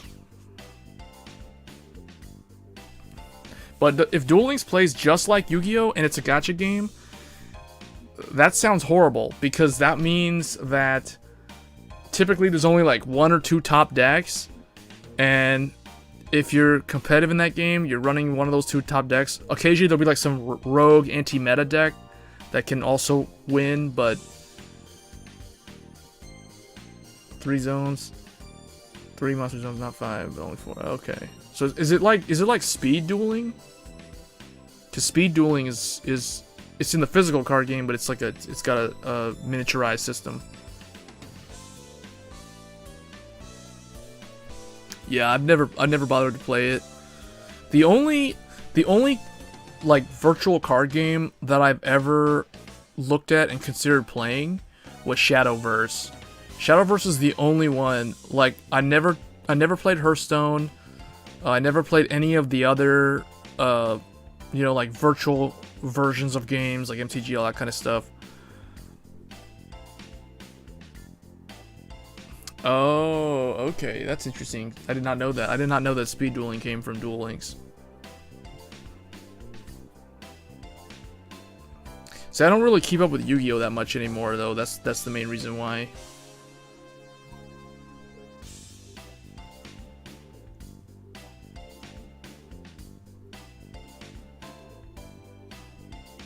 What other so yeah, I mean, I've never like Shadowverse was one game where I almost picked it up, but then Zero came. Well, Shadowverse has been out for a while, but I remember there's people that I know that have been trying to get me to try it, but I was like, whatever. I mean, I already play like real Vanguard. Why do I need to play a virtual card game that? Because the thing is, I feel like the reason people want Zero.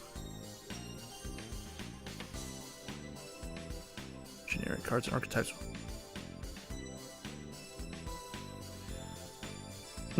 Yeah, well, the thing is, even in Yu-Gi-Oh, though, like, Yu-Gi-Oh has gone through so many different phases of the game's lifespan that it used to be...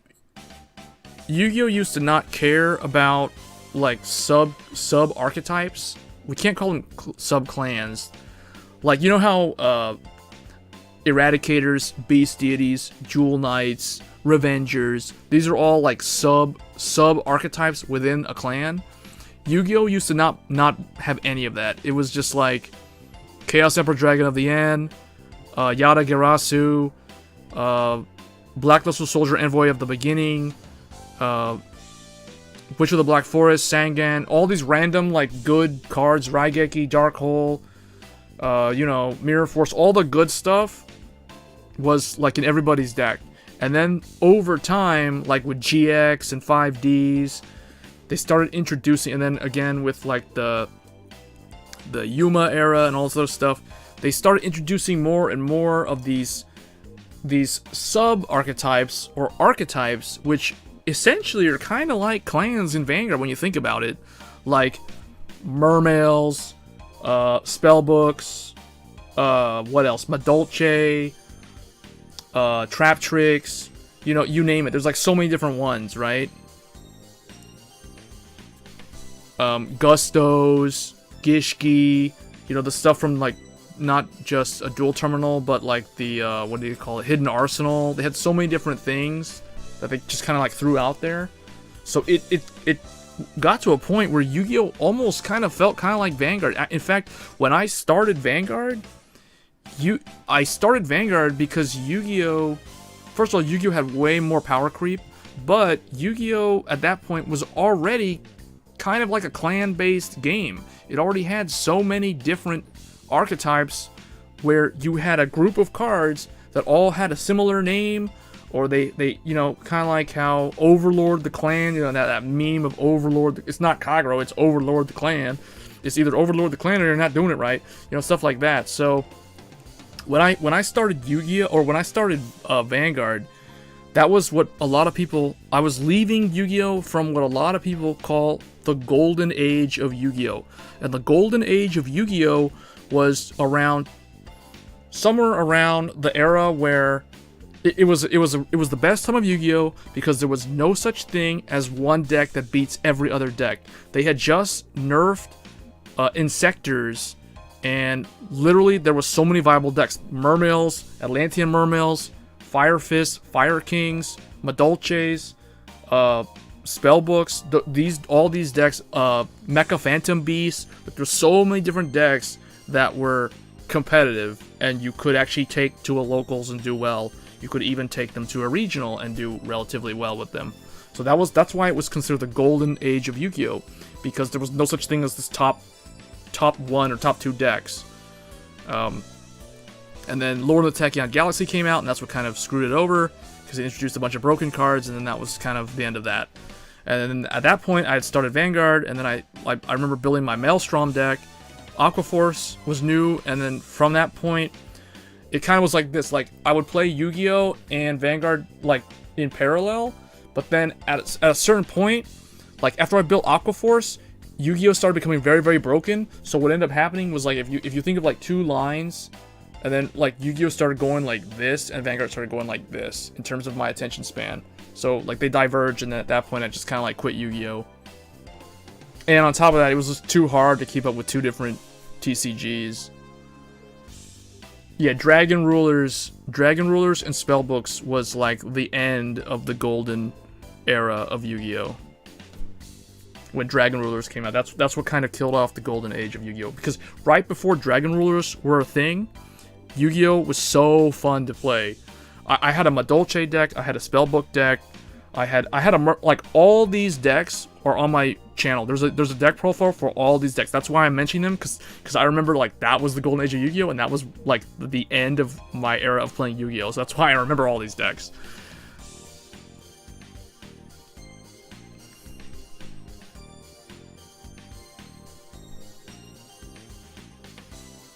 Oh yeah, Wind Up, yeah.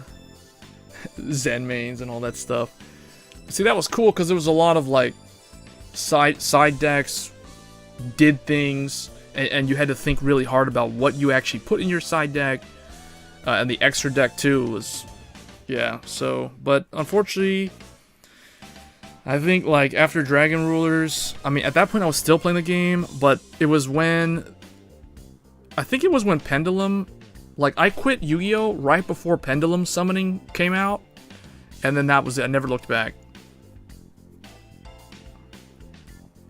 Occasionally, I'll randomly go back to it and see how it's doing, and I'll play. Like, what I'll do is I'll like, go and buy, like, 3 of the structure deck, whatever the latest structure deck is. Like, I think the last time I did that, I built, like, the new zombie deck. And the Endymion one, because the Pendulum Endymion one is really, really good value for money. You just buy 3 of that structure deck, and it's just super good. So I did that. So, I mean, I have the Endymion deck. I still have Yu-Gi-Oh! Decks. I don't actively play the game that much anymore, but I still kind of keep up with it, but it's very, very low-key on the cheap. Like, I'll really only just buy, like, 3 structure decks, throw the deck together, and then I might, like, trade some people I know for, like, certain cards, one or 2 or whatever that I need to throw in there. But yeah, I don't really play the game too much anymore.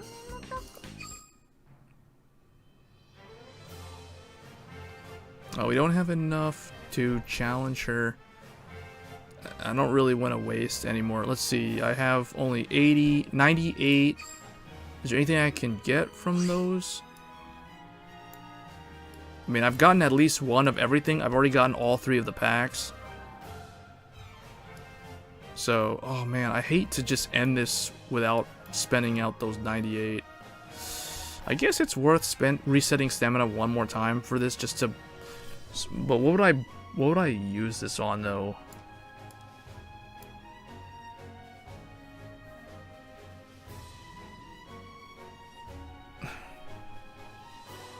Oh wow.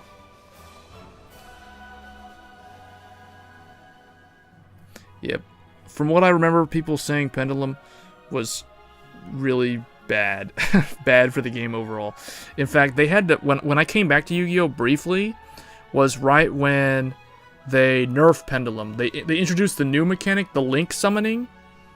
So I played Yu-Gi-Oh! For a very short while when Link Summoning was new, and you could only have one card from your extra deck on the field in one of those 2 Link Summon spaces, or I forget what they're called, those extra zones, extra monster zone. And then, like, Pendulum was only, like, the left and the right sides of the spell and trap zone. I played Yu-Gi-Oh! A little bit when that stuff was new, But I heard that they changed it. I heard that they made it go back to the way it was, where you can like spam a bunch of stuff from the extra zone onto the field. Because it used to be like they were trying to make you do a link summon and then get the arrows, and then from the arrows you could then call another, or summon a call. You summon another unit from there, but you know. But that's all I remember from Yu-Gi-Oh! I guess the next time this event comes around, I assume all these exchange items will be different. So these are like a one-time deal.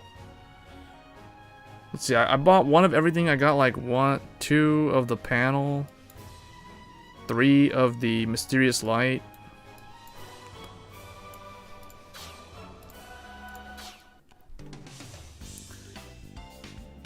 You know what I don't understand about this thing? Why isn't my in the sprite, the whatever the my room stuff? Because I went and I changed my room to look like they're out camping or something. I just threw one of every single item from the event, but the thing is, there's no way to put Mai here. Like, she's not, you can't unlock her. That's kind of weird, because Kyo was added, and Goki was, but were they added? I can't remember if they were added when their clan events were unlocked, or when they're just unlocked from the story. I don't remember. That might be the reason. But I find it weird how Mai's not available here.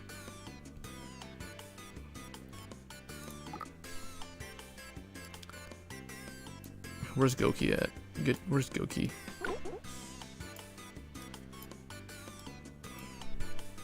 In fact, get rid of Misaki. Get Kyo in here.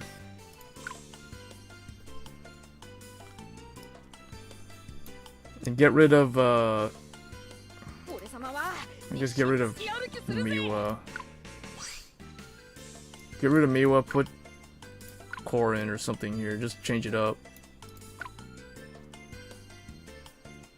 Okay, so that explains it. So yeah, for some reason I was under the assumption that those two became available when their clan events were available. So I was thinking maybe it's a bug, but okay, if that's how it is, then that's just how it is.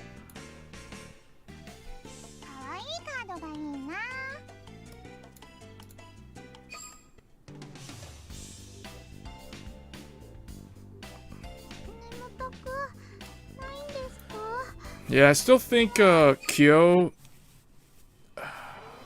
Neo Nectar. I like Neo Nectar more than Grand Blue and Spike Brothers, but overall, I think the Spike Brother event had the best items.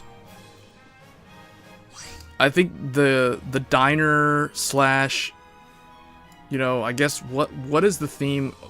Like, they have like a diner thing and like a car and some stuff. I think that was a cool. It made me think of Final Fantasy 15 for some reason. All of Kyo's exchange items. Because when I think of Final Fantasy 15, I think of like a road trip and eating in diners. That's the first thing that comes to my mind when I think of Final Fantasy 15. That just sounds so weird, but that's just what it is. That's good. I mean, my hope is that the meta becomes more diverse with the changes. I don't want it to become just MLB all the time. Because this is probably my least favorite season.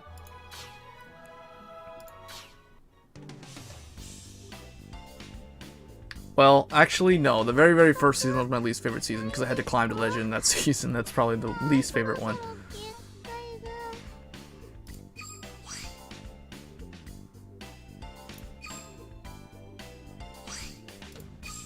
Wow, I don't even know. These are all people who I fought earlier today. Unfortunately, my friends list is about to be maxed out. So I don't even know what... I guess usually what I do is I look at the bottom here and I remove the people who have not been playing the game for more than 10 days. So I'm probably going to have to kick these 3 off the list. But I've been leaving these on my approval list for a long time, especially these bottom 3 here. Papa Pat, Zaro, and these people have been on the friend list for a long time. Or actually, No, Zaro was today, so I guess it's the people at the top here were earlier on. No, wait. No, never mind. But yeah, I need to do something about this, because this is... I really wish the friends list was more than 50. That, to me, that just seems ridiculous.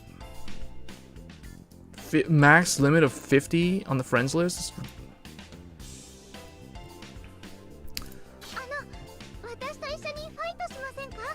Mine will soon be replaced once the new season shows up. But I guess I'll keep her on the front page until the event's completely gone. And then I'm probably going to put whoever, either Christopher Lowe or Rekka, because they'll be new. There'll be new faces in the game, and I don't know who else will be in there. Maybe the new Ren, the Ren. I think we're gonna get a Ren skin, and maybe Suiko, but I don't know if she shows up next month or like in September. Yeah, I know. That's why I don't even bother putting the like a lot of people put the friend code in the somewhere on the screen, but I don't even bother to do that because I'm already like maxed. I removed somebody recently, but see now, if I wanted to add these people, and the thing is, these people are random people that I don't even know if these guys are not from the stream, like they're not in the chat, so I don't even know if it's even worth. I hate to decline them, but they're just people who I randomly... I guess the reason why they sent me a friend request is because they fought me while I was using Neo Nectar, and they just found that impressive or something. I don't know. Sometimes I'll get a friend request after I played a match where I was playing as Bermuda or something, or some like rare clan like DI.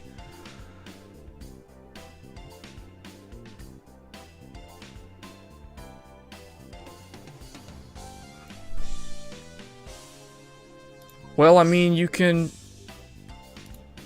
The thing is, you can, I guess, track when they were last on the game, I guess?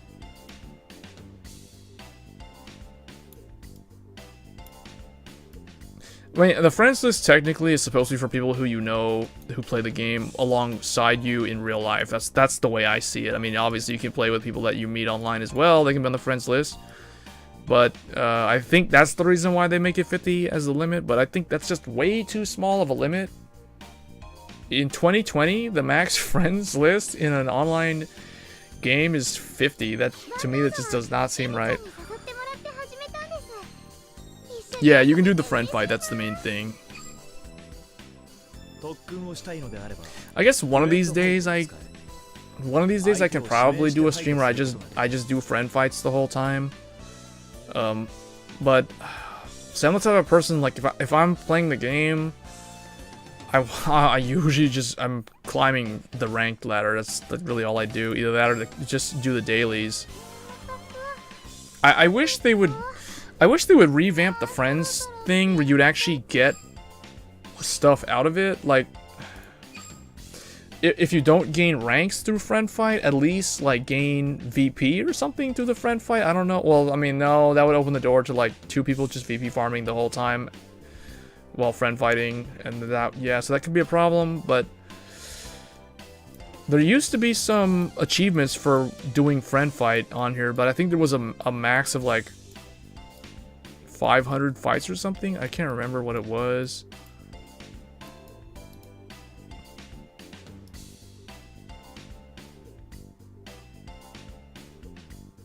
Because I remember somewhere, maybe it's at the bottom.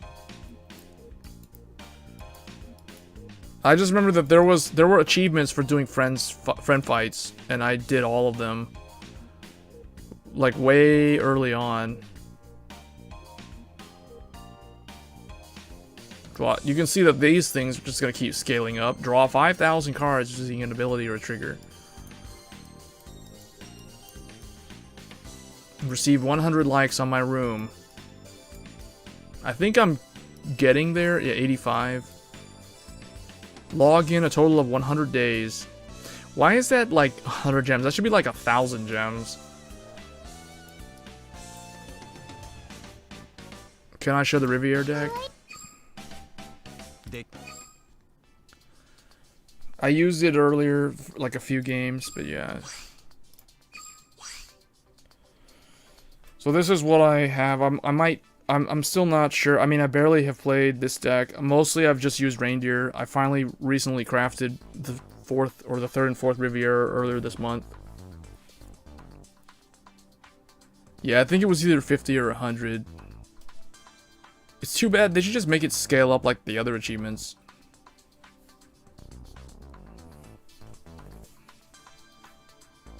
But I think if they want, because some people in the chat were saying that they should do something for like a casual mode for people who don't just want to climb the ladder. They should just do something with friend fight. That's what I think they need to do. Like either just you gain gems or something every 10 games or whatever.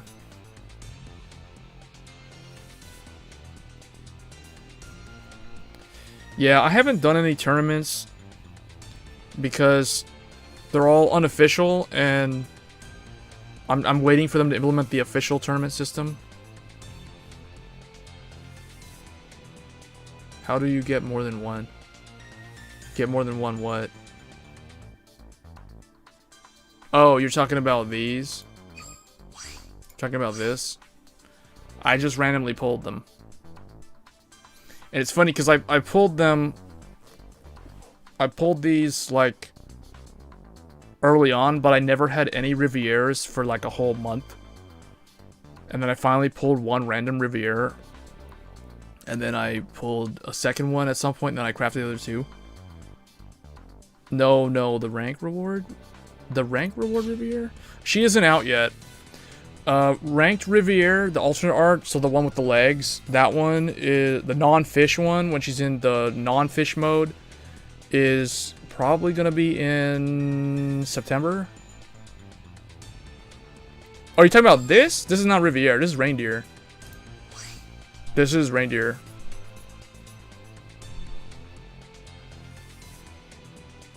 When you can see.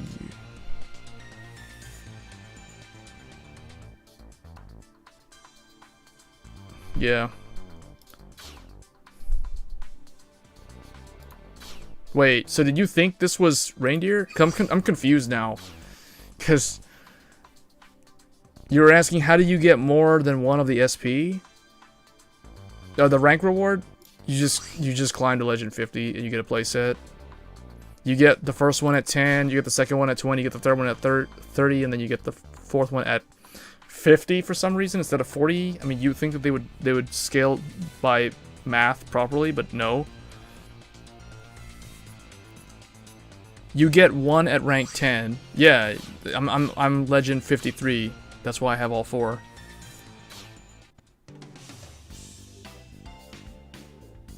You have to keep on climbing. It shows it right here in season rewards. You go to season rewards and you can see like right here at 10 it shows you get one Velvet Voice Reindeer and 50 gems. Legend 50 so time. Yeah, I mean, yeah, I would say it is pretty time consuming, and it's probably going to become way more time consuming next month, to the point where I think the days of me climbing Legend 50 are probably over.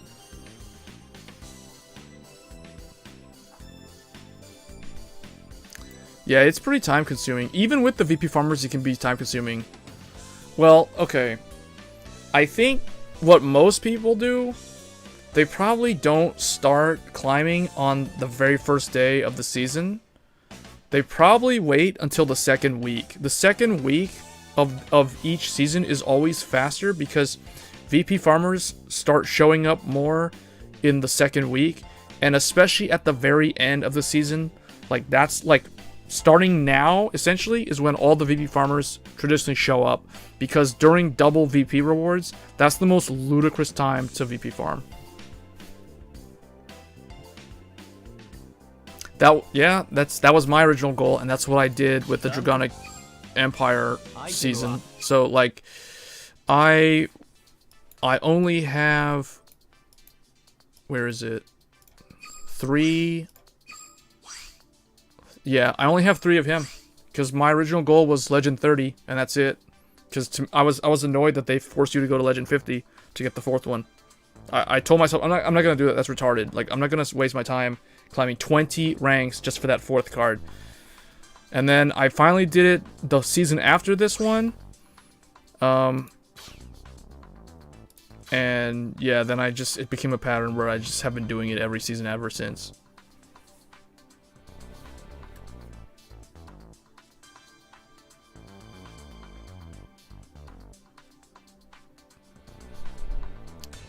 Oh. Yeah, I usually end up getting matched with people that are the same level, so I usually always get like 20 points every win.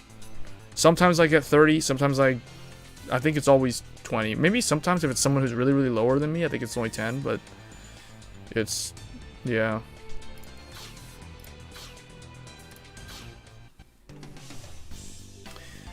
I think next season we get, what, Nightmare Doll Alice? Can't remember really. Is it Nightmare Doll Alice? And then followed by the Star Call Trumpeter. I look at the list now. Man, the Wikia page for this is so unorganized. Okay, it's a little bit better than before. So it looks like we're getting Alice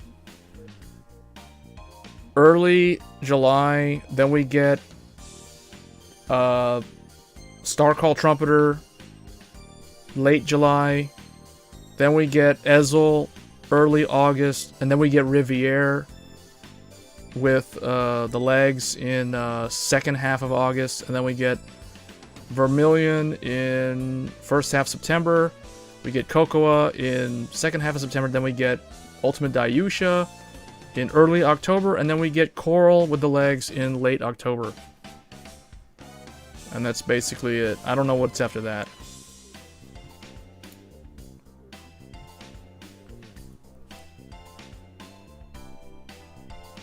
I'm gonna be building Pale Moon.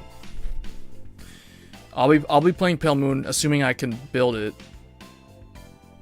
But yeah, I'm saving up the materials. I'm gonna keep on saving the crafting materials for Pale Moon. Yeah, are we almost over this event? Okay, so the event is almost gonna be over. I don't know if I should. I'm at 6,000 gems. No, I think I'm just gonna not reset stamina here.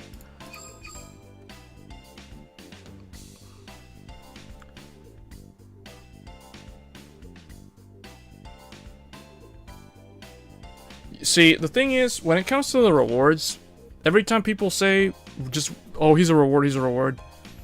I mean, I could have just ignored Riviere the whole time, because I know it's a reward. But the thing is, it's so far off that by the time the season with Riviere shows up, like, what's the point, right? I mean, you would rather play Coral or Pacifica Cross Ride by that point, so I don't know. Alice will still be kind of decent, but unfortunately, I mean, I kind of don't like that we're not getting 2 sets next month, but at the same time, I get it, because we're getting more story, we're getting 4 new clans, so you have to just wait a whole nother month. So, I mean, you get the 4 Alice, and then from the climbing the ladder, but whatever, I mean, what I'm saying is I don't really care if it's a reward or not. I'm still gonna try to get the original art card. Pale Moon, don't you need like 12 triple Rs? Because you need Alice, you need purple. No, don't you need more than that? Because don't you also need Dreamy Fortress? Dreamy Fortress is a triple R as well. Like there's Alice, there's Purple Trapezes, there's Lucia, and then there's Dreamy Fortress. That's 4 triple Rs for Pale Moon.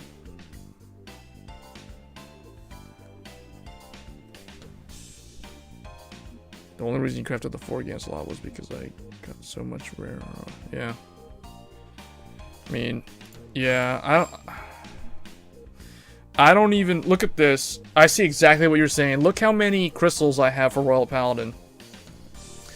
I have enough crystals to craft 2 RRRs.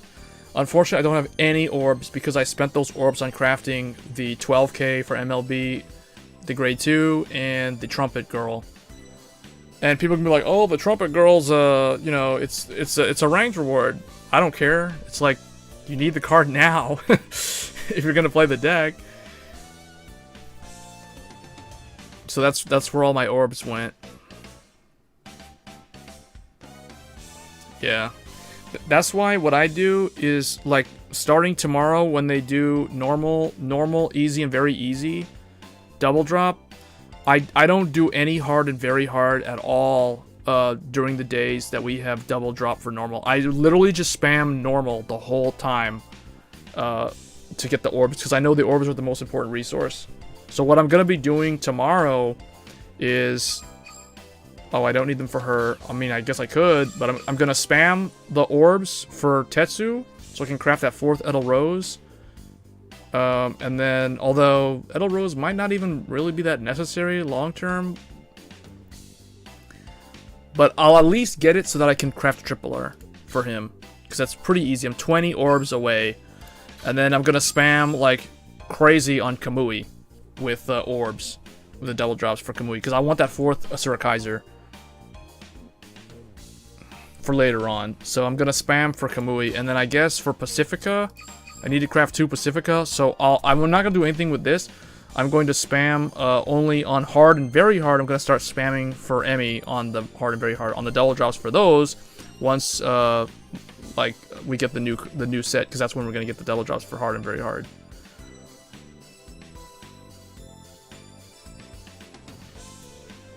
Yeah. I don't know. I didn't have anything for Royal, like, when I first started. I had 1 Asura Kaiser for Nova. I'm trying to think what I had for him. I think I had, like, 1 Alfred, and 1 Soul Saber. And that's, like, all I had. And maybe, like, 2 PGs or something.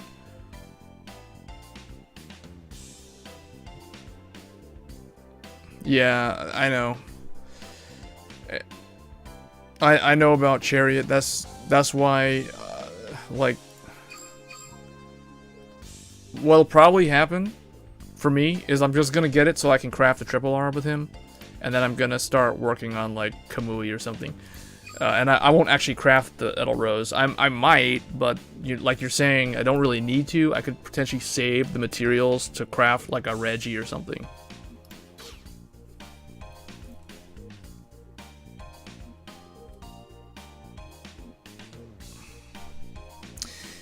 Yeah, because, see, like this, look at my Pale Moon, like, let's just go look at the full list, actually, of what I have for crafting materials. See, like, look at my Pale Moon. My Pale Moon has very, very few of the Magia Piece. Like, the rare material, I only have, like, less than 500. I mean, it's 400 of those for 1 RRR. So, like, as soon as I craft a RRR with this, like, I have nothing. Like that's, yeah, it's completely dead, because there's no more pieces. But at the same time, look at my, what is it? Like, look at, Kagero. Kagero has, like, almost 3k of the piece. Same thing with Nova. And Royals is almost at, like, 2,500 pieces. That's just because those clans, I mean, I have 200-something crystals. I have Brave crystals galore, like 212, without even trying. Like, I never spam character fight on Aichi. That shows how much random, like, Royal Paladin cards you just keep throwing at me.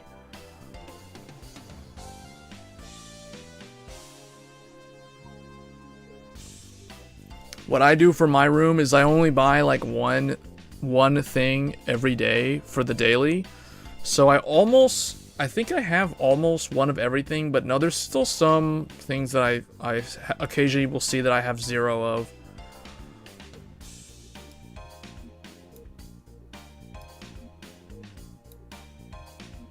Yeah, my Pale Moon materials are gonna be a problem with that rare. The rares are gonna be a problem there. I just realized that. My Neo Nectar, like, I got so much Neo Nectar material. So looking at this, I would say that I was luckier with Neo Nectar than with Spike Brothers.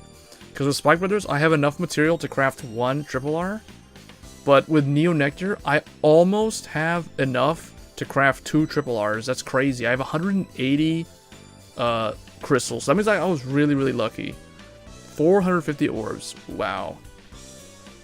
Yeah, and then compare that to Grand Blue. Grand Blue, well, Grand Blue, they didn't give us the daily for the orbs. So that's why that is what it is, but yeah.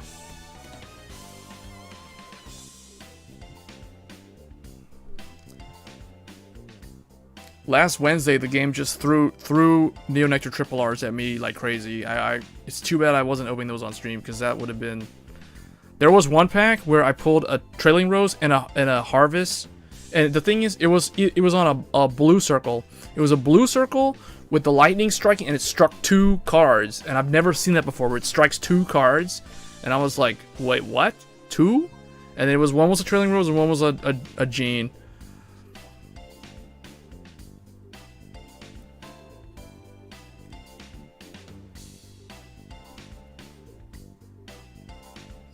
They did? Oh, I don't remember them doing that. I just remember, like, I already had 4 PGs, and those PGs turned into orbs when I got the achievement one. Oh yeah, I remember. I saw that video where you pulled like 3 maiden, two maiden trailing rows or 3 maiden trailing rows. My first pull was the 1 Gene. I pulled 1 great Triple R Gene, and then I pulled 2 more Genes. Then I pulled a 4th Gene. Then I pulled 1 Maiden of Trilling Rose, and then I pulled a Maiden of Trilling Rose and a Gene together, and the Gene turned into materials. And then I pulled another Maiden of Trilling Rose, crafted the 4th one, and then proceeded to pull 2 more like just the other day. And then I was thinking, oh, what the? And then yeah, so that's why I have so many crystals. It's because I over pulled on Maiden of Trilling Rose.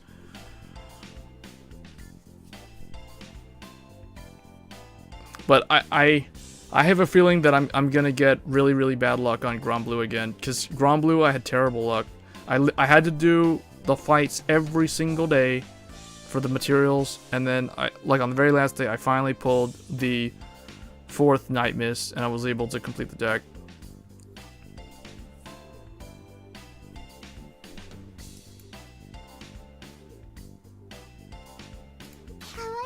But it's one of those things just like, the game doesn't want me to play Grand Blue, so it gives me the worst luck for them for whatever reason. And it just hands me the Neo Nectars. So I'm like, okay, I will gladly climb. I'll climb with Neos, here we go. And sure enough, 159 wins versus 60 wins. So that's big difference there. It's literally like almost a 100 win difference.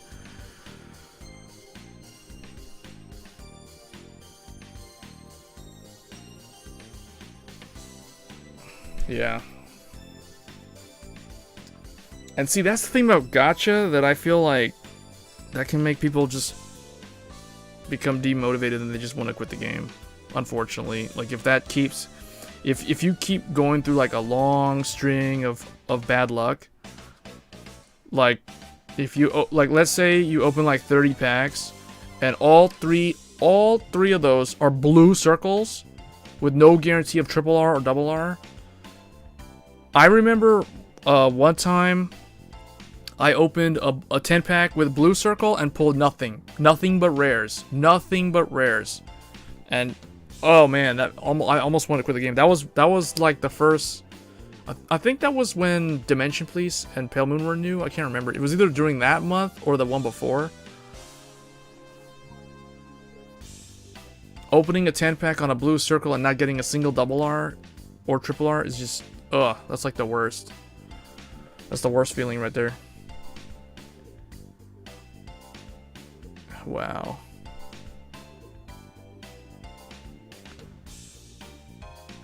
But I think this month has been my luckiest month with Vanguard Zero, because I wasn't expecting to build Shadows day one, and I managed to do it. and then I wasn't expecting to like have an easy time building Neo Nectar, and I had a much easier time building Neo Nectar when I think of how I had to struggle with Grand Blue. So I hopefully that luck continues into next month, because what I'll do next month, because we don't have, so what I'm gonna do with the Sentinel medals, because if you remember what I did with Shadow Paladin, like, because this current season we got one new clan, I immediately threw all 4 Sentinel medals on the clan so that I would increase my chances of getting orbs to craft a triple R, thinking I would need to do that because I was expecting to have to craft like PBO. But this time, next month, there will be 4 new clans, which means you need playsets of all 4 of them. So what I'm going to do, unlike the way I handled Shadow Paladin, I'm going to do the complete opposite. I'm not going to spend my Sentinel medals until I'm done opening all the packs. Therefore, I'll only spend the Sentinel medals on whatever PGs I'm missing for whatever clan it ends up being. Because that is the reason why how I was able to build all 4 of like Pale Moon, Dimension Police, Bermuda Triangle, and Dark Irregulars. I was able to build all 4 of them with a minimum of 4 PGs each, because you can see which ones I had to actually spend the Sentinel medals on. Dark Irregulars, I had to use 3 out of the 4, and Bermuda used the 4th one. See, see where it says, like right here, for Mermaid Idol Ellie, remaining 3. I used 1 of those 4 medals to get the 4th Ellie, and then for Nightmare Land, there's only 1 remaining because I used 3 out of the 4 to get 3 Nightmare Land. And then if we look at Haze Hypnotist, I pulled a playset. In fact, I pulled an SP. And then Diamond Ace. Diamond Ace is interesting. Diamond Ace, I crafted, I think, either the 4th one or 2 of them. I remember having to craft Diamond Ace because I overpulled on Cosmo Beak and Die Lady. So I had an abundance of orbs so I could craft at least 1. I think I crafted 1 or 2 Diamond Ace. So that's how I was able to do it. So I'm going to take the same approach next month for the new clans. So I recommend, if you only have 4 Sentinel medals, do not spend the Sentinel medals at the beginning, assuming you have the packs to open for the set. I mean, if you only want to build 1 clan, like for example Angel Feathers, that you can go ahead and just spend them all on Angel Feathers. Just know though that you might get an abundance of like Angel Feather PGs, and then you might be missing a bunch for like some of the other clans. So if you want to try to play the other decks, I would do it that way. Anytime they give you a whole bunch of clans, you save the Sentinel medals for after you open the packs. If they only give you 1 clan, like the following, when they give us Aqua Force, I'm gonna take the same approach I did with Shadow Paladin. I'm gonna throw all the medals on Aqua Force, and then because it's the only clan, so it's guaranteed, right? That way I increase the chances of the triple R. Now the only downside of doing this approach for 4 clans is that I'm not guaranteed for the triple Rs, because I'm not giving myself materials for like the Angel Feather triple Rs, for example.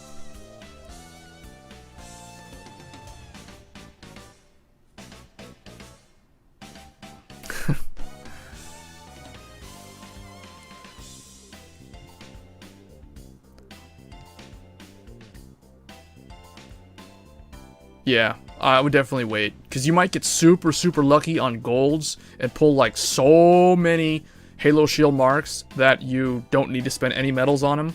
You may need to spend 1 on like Angel Feathers, and you might need like 2 for Great Nature or something. So something like that. So that's my advice on how to go about handling a new set that has a bunch of new clans. If it's 1 clan, then it's pretty easy. You just throw all the Sentinel medals on the new clan. But if it's a bunch of new clans, like 4 new clans, then you have to do the opposite. You open the packs first, and then use the Sentinel medals. So that's how I was able to build all 4 of those new clans back in May.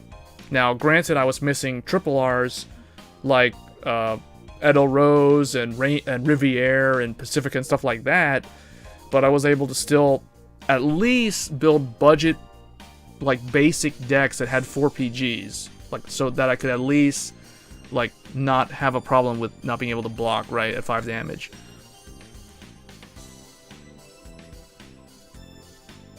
Oh, man, I mean, it's easy to get them. All you gotta do is just, we're on double VP, all you gotta do is do the character fights. If you don't want to climb rank, you don't have to. You just do the character fights during double VP. Just make sure you're always spending your stamina down to as close to 0 as possible at all times. Always spend the stamina. Never let the stamina max out. That's another thing that I'll tell people. Always spend the stamina. Never let the stamina sit at some number above 110 or whatever your max stamina is.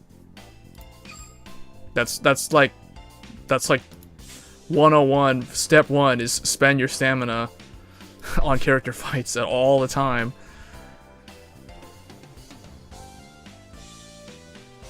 Yeah.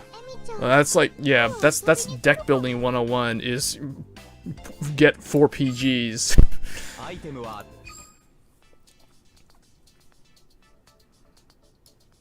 Because I remember when I built Dayusha or Enigman, the game literally handed me Dimension Police, even though I had no intention of playing Dimension Police. They were like, here's the ride chain, here's 4 laurels, go ahead. The only thing they didn't give me was 4 PGs, so I had to craft 1 or 2 of them. I think I only had to craft 1 of them. But they gave me an abundance of Cosmo Beak. I remember pulling like maybe 7 or 8 Cosmo Beaks. Some ridiculous number of Cosmo Beaks.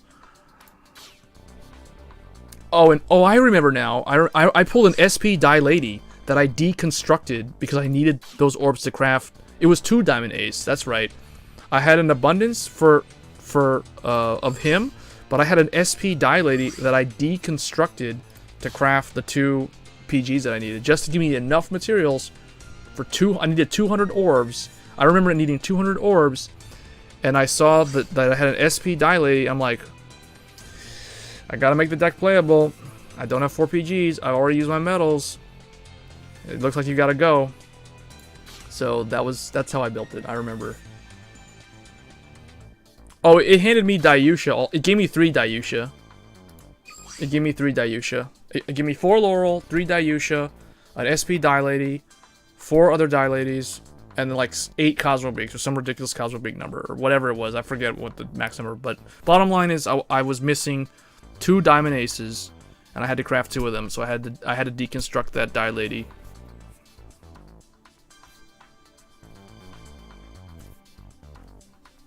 Oh wait, why is this 9 crit? Oh, this is because of character fight. That's why it's like that. I just never bothered to change it. I think I was running stand and no wait, I can't remember what I was running. I think it was something like this.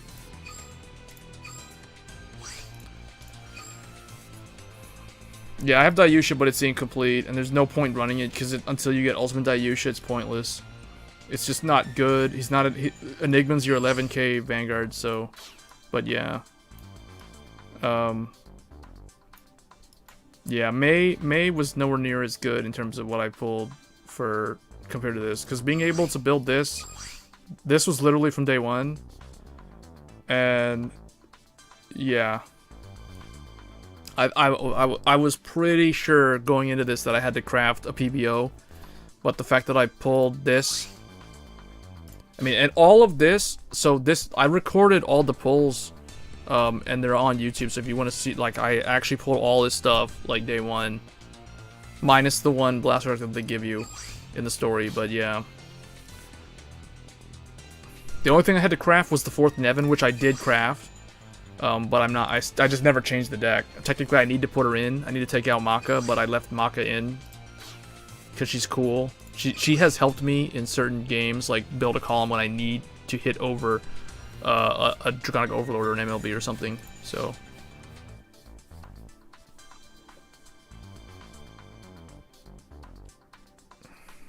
Well, maybe, I don't know. I mean, you want to try to mulligan for this, for the grade 1. I tell people all the time, with those ride chains, The way you can tell if somebody's playing Enigman properly is if they have, if the deck list is something like this, where they only have 2 of this. You don't want to run 3 or 4 of this. You need good cards. You need some good tech cards like this, and 12k beaters like this. These ride chain. There used to be a website a long time ago, back when Vanguard was relatively new. Maybe people who have been following the game for a long time will recognize the name Vimundi, but there used to be a blog by somebody who went by the name of Vimundi, and unfortunately she took the initial site down, but she literally did all the game theory. She had really well written articles that went through all the math, all the statistics, the probability and statistics for triggers, grade 2 ratio, grade 1 ratio, grade 3 ratio. She did a mathematical proof that showed that the most optimal grade ratio in Vanguard is 13 grade 1s, 11 grade 2s, and 9 grade 3s. And it's mathematically proven, but people still run like 14 grade 1s and 8 grade 3s usually, and 11 grade 2s, and even now in V-Series it's even weirder. Like, a lot of people will run way less grade 1s for some reason. They'll run like 12 grade 1s. But she had all these really good mathematical proofs and articles and she had articles about the ride chains and the different type of ride chains and how to build the ride chains. And the reason why I build my ride chain like this, where you only see me running 2 of the grade 2, is because of, like, when I read those articles, it basically taught me mathematically this is how you build the deck. You don't put 4 of the grade 2. That's wasting space. Yeah, it may have been by the same author, I don't know, because the website moved on. Eventually what she did was she quit. I think she did a few stuff on Buddy Fight, but then like quit all of the TCGs altogether. But man, I wish I would have like saved those articles, because those articles were so good at teaching you like the statistics and just from a pure numbers point of view how to play these sort of games. So that's the reason why you only run 2 of this. Because think about it, when you go up against people who play Shadow Paladin, nobody's running more than 2 Blaster Dark in Shadow Paladin. Nobody. They're all running 1 or 2. The people who are running 1 are... I'm not really going to argue with them, but I'm going to say that they're doing it wrong. For a mathematical point, you want to run 2. Because if you brick on having this in the opening hand, and you only have 1 in the deck, then you can basically say that this is never going to be an 11k that game.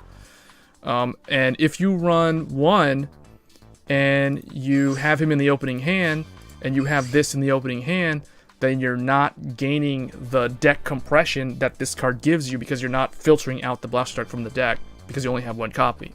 So you're not getting an advantage there. So 2 is the right number for this type of ride chain. It's different for different ride chains though. Galahad and Tsukuyomi, it's a 4 of for each. Riviere, it's a 4 of for each, because it depends on the type of ride chain. But this specific ride chain, what I call the type 1 ride chain. Now, if you look it up on the Wikia, they use different numbers, but I'm using it off of the Vimundi article that I remember from long ago. This is called a type 1 ride chain. Enigman is the same. Amber Dragon is the same.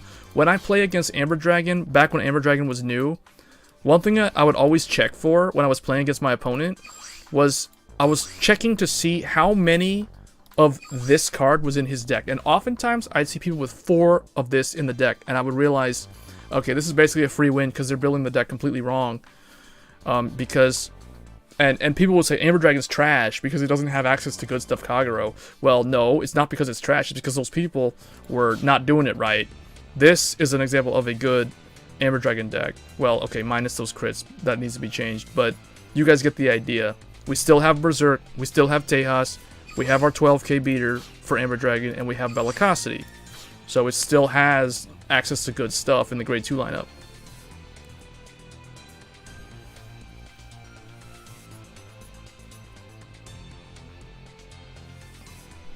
Oh yeah, yeah, that's... Yeah, because the trial decks will do weird stuff sometimes. But all these ride chains are type 1. The only type 2 ride chain we have is Riviere. And Riviere is different. And when we get Spectral Duke is also a type 2 ride chain, just like Riviere. So in that ride chain, you have to run 4, unfortunately. But it works out where you're not losing too much from having to run 4 copies of this type of card.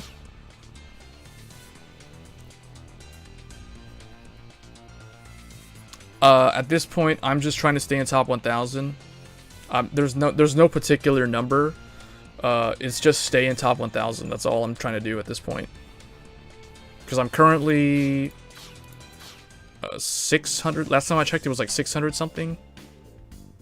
皆さんのデッキラン 642. So it hasn't changed too much.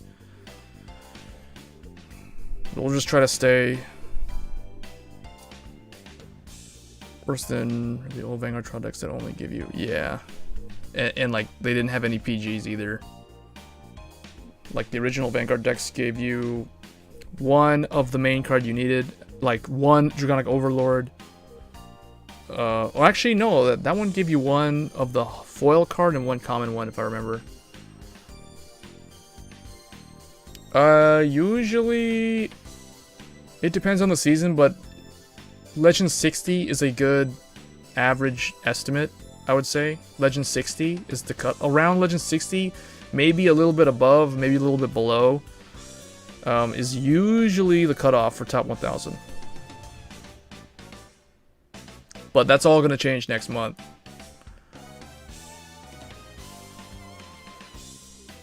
Yeah, they started... The trial decks got a lot better during the G era. Because in G era, they started giving you 4 PGs in the trial deck. 特訓をしたいのであれば I think the event is now over. Here, let me see. No, we can still challenge her? How are we doing on time? So it's about... Oh, it's about to... No, it still has one... Yeah, we're in the last hour.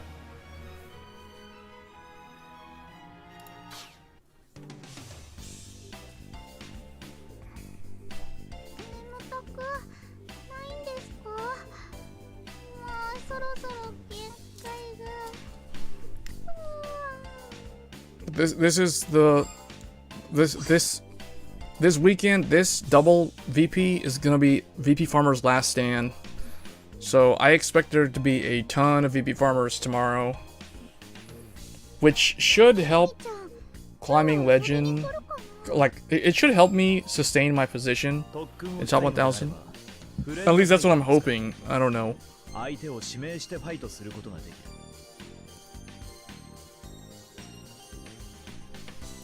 Yeah.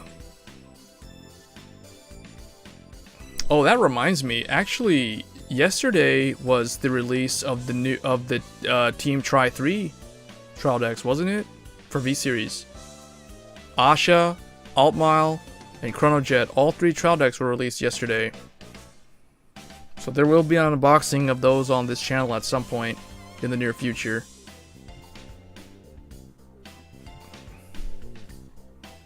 Yeah, they released Friday, and then we're getting the set that has Next Stage and Dream Spinning and all that stuff in like 2 weeks.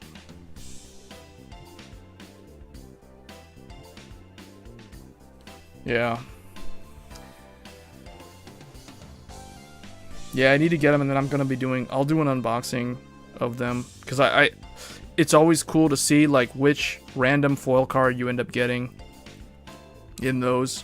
But yeah, those are pretty good value, because at the bare minimum they give you a set of grade 1 PGs. They also give you a reprint, a common of the Draw Sentinel, which they didn't used to do initially. So they keep improving the trial decks over time.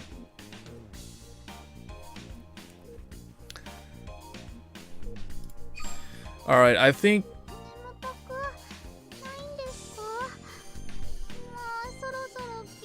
Okay, I've been streaming for about like over 4 hours, so I think that's gonna be it for this stream.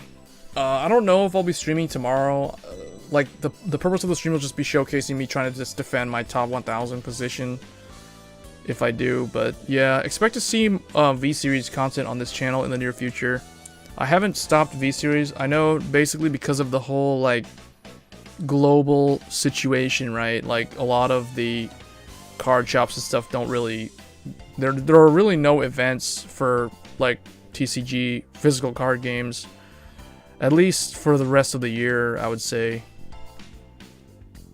So I guess, but I haven't really kept up too much with what's coming out in the future for V-Series, but I know like at least the Try 3 stuff is coming out, and then there's like MLB and some other stuff that we're getting.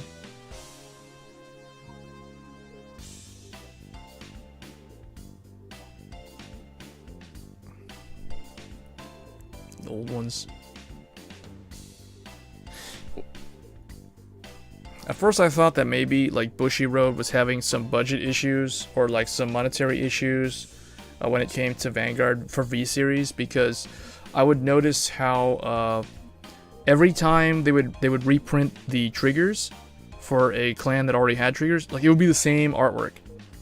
Like you would get the same heal, the same draw, the same critical, and then they would give you like a new critical, like you'd be able to run like 12 crit every single time.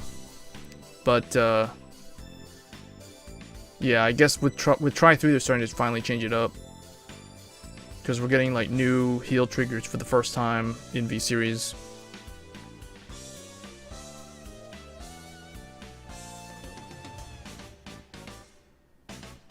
Grump, yeah.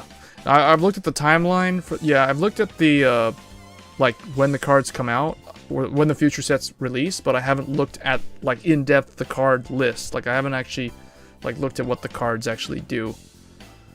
But I am aware that we are getting a lot of stuff later in the year.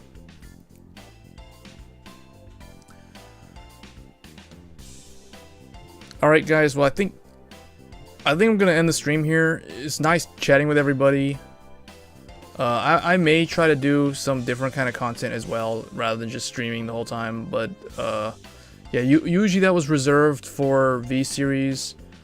But I don't know, other than like the deck and fight stuff that I do, which typically is just me showcasing a deck that you would think that it's kind of no-brainer. So I don't know, we'll see. If they get a lot of views, I'll keep doing it. Otherwise, I'll try to like branch out and do some different type of content, but I'm not exactly sure what yet.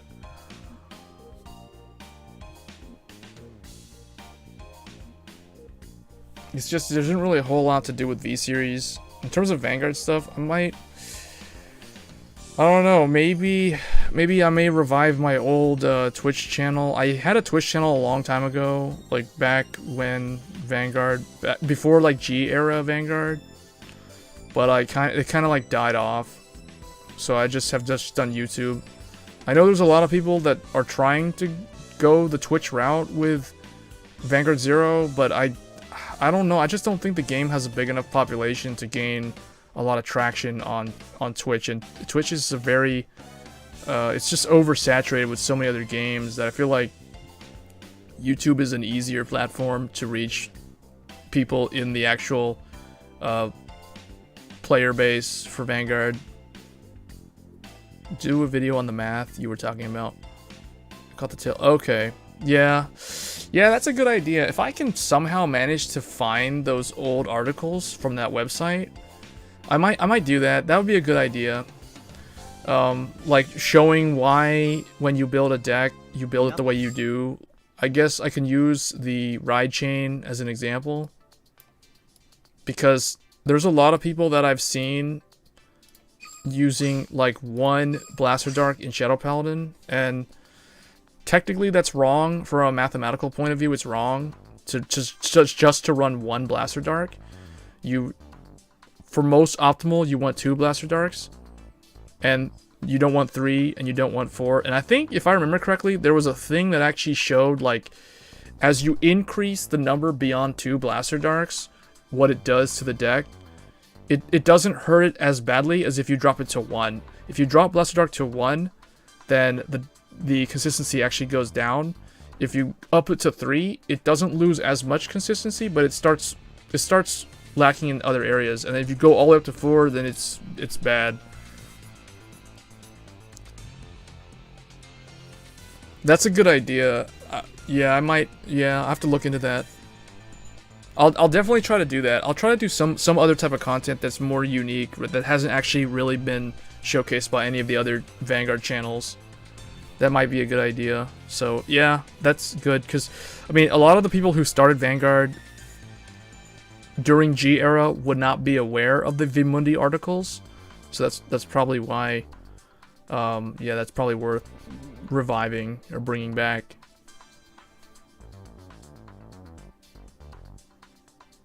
Yeah, and there is a lot of that in this game, and it's not just attack, and hope that you check a trigger or something. There's more to it than that, and that's why you'll hear people like Different Fight say that, because I've heard him say that when the game feels very balanced, it's not just about the triggers. Now, granted, sometimes things just won't go your way.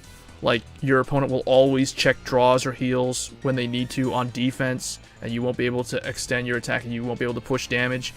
And then when you attack, you won't check triggers, and when you defend, you won't check triggers. Sometimes that just happens, and there's a probability of that happening. But when you understand, like, okay, it's the third half of the game, it's like the latter half of the game, and the probability of checking triggers is, because basically I remember there was an article where when you ride grade 3, the moment you ride grade 3, that is the point in the game where the probability that you check a trigger is near its highest. It's at its peak when you ride grade 3. That's when the probability of checking a trigger, like, I forget the exact number, but it's like it like doubles essentially. And then after that, as the game winds down, the probability of triggering goes down, and then, you know, it just goes into late game. And when you're at 4 damage is considered late game in Vanguard, according to these articles. It talked about how early game is when you're less than grade 3. Mid game is when both have gotten to grade 3, and neither is at 4 damage. Late game is when you're at 4 damage. Basically, limit break. And the thing is, the people who designed Vanguard are aware of this sort of math and stuff. Otherwise, you wouldn't, like, LB4 would not be a thing. LB5 would not be a thing if they didn't know that, right? There's a reason why they specifically chose 4 damage for limit break. There's a mathematical reason for it. So that's because it signifies we are now in the late game. So, but yeah, if I can find that stuff, or I'll probably do a video on that. I'll do a video on, like, the game theory, probably something like early game, mid game, late game, you know, stuff like that. And then I guess maybe the ride chain, but the ride chain thing is more of like a optimal deck building thing, and then there's some kind of mathematical proofs to show that. But yeah, I really need to find those articles though, because I don't know how I'm going to be able to articulate a lot of this from a technical point of view without that.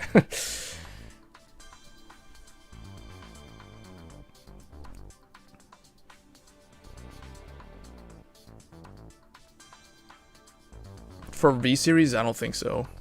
I think you only need like 2, or maybe 2, or just 1.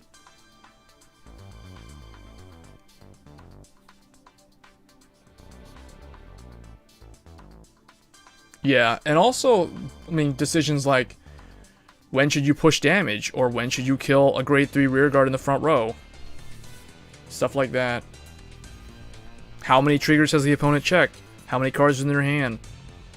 How many triggers have you checked? How many do you have left in your deck? That sort of stuff.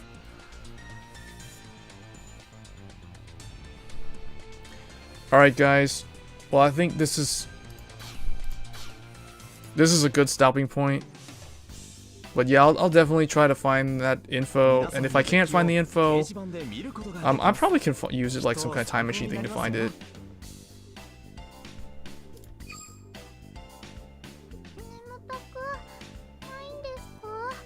The only other YouTubers that I know of that would be aware of those articles are they're YouTubers that are not as well known, like in terms of subscriber count. I think the only other one that I can think of that would know of that has like 5k subs, and then the rest all have way lower sub count.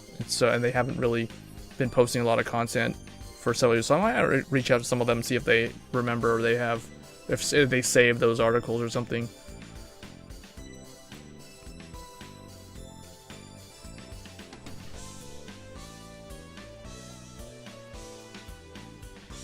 Yeah, I think, you know what, Shiro? I think you're right. I think I remember seeing a video a long time ago about the Vimundi stuff on the channel of Misplays. She did Vimundi. Is that the same person? That might be the same person. I think her name was Alice. At least that was the name that the author of the articles was using at the time. The blog was called Vimundi. V-Mundi. V-M-U-N-D-I. Yeah, the way you spelled it.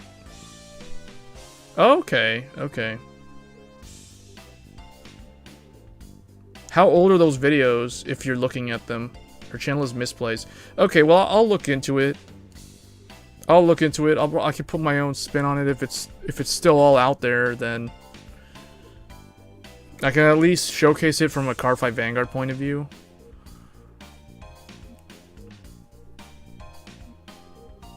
But yeah, that stuff's really good. 7 years, yeah. I told you it was a while ago. Yeah. Because it would have been around the time when I was new to Vanguard, which what was like 7 years ago was what, 2013? Yeah, that was the year of Break Ride, Link Joker Break Ride in Japan, and then the global or the English Vanguard started Break Ride in the summer with Prisms that year, and we got Dauntless Drive Dragon and Jewel Knights and Liberators and all that stuff in the tail end of, and Eradicators in the tail end of that year.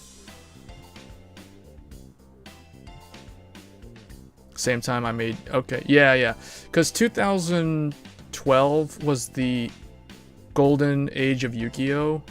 2013 was the year that it kind of started falling off, like in the second half of that year. And I think I quit Yu-Gi-Oh! In 2014. Like, I stopped actually playing it, like, in locals and in that sort of environment. So, yeah, it would have been around that time.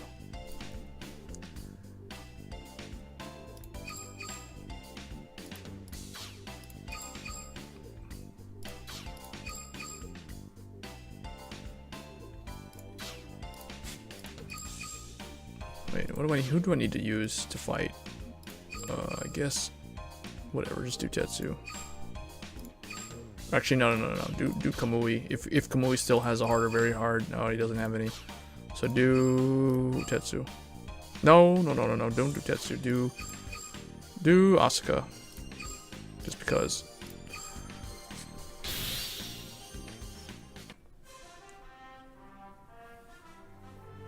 I remember the name. I think I remember even seeing the video a long time ago.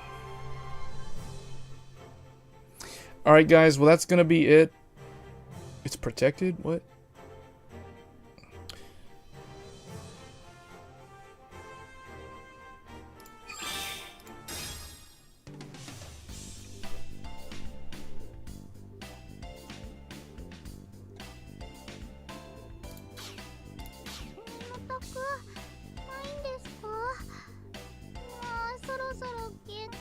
Imagine Your Goddess channel. Okay. Imagine Your Goddess channel. That name sounds familiar. Alright guys, I'm gonna go ahead and kill the stream here. It was a great stream overall, really good discussion in the second half of the stream, even though I didn't really play any Vanguard. But we managed to climb to Legend 53, so I ranked up like 3 times, I think, from 50 to 53, so... There's a Twitter account for them, but it's protected. See, the thing is, the original blog is no longer on online anymore. It just, I guess the site owner like didn't renew it or something and it went offline. Or I mean there's still something similar, but it doesn't have any of those articles on it anymore. Alright, but we'll talk more on this next time. I'll probably try to put some video on something related to game theory and how it applies to Vanguard and stuff like that, and the strategy and deck building and all that good stuff in the future. So guys, hope you enjoyed the stream as always, and if you like the content on the channel, not just the live stream itself, but like the other content that I do, whether it's like retail Vanguard or Vanguard Zero or other stuff that I did like Yu-Gi-Oh! Not making any promises when it comes to Yu-Gi-Oh! Though. I don't actually play the game anymore, but sometimes I'll like throw some Yu-Gi-Oh! Stuff on there. And every time I do, it gets pretty decent view counts, because I guess Yu-Gi-Oh! Just has a much larger audience.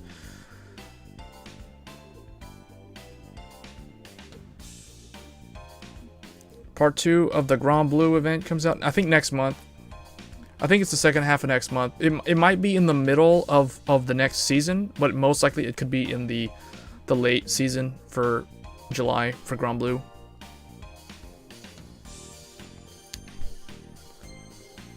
But I think it's like they give us a clan event every month. So, because think about it, it's like Grand Blue was tail end of April, Spike Brothers was May, Neo Nectar's June, so then it's going to be Grand Blue July, Spike Brothers August, Neo Nectar September. So, alright guys, that's going to be it for real this time. Thanks for sticking around in the chat. It keeps me motivated to keep doing this. And I'll catch you guys next time. Thanks.